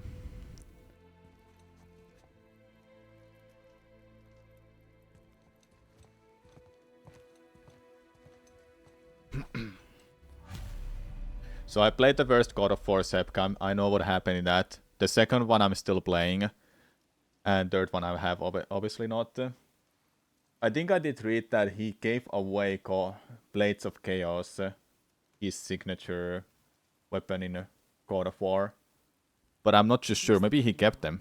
My boat is I don't know though. Don't tell me. Go. I hope it's not really a spoiler if I go to the house now. Maybe I should have played the first 3 God of War games. You all right, brother? I will do what I must. Leave me be.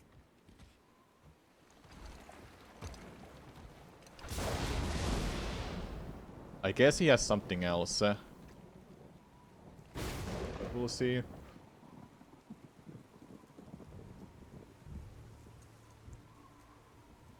Yeah, he's looking at his arms. It must be Blades of Chaos.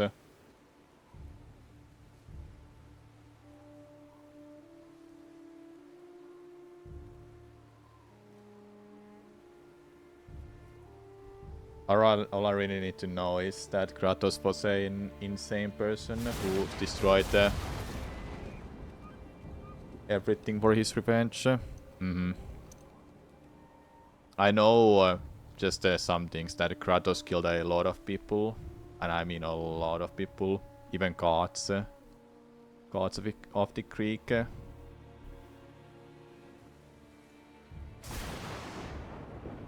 I think he's thinking of the past too. Yeah. That's I don't remember her name, but she's one of the...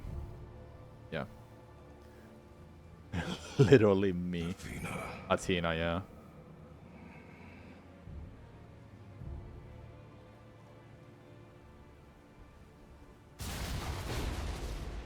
Get out of my head. Yeah. Does she talk at all?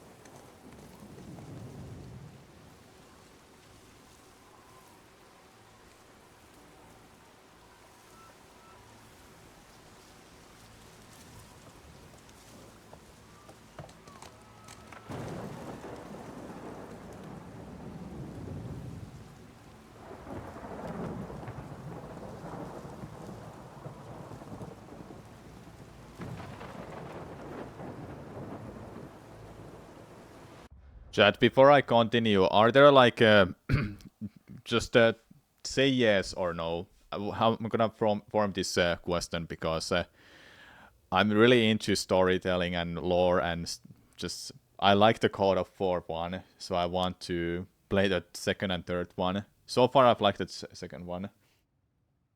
I don't know where I'm at. I'm at right now, but I made the thing to move.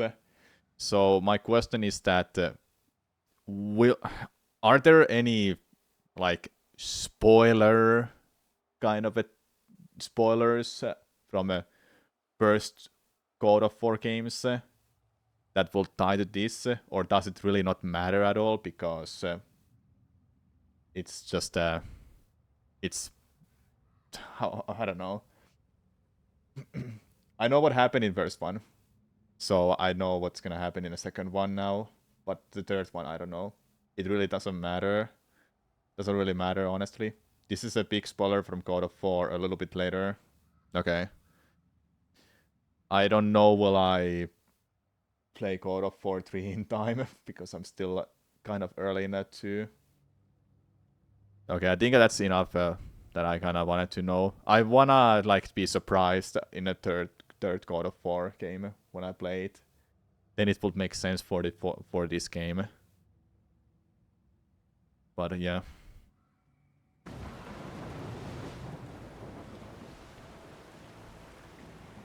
Hello Danus, what's up?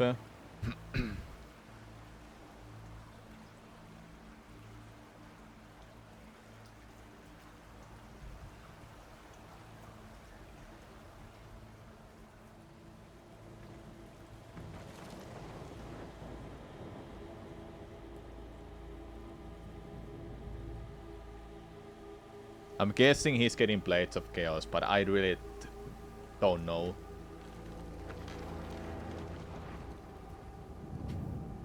If it's not Blades of Chaos, then what is it?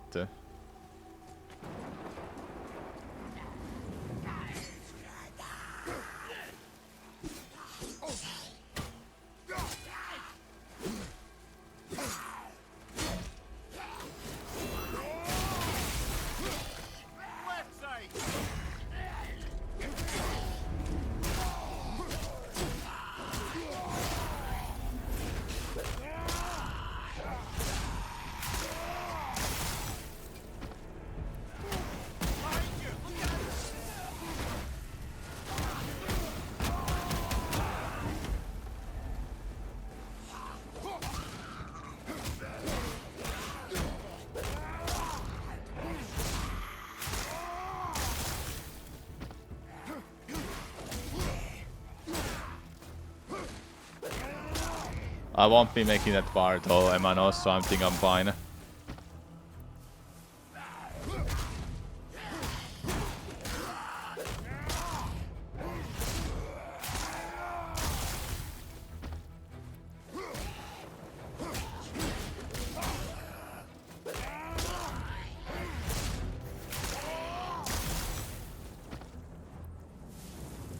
Watch your back!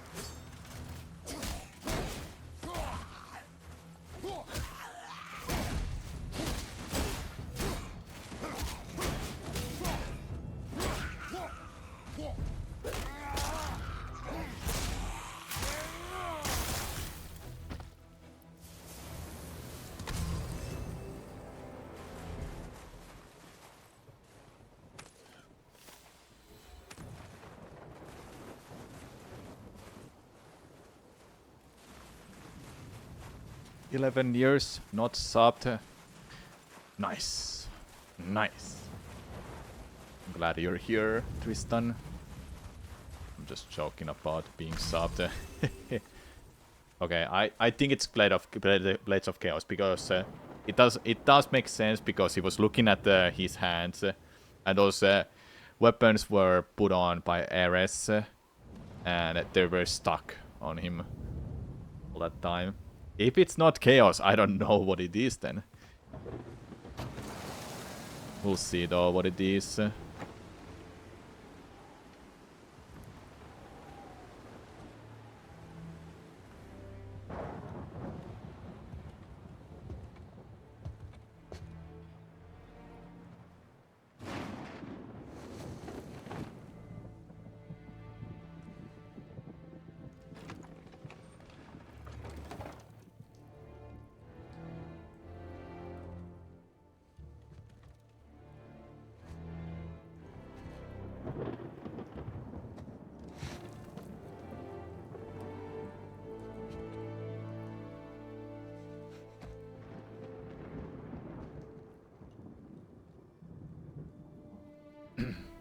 Yeah. You can see how he's looking at his hands.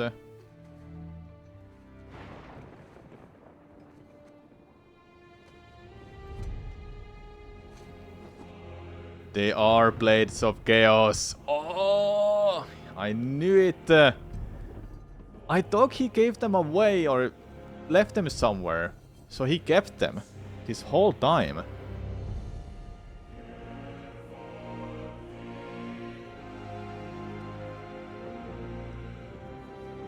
I think I did read somewhere that he gave them away. Guess not. There's nowhere you can hide, Spartan. Put as much distance between you and the truth as you want. It changes nothing. Pretend to be everything you are not. Teacher, husband, father. Don't let her But control there is you. one unavoidable truth you will never escape. You cannot change. You will always be a monster. I know. But I am your monster no longer.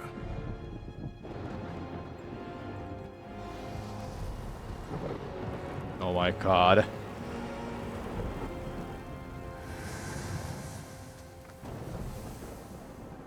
Alright, brother. Let's see where those blades go.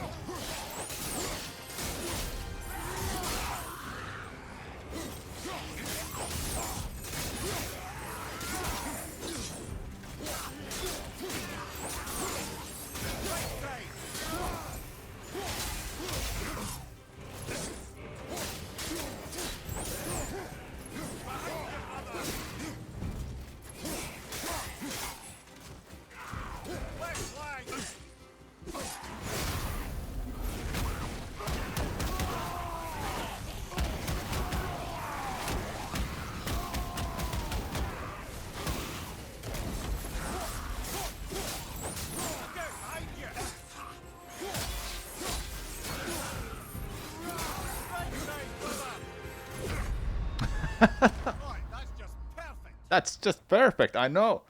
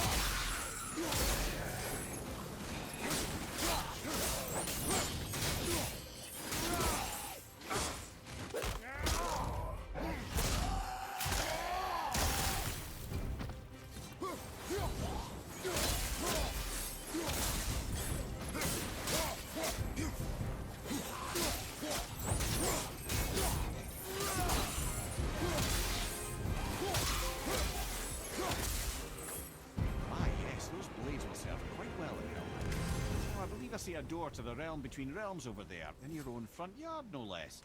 Take the shortcut back to the realm travel temple, then on to Helheim, yeah?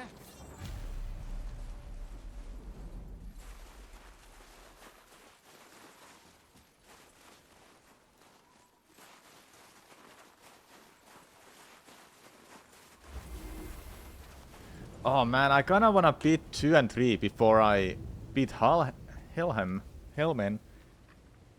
What's the difficulty? Challenge. Challenge difficulty.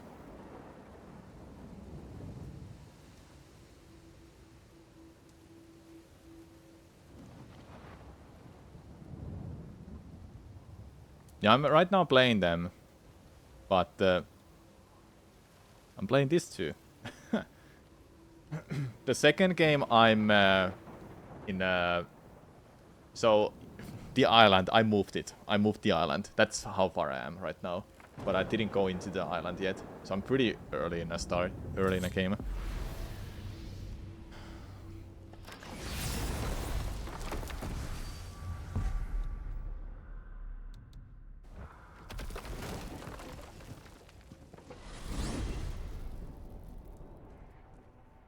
Well, I'm pretty sure you weren't talking to me back there. Anything you'd like to get off your chest, brother? I can assure you I'm unsurpassed in keeping confidences. Well, you know where to find me. And for the record, I'd already guessed you were Greek. Athena? Dead giveaway.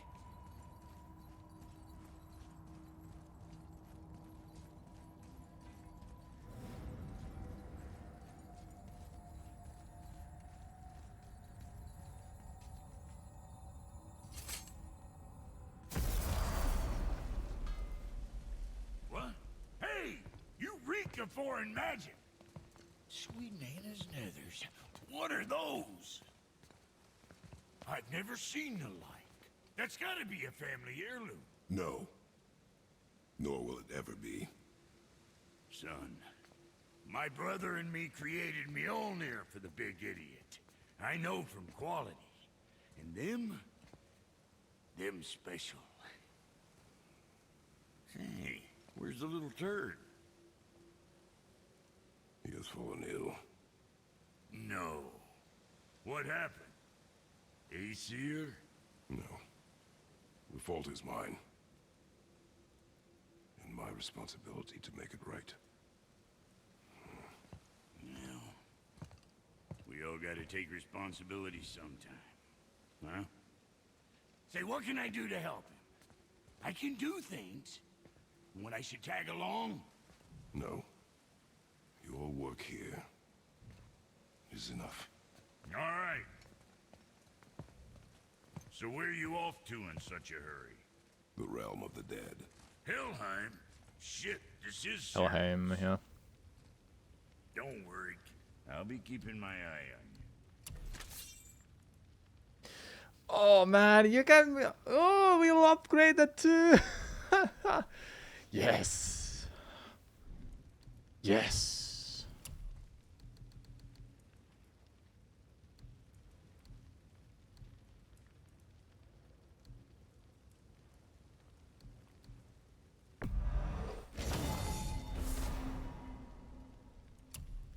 Yeah, I've not played Ragnarok yet. Need a place to survive first. Yeah, that's a problem. You gotta get that console first. Gotta get that console first, man. It's hard to find it, probably.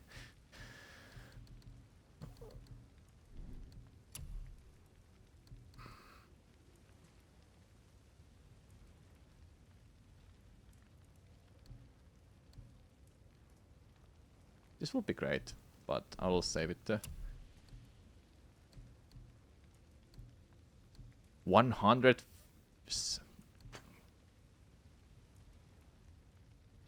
Oh, I see.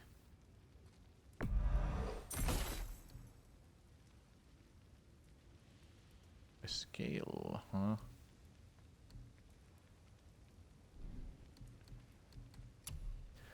Chaos Flame is from bosses.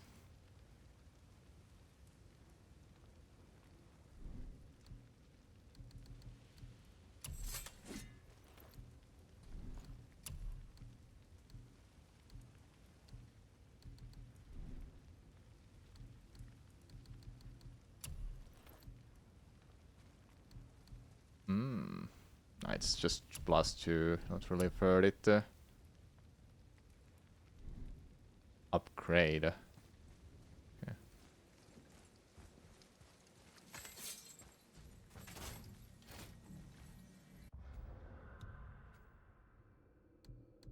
Oh, yeah, of course. Yeah. So much to do here too.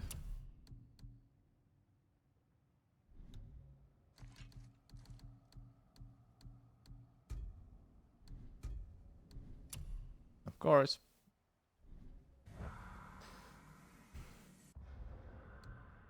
I do want to upgrade something.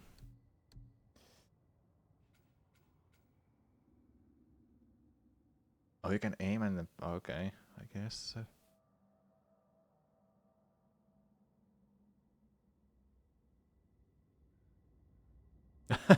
That is literally from the original God of War.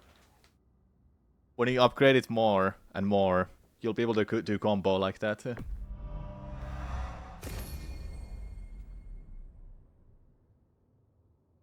Yeah, that's R2.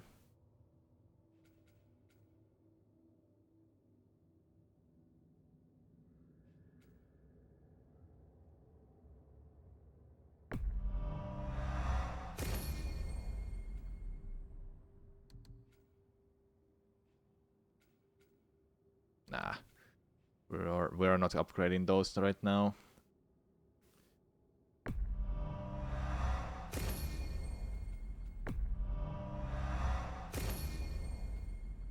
Now I know why the game gave us 5000 XP.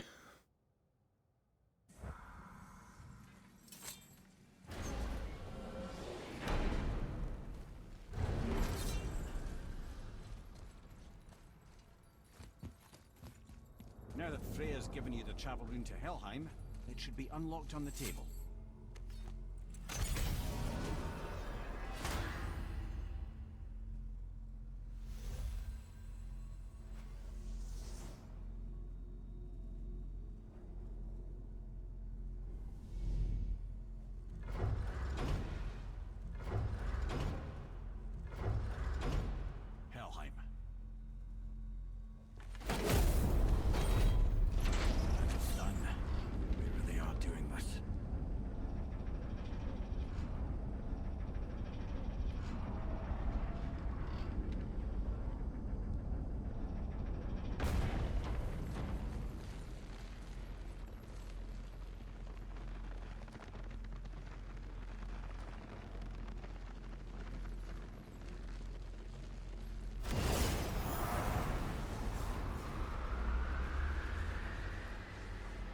Toshan, what's up?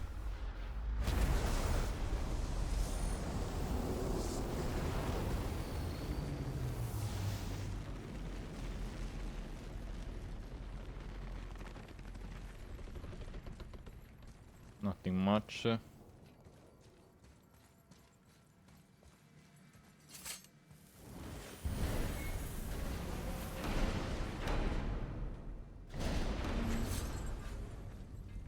be watching your back. Say hi to the pimple flap for me when he's better.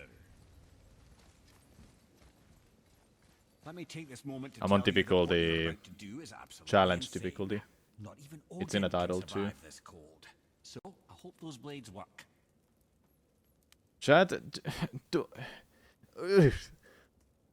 should I play second and third game before I finish this area? I'm not gonna beat this area today. I kinda don't wanna play it. Should I? I could stream the third game. Then I'll just beat the second game before I start it. Is this the first time I'm playing this? Yeah, this is my first God of War game. Then the very first God of War game, I've played it on my own. That's my second. Then a second God of War game is my third one, and I'm playing it on my own. You'll stream the third game? Should I? I'll beat the second one. Then I will stream the third game. Then I will really do it. Before I continue this masterpiece. Now when this stuff happened, I kinda expect... I don't know. I don't know why I didn't expect this, but I also was like... Why is there no Blades of Chaos in this game? I was pretty sure he doesn't want to use them. It's past now, but... When that stuff happened, I knew it instantly. We'll get those weapons back.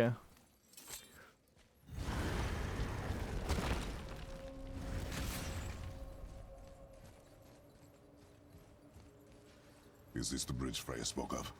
No, we're still on the realm travel bridge. We're after the Bridge of the Damned. The dead use it to cross into their permanent home, the city of Helheim. The bridgekeeper who minds admission, he's the one we want. Just follow this bridge. It could lead us straight to him. I really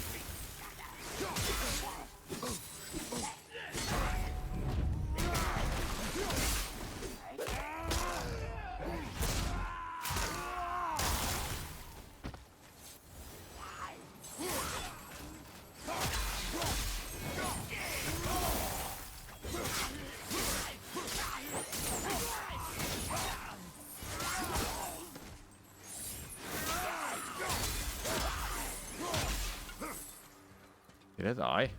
Okay, they died. use the fire of your blades to burn away that hell's bramble blocking the path.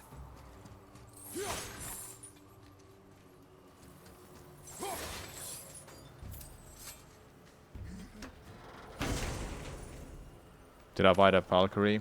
Yeah, I found one. Let's go. Put it on.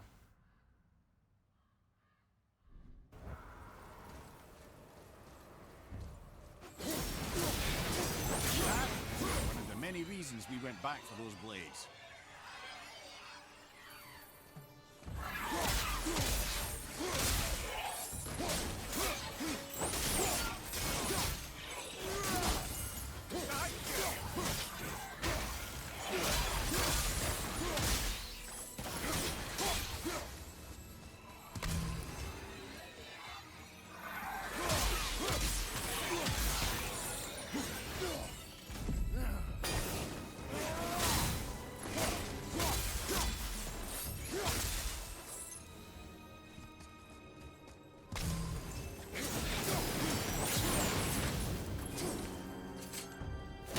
Yeah, I beat it too.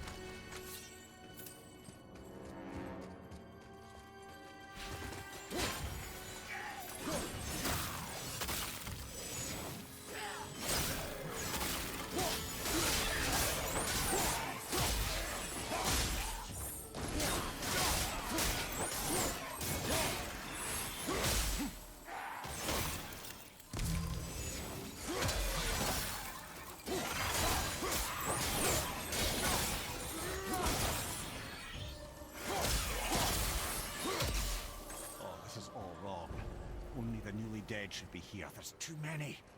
The gate must be closed, and if the gate's closed, then it's true.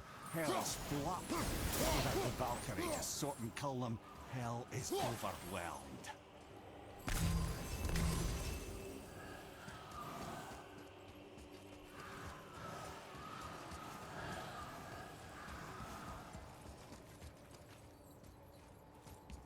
Locked. Now what?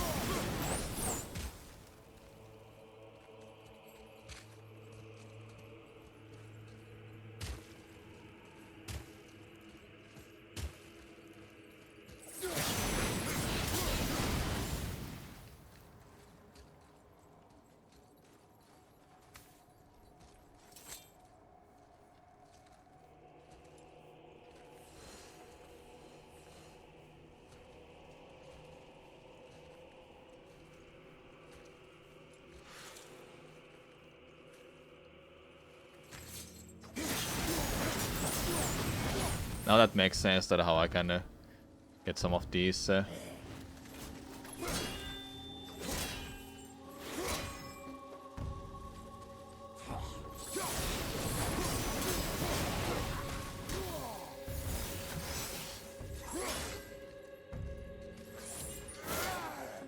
Really.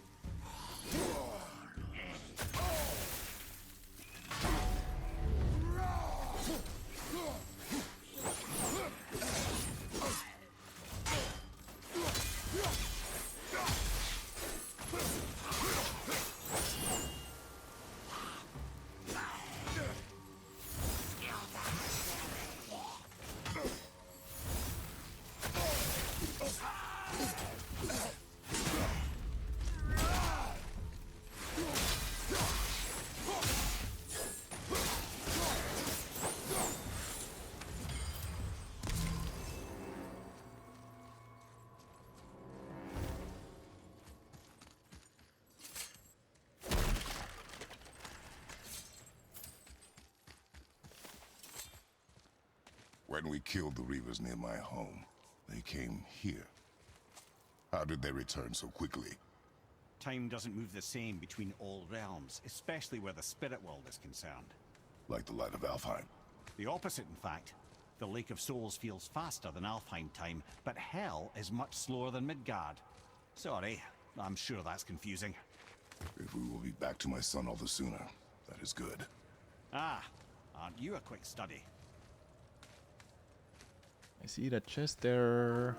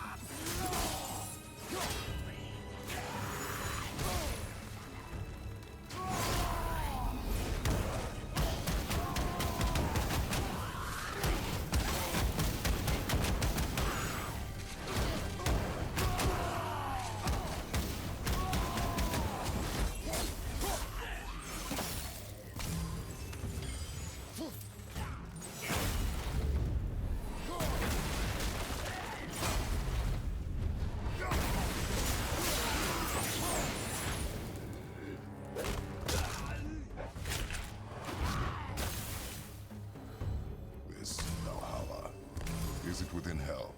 Oh, no. Valhalla is part of Asgard. Only the worthy dead go there, the warriors who die in glorious combat. Hell is for those who die in dishonor. Criminals. Aye, and those dead of disease, mishap, age. It is dishonorable to grow old. Well, never too late to go out fighting, I suppose.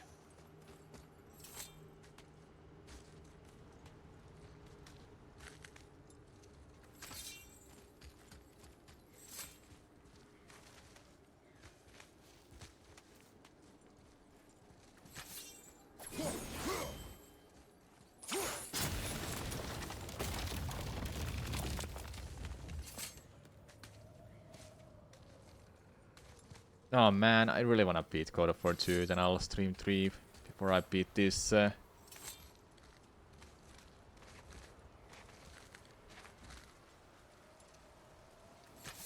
did not expect it would be this good. The bridgekeeper helped the dead. This good of a I game. don't expect it will, though I don't suppose it will make things any worse either. It'll be one less obstacle for the living to reach the inner sanctum of Helheim. But who'd be mad enough to go there?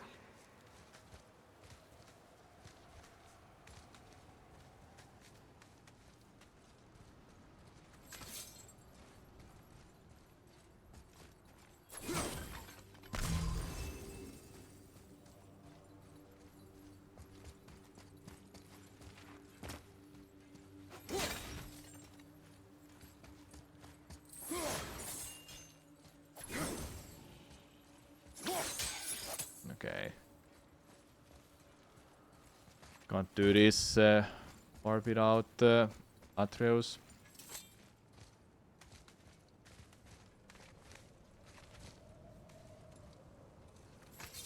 The Bridge of the Damned.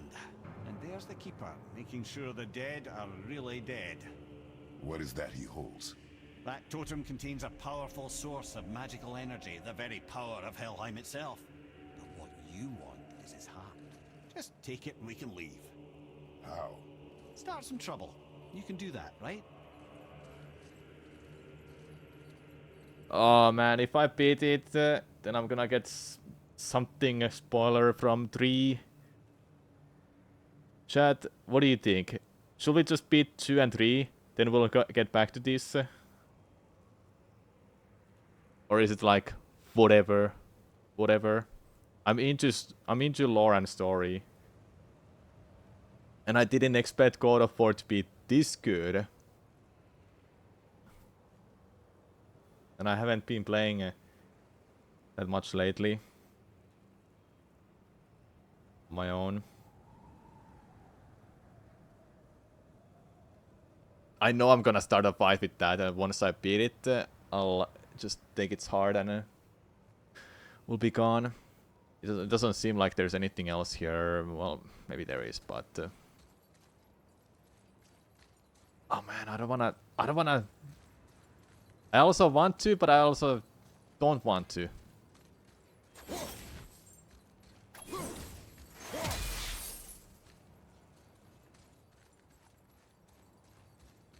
I'm gonna leave you with a cliffhanger. I will leave myself with a cliffhanger, but I also don't want to.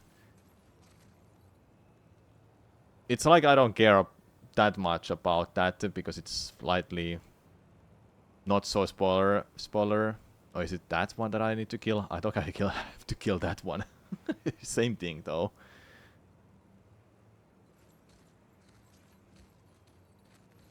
I'm just chilling here until I give it some kind of a... I know for sure we'll start the fight, but maybe we don't start the fight immediately. It's not that big of a spoiler. But it kinda is to me when I'm so into this. And at the same time it really doesn't matter.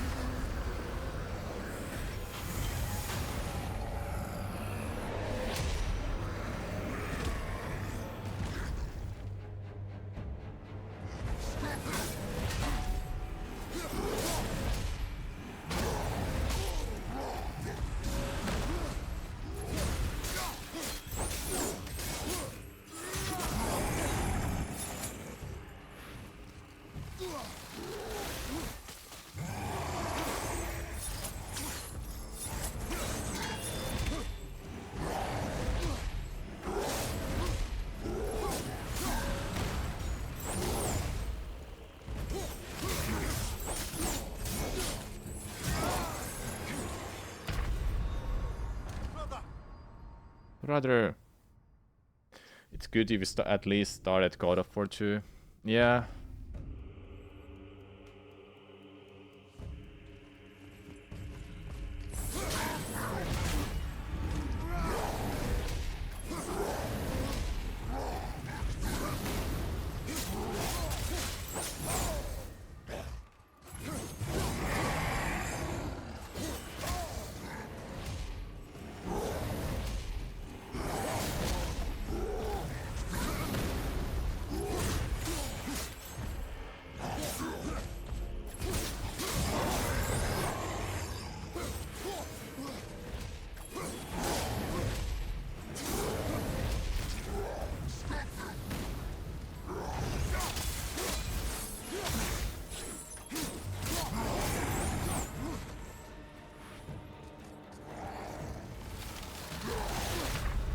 Oh. Get up, brother. No, I can't get up anymore.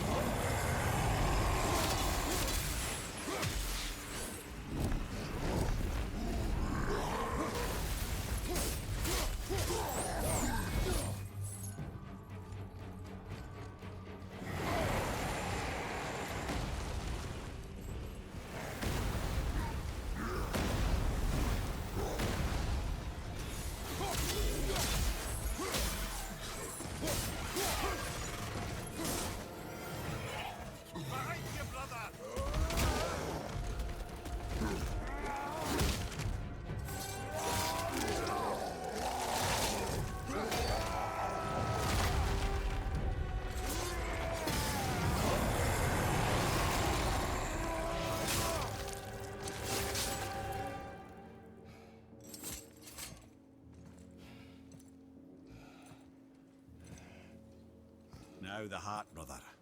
You'll have to get your hands dirty.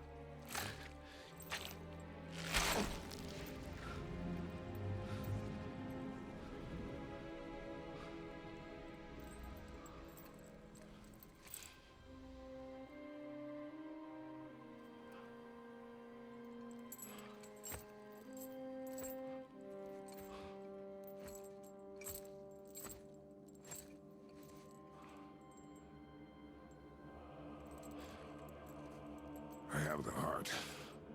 I need nothing more. You're set. Better not to linger here, though, eh?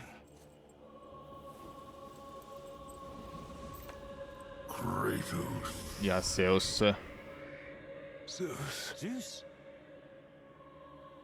My father. Your father was Zeus? Well, that explains a lot. What is that place? Never go there. Understand? Hello, Vulcorn. How is he here? That is not possible. It's just an illusion. Hell's known for torturing its inhabitants with their own past. We should focus on getting back to your son.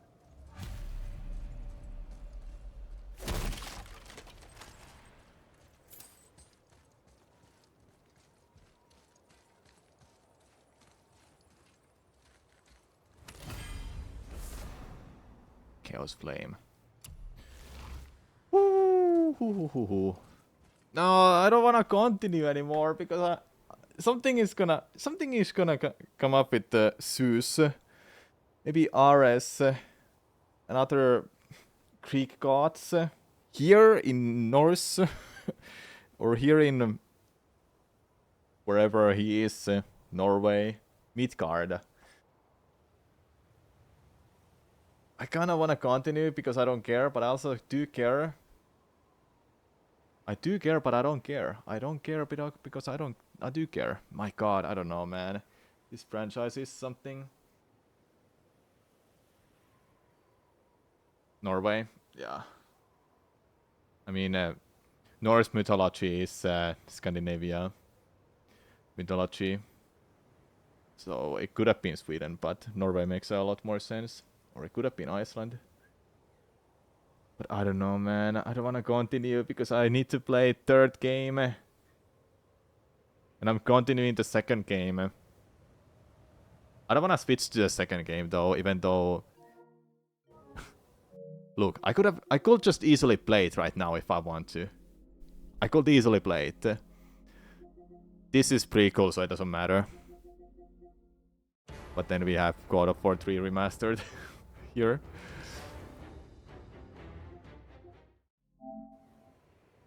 I don't know what to do, man. If I wouldn't care too much about the story and the lore, I would continue. But now I do care about the story and lore. Now I really do care because Blades of Chaos and his past just continue. I don't want to. You can't make me. That lock needs a gust of hell's wind to open it.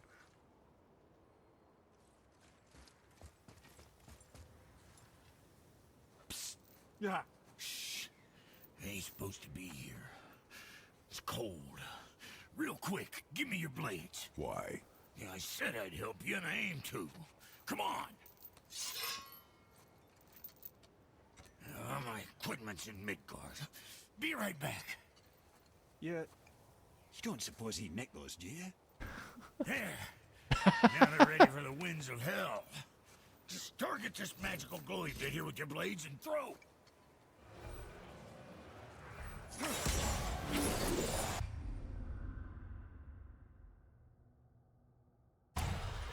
Now target that wind trap with your blades. And that little see there? Now you can absorb and release the winds of hell whenever it damn pleases. So you're welcome and I'm leaving. This place is cold enough to freeze a pair of pigeon eggs. I sometimes wonder if there was once some sort of accident in his brain. No, We have he's been just away too gone. long. He cares as much as is the rest of us. One of us. One of us. Yeah, one of us. I don't know, man. Can't decide. I can't decide.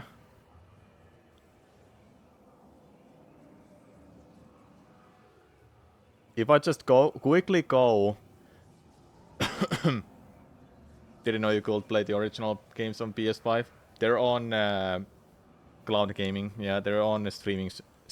So you do need PlayStation Online Plus, so you can play them. Should I just save forever and start playing God of War 2? I wanna play 2 and 3, so I don't. It really doesn't matter. Honestly, it doesn't matter because this is soft reboot, but I do care.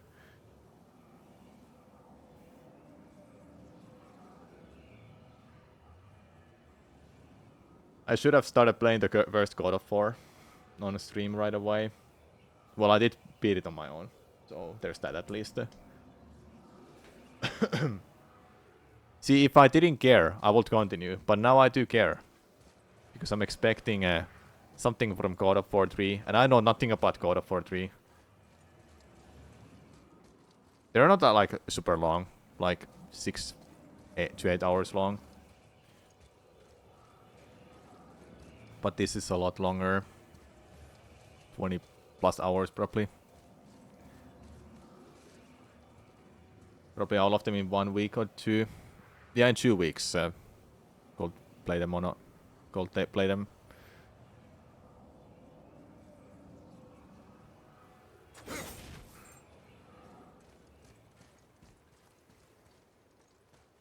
I'm sure we'll head there at some point. Whatever it's in Ragnarok or in this game. It's definitely gonna happen. Because freaking Kratos, he'll do anything.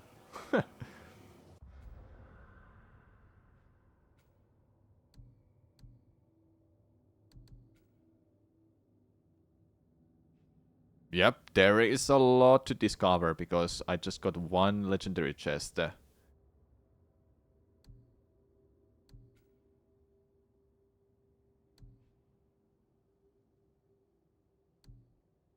Even then, there is still quite a lot in Alfheim.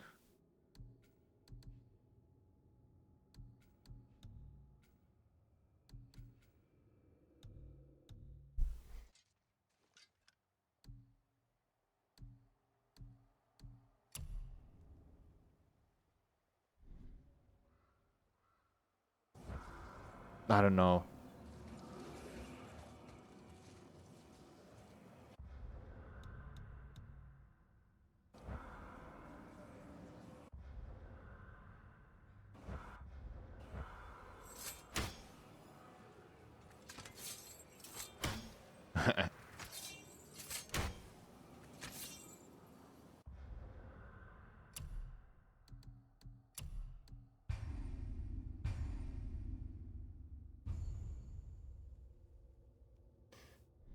Tough decision, man. I'm in a... What is it? What is the word that I'm looking for?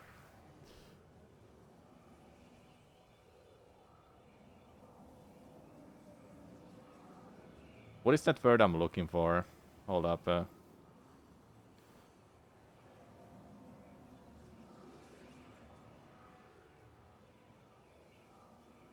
Maybe play one of the old ones, then finish this and then play another.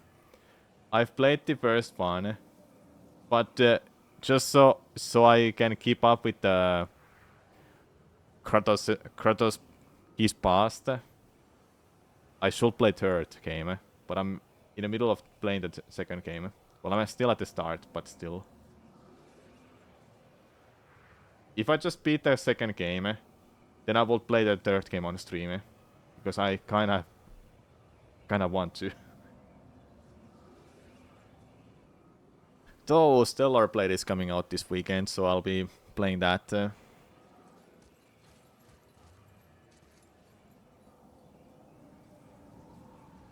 Oh, it's Crisis. Yeah, I'm in Crisis, chat. I don't know what to do.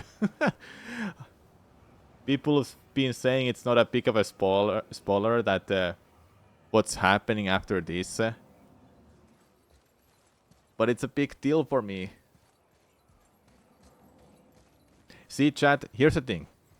I think I get to I get to experience this game only once in my life. And I want to make it the best of it.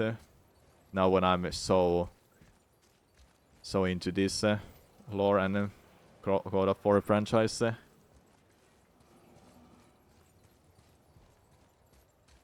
That's why I'm in Crisis, man. I don't know what to do. I know it's not gonna happen after I open this door because I'm heading back and doing some fighting probably, but when I make it to that gate, I guess, over here, then it must be happening after that. Man, I'm in Crisis, chat. Help me. Help me what to do. Games can't be this good. Games can't be this good because you can just play on any order you want.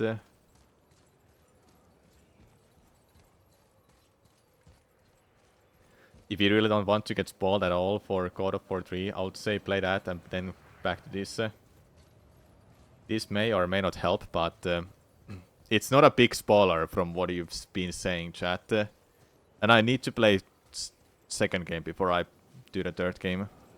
And I kinda wanna play the third game on a stream, now when you've been saying it's a really good game too. See, too many games to play. What happens if I try to go here?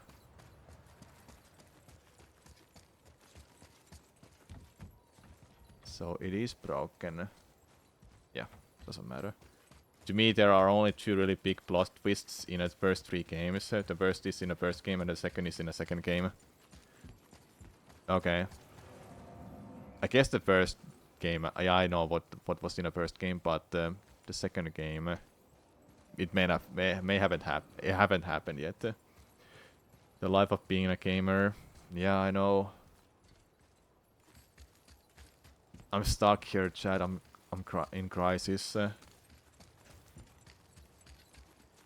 Even though it's just a small thing that I will get spoiled for, but then I know what to expect in God of War 3 if I know what's gonna happen here. So yeah, the second game sets up the third game and you know what's going to happen. The fun part is all the havoc you cause as Kratos. That's the fun part, quite literally.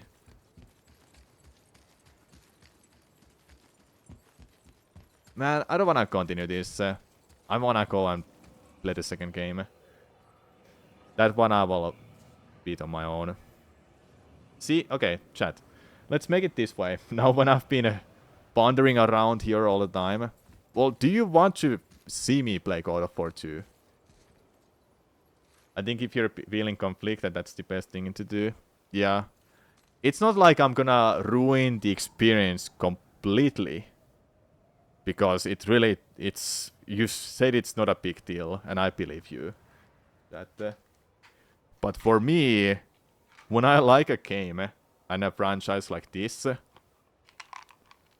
I wanna just enjoy it in the best way possible. And I think playing the second and third game, then continuing this, will be the best idea.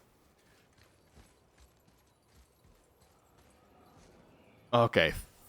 Screw it. We'll play God of War 2.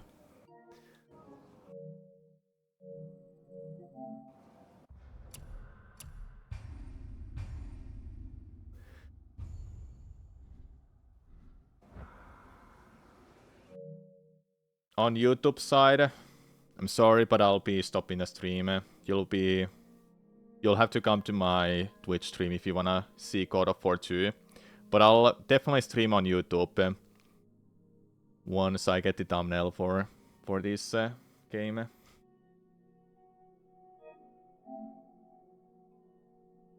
Can't believe, man, I'm doing this, but god damn it, I have to play God of War 2. Alright, bye YouTube. Alright, YouTube is done. God of War 2 first playthrough. My god, man. I'm in crisis, man. Freaking crisis.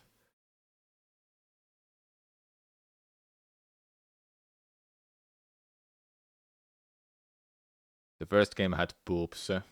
Will the second game have boobs too? Am I gonna get banned for playing God of War? Am I gonna get banned on stream? That oops. Something bad happened. Something happened. I'll play this for a while. Half an hour maybe. But I'm not gonna beat this on stream, probably. I'll just try to play this now. I don't know, man. I'm in crisis now. I'm playing on a hard difficulty.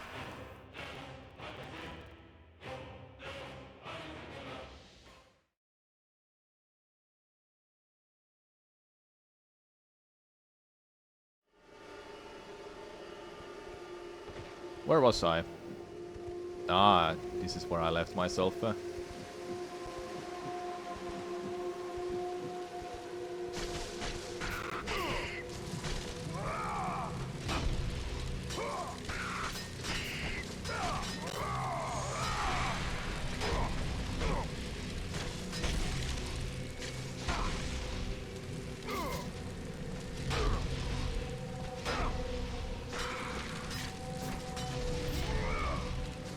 Oh, freaking hell.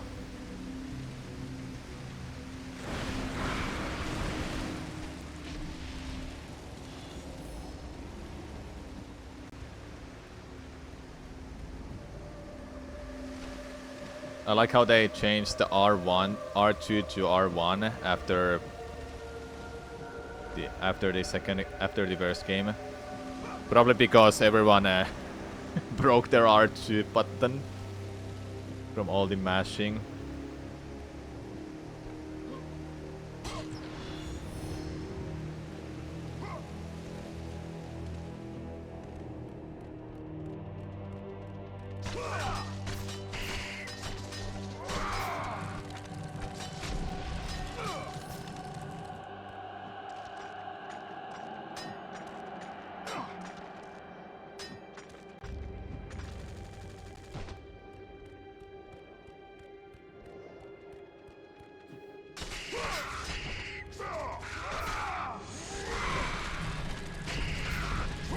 Let the rage of the Titans fuel your blades, Kratos.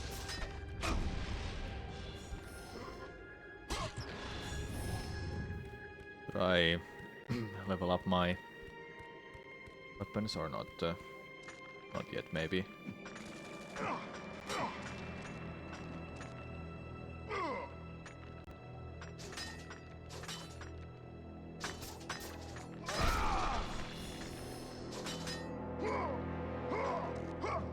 Can I finally get a full HP?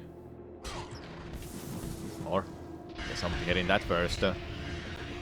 Guessing I didn't think I've skipped something. At least I feel like I've skipped something.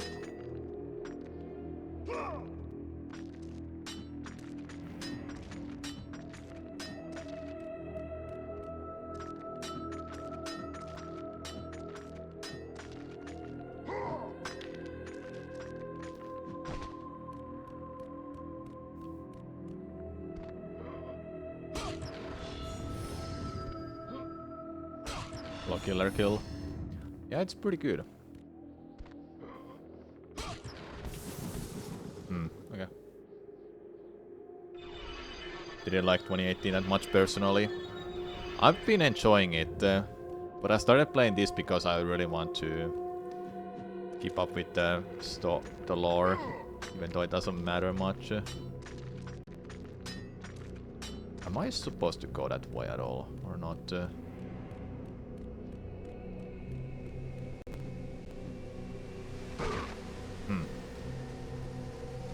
You like this one?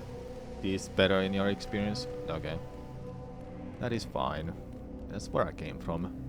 I had to get there.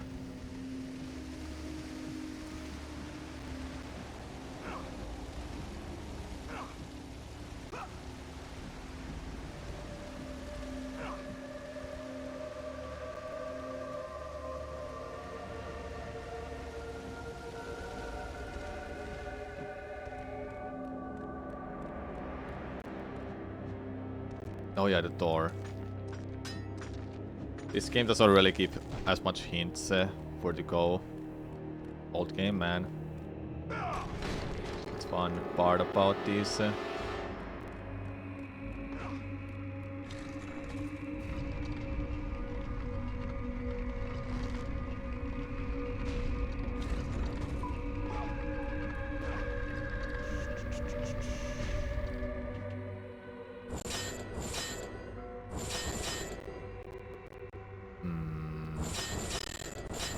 Definitely.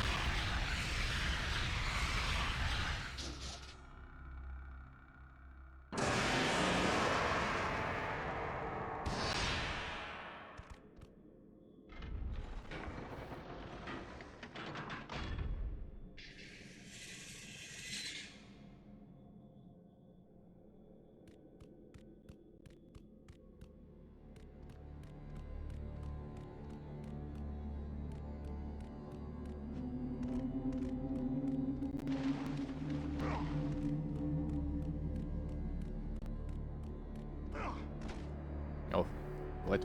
Well hidden, huh?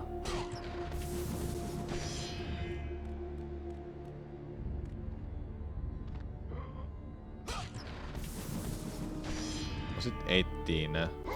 Yeah, 18 each one.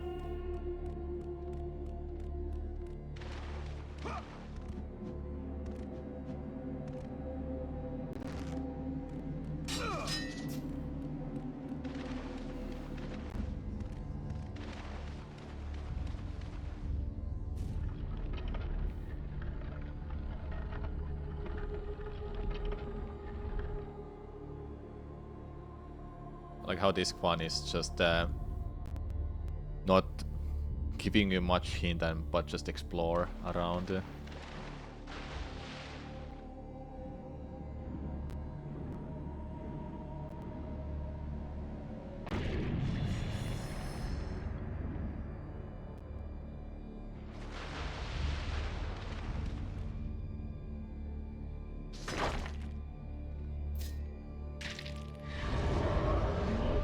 Okay, that is new.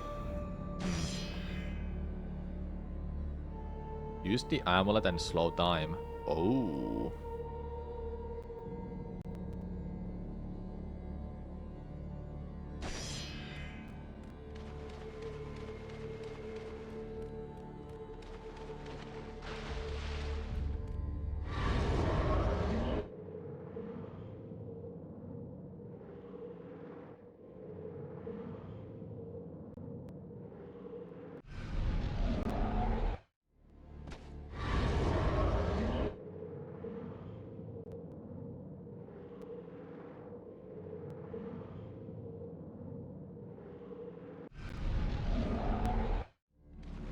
Okay.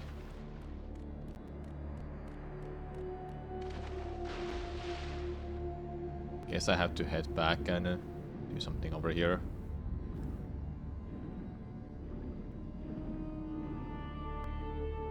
The relic that you hold, an amulet of the Sisters of Fate, will allow you to move swiftly through time while all around you slows.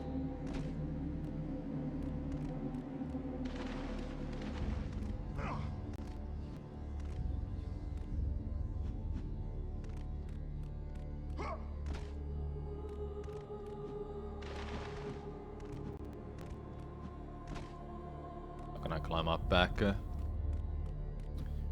Is there anything here?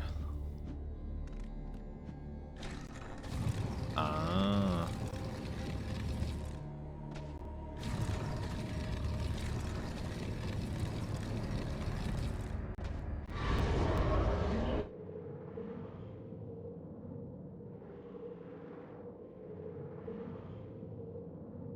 Nice.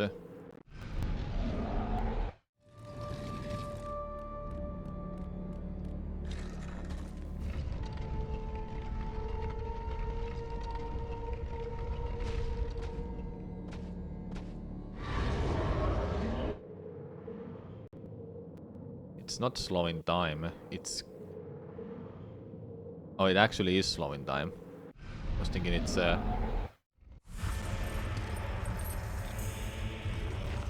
stopping time instead. Hear me, fallen god. None defy what the fates decree. That is how it must be. Only death awaits you at the end of your journey. My death is what began this journey. The fates have not deemed victory for you. Your soul will never find peace for what you have become. I am what the gods have made me. Woo! He doesn't care, man.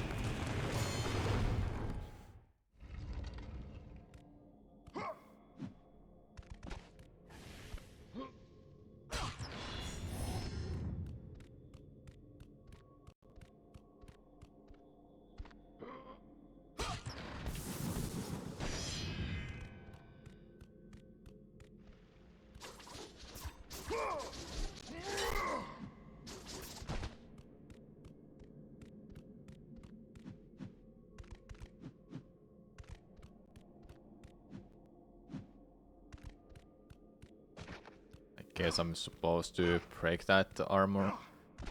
Break that. Or I need to use rage mode.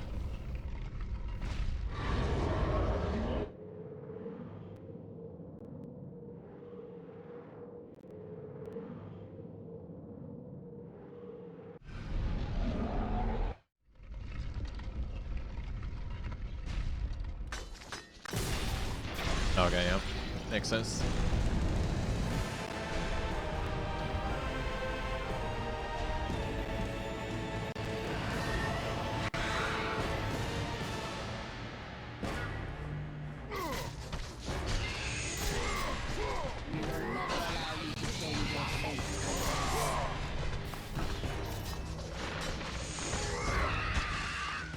You cannot change your destiny, mortal.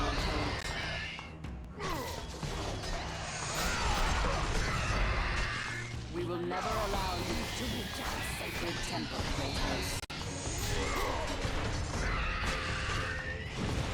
You cannot change your destiny.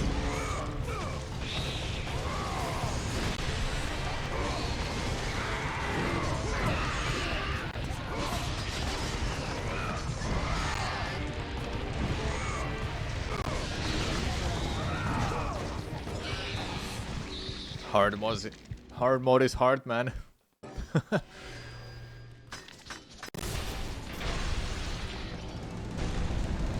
I chose hard mode because I felt the first game was a little bit easy, so I wanted some challenge.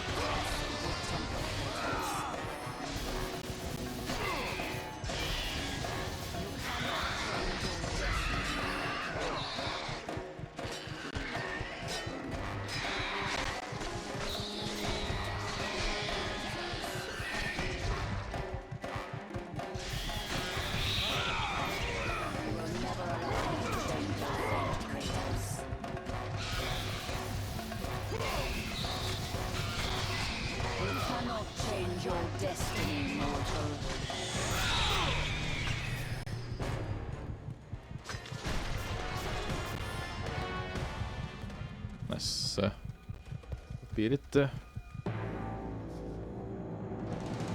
Yep. The island.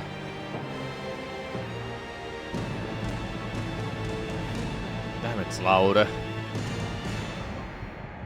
It's really loud. I don't mind it. But I don't know, do you mind it?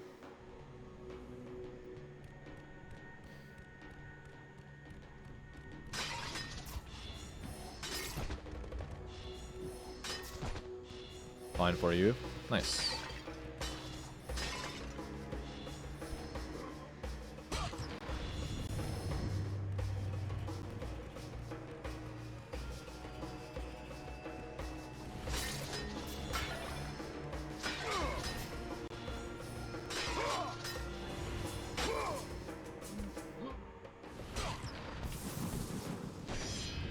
I think this game focuses more on magic, and that's why it's trying to give that burst to me.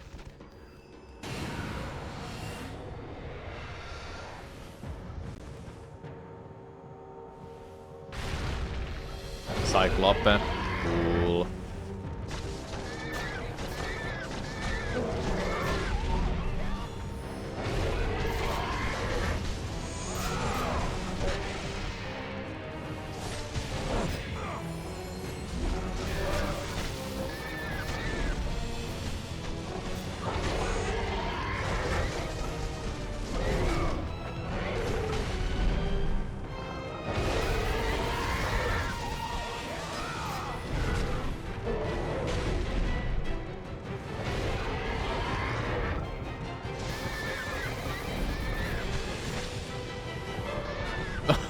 What? I thought you throw it!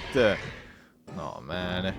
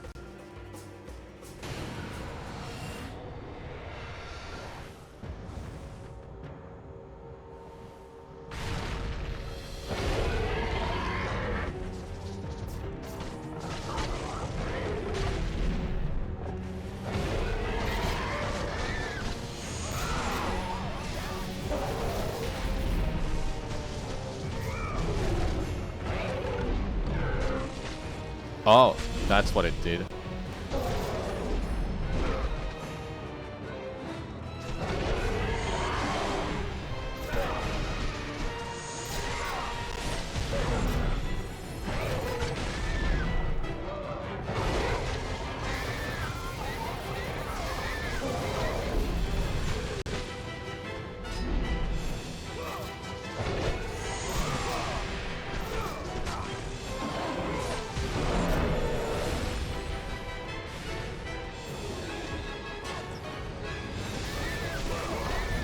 There's two of them.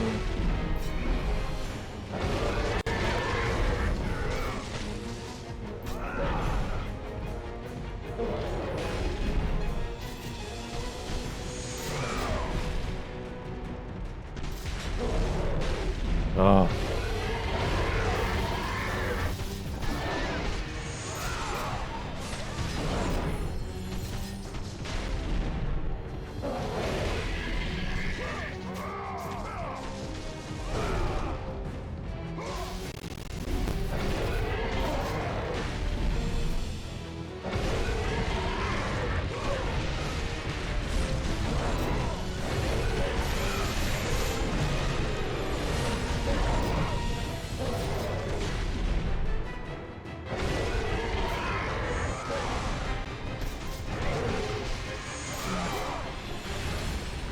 Nice.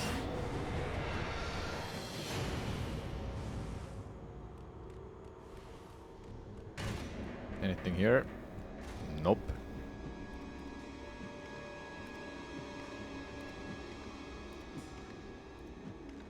Oh, okay. I was thinking that's a new part. Same with that. Same with that. Okay.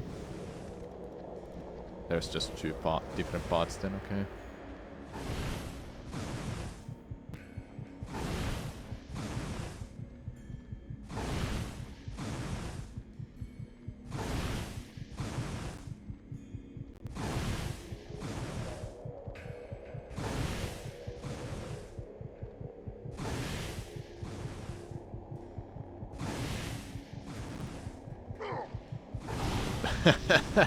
Imagine we have to do the fight again.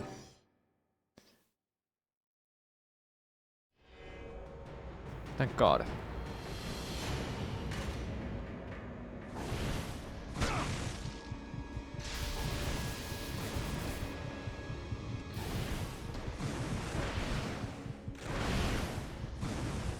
How did I take damage from that?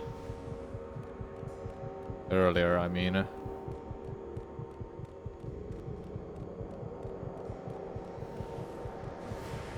I'll just die again.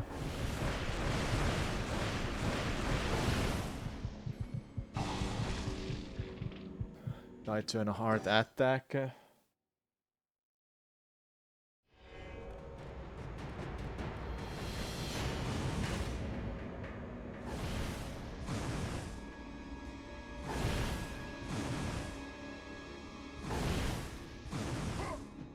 Ah, I was thinking of that. Wait. Oh, here? No?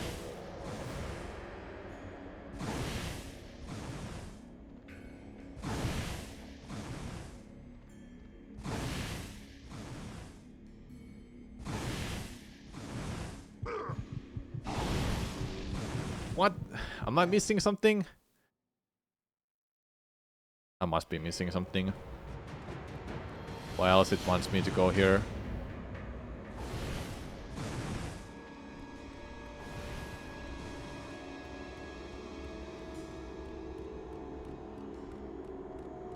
Nope, can't go there.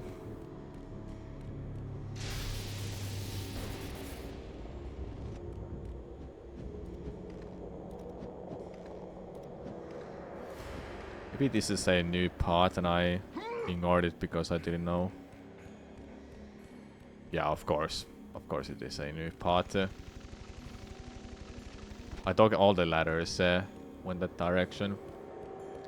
Yeah, this is new.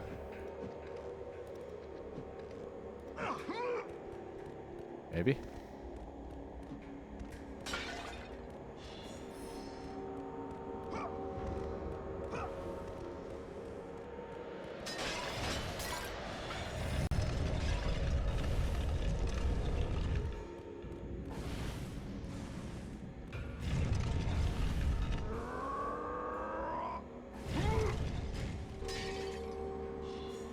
Okay.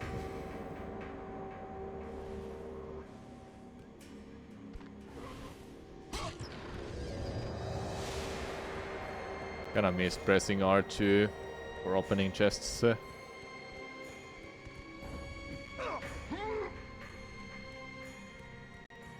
That's an elevator, isn't it?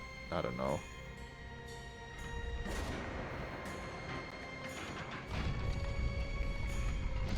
That's what it is.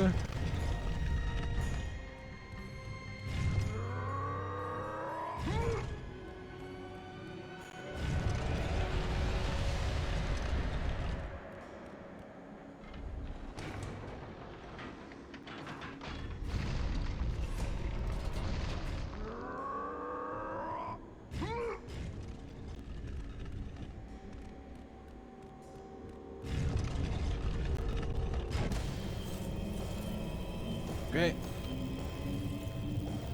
It's burning.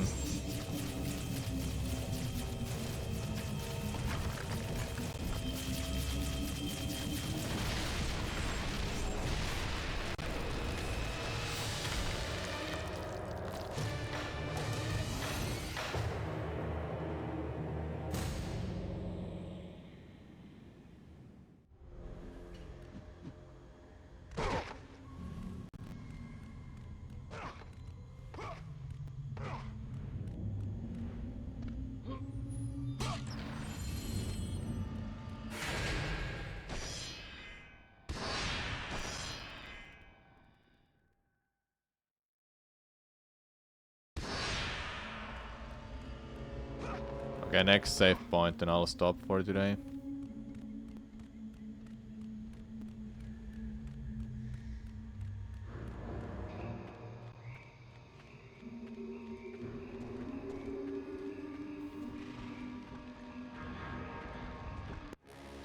Hidden deep within the spire lie the sisters.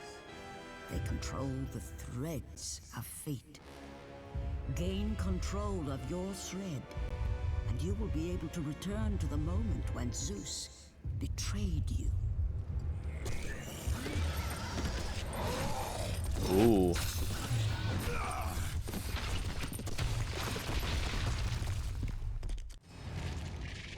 Ooh.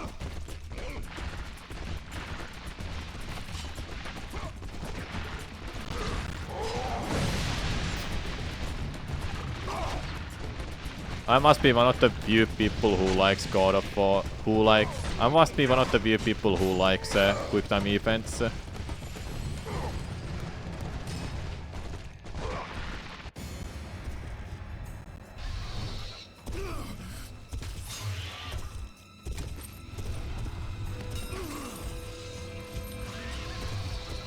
the gods, it is true.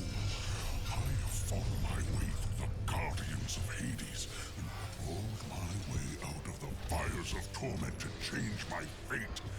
And for my efforts, the sisters shine their light upon me, delivering the very object of my vengeance, Kratos. The servant of Ares. Do you remember that day, Spartan? I will never forget that day. Oh, it's you. I see. We killed him in our first game.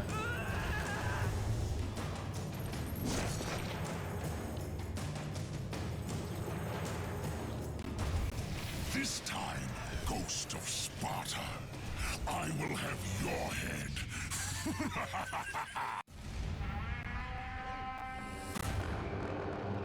Well then, we'll do a boss fight now.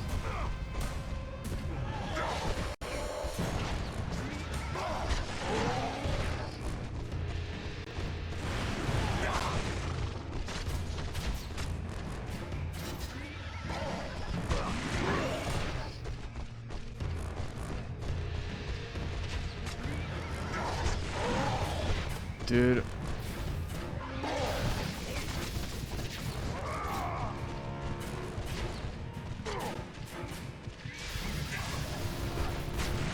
I'm dead but because I don't know how this works.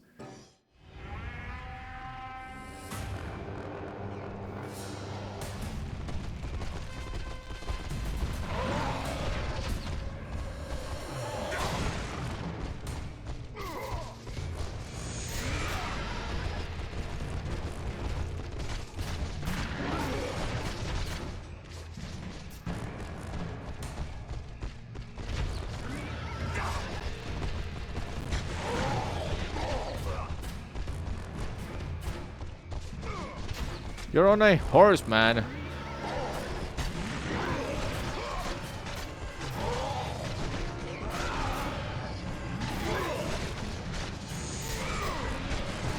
I want a cheese.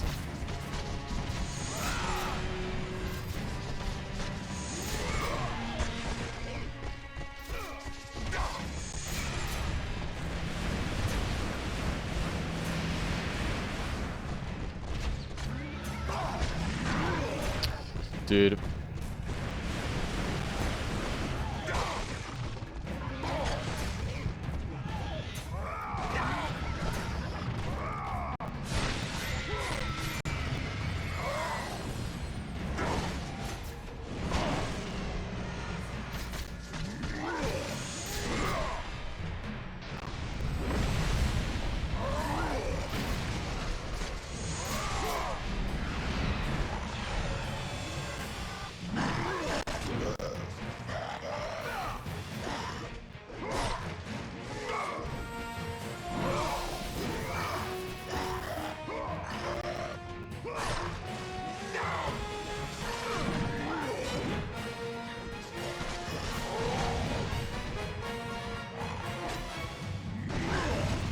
Really? Getting my ass kicked, man.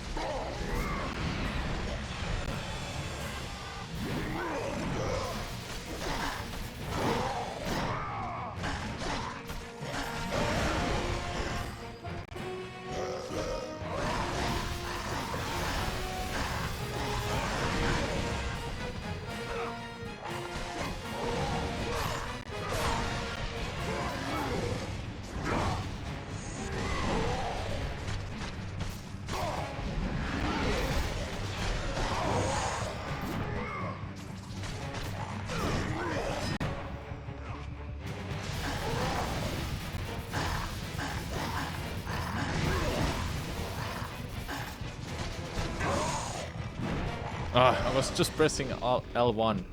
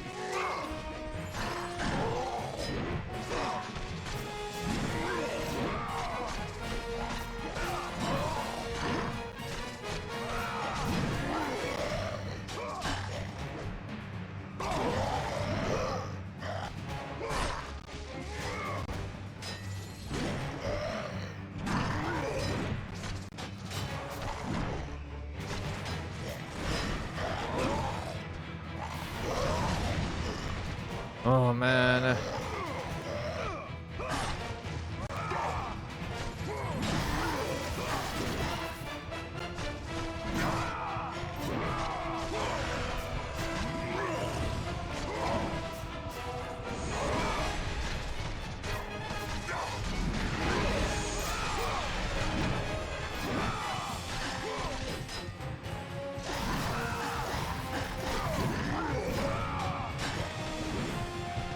Dude, his attacks are so fast.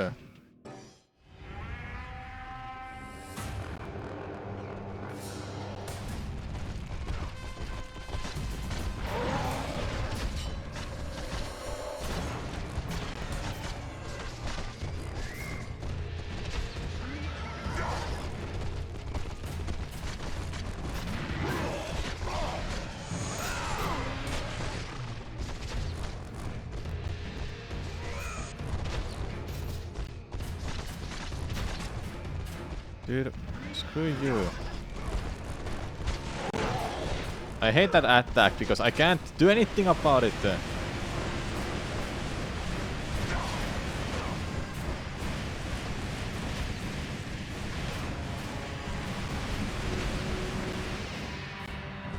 And all of those arrows are homing arrows. Whatever I move, it's always hitting me.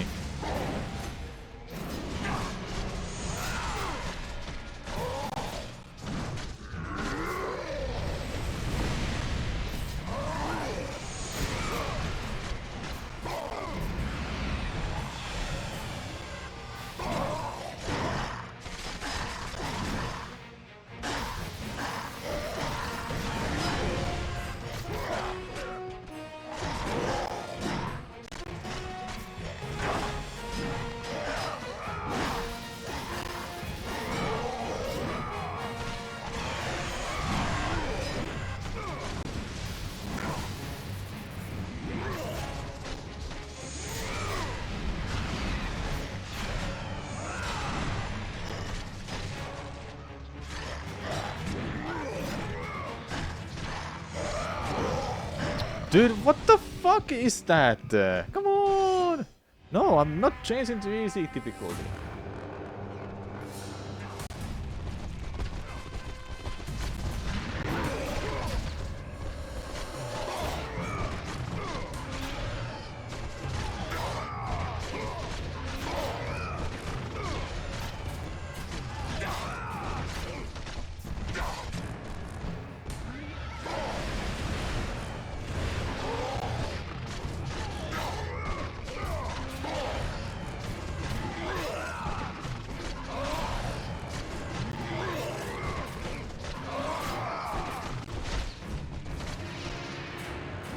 Okay, that was much better.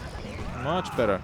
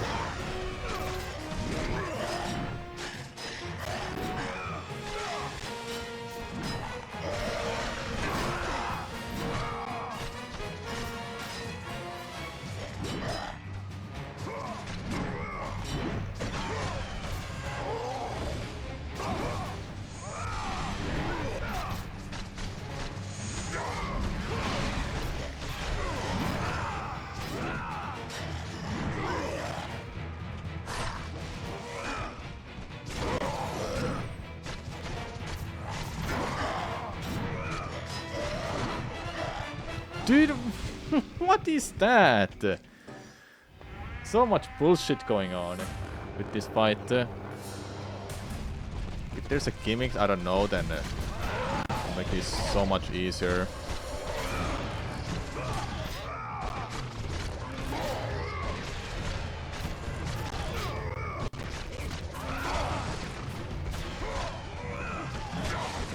I'm literally hitting you.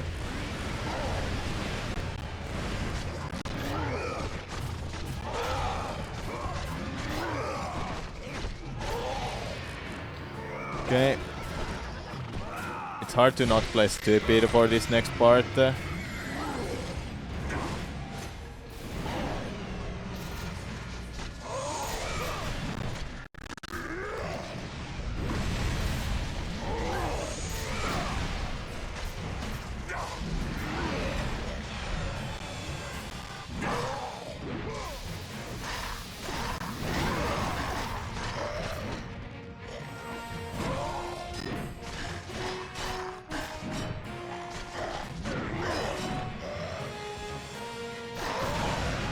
Dude, if I do that, then...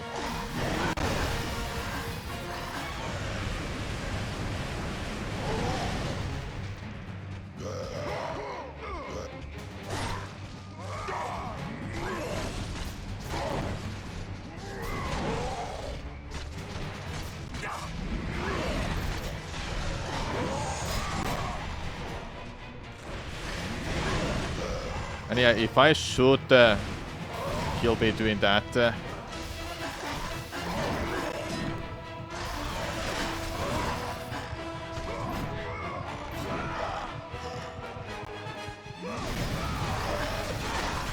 I'm dead. Oh, not yet.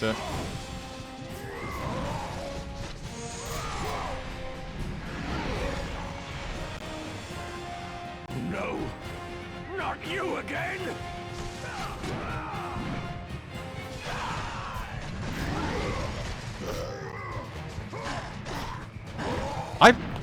Fuck this, man. Such a dumb boss.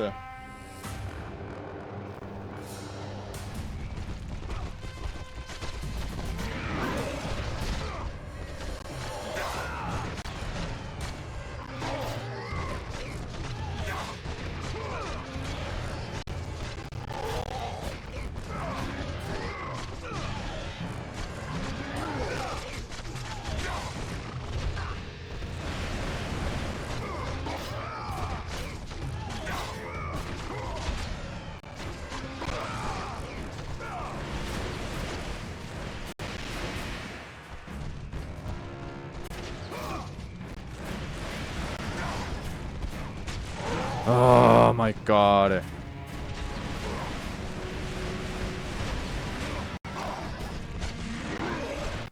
Grab it.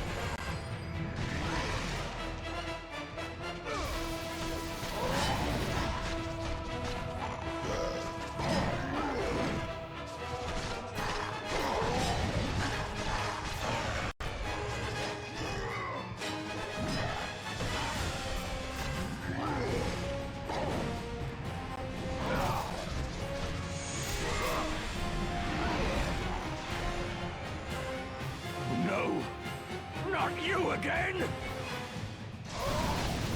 What the? I'm not even that far from you.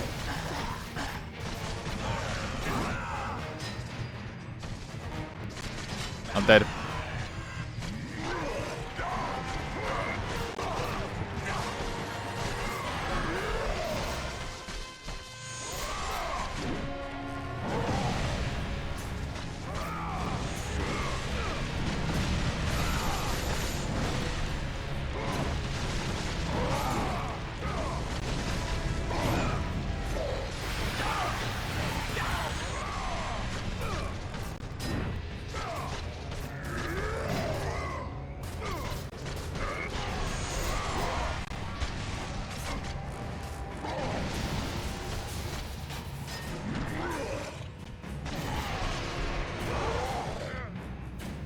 Oh, really?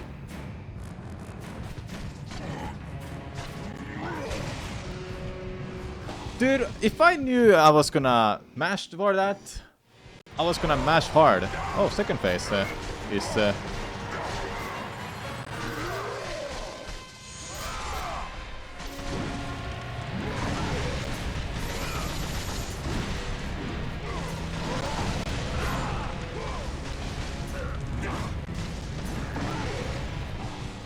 Luckily, there is a checkpoint. I'm glad.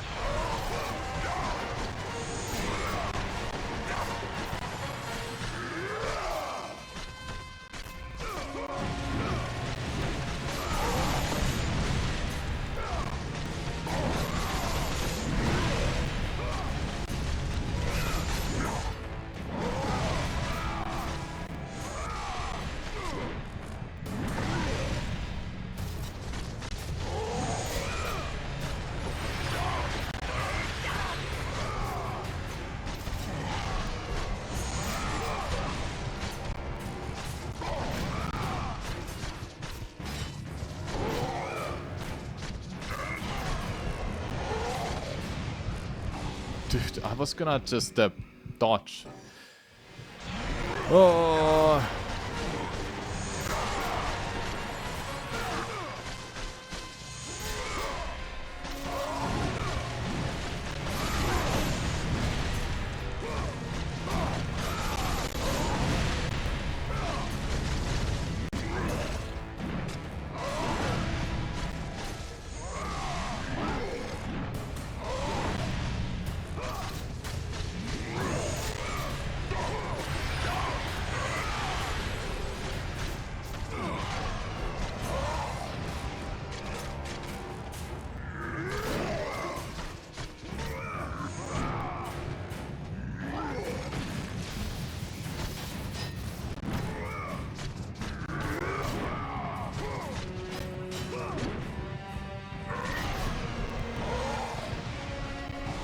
How do you dodge that? I literally just can't block it.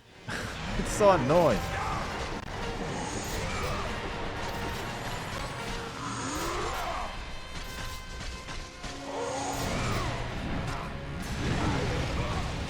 Activation cost me that.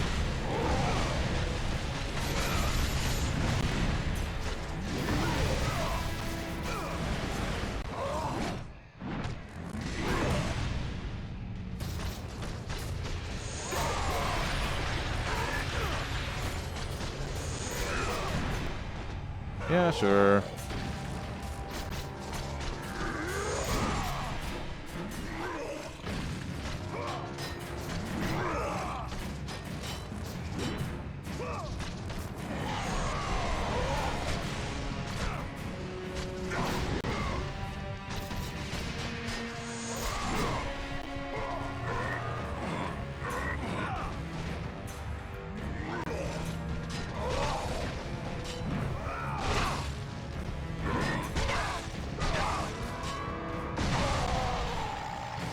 Nice. We killed it.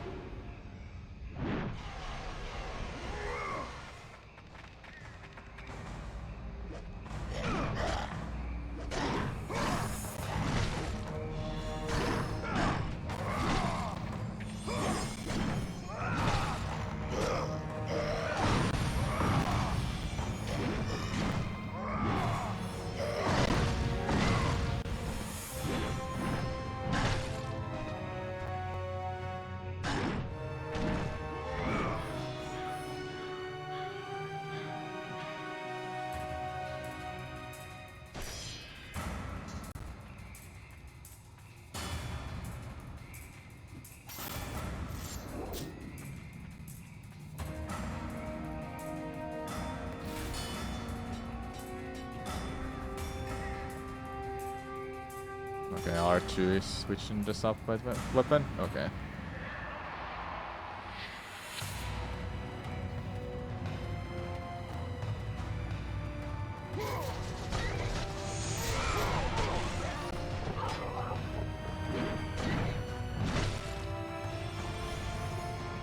That makes sense why they switched that. I think it was pressing R2 and L1 to switch the weapon.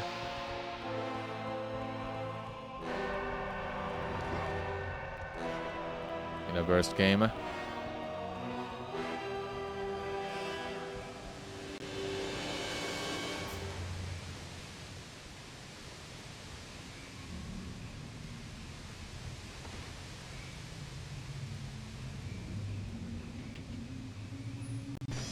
Okay. When I find a save, I'll be done for today.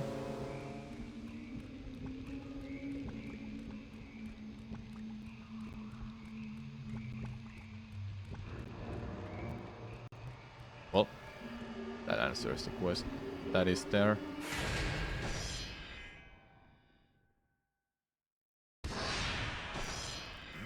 Okay, I'll be done for today, everyone.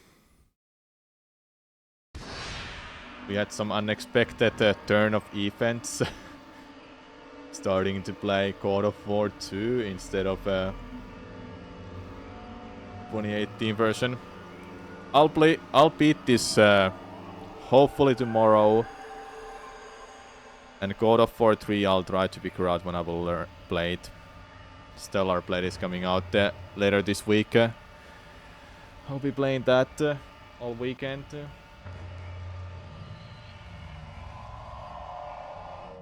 So no for now, everyone. I hope you enjoyed the stream. Thank you all for watching. And I'll see you on Thursday. I don't promise I'll beat God of War 2 on stream. I might play it on my own tomorrow. Or I will just put up the stream and I'll just chill and I won't have a much of a conversation, but we'll see how I feel about it tomorrow. Okay. I gotta do some stuff, eat, and so forth. Bye everyone. If I don't stream tomorrow, which I usually don't do because I take Wednesdays off, then I'll see you on Thursday.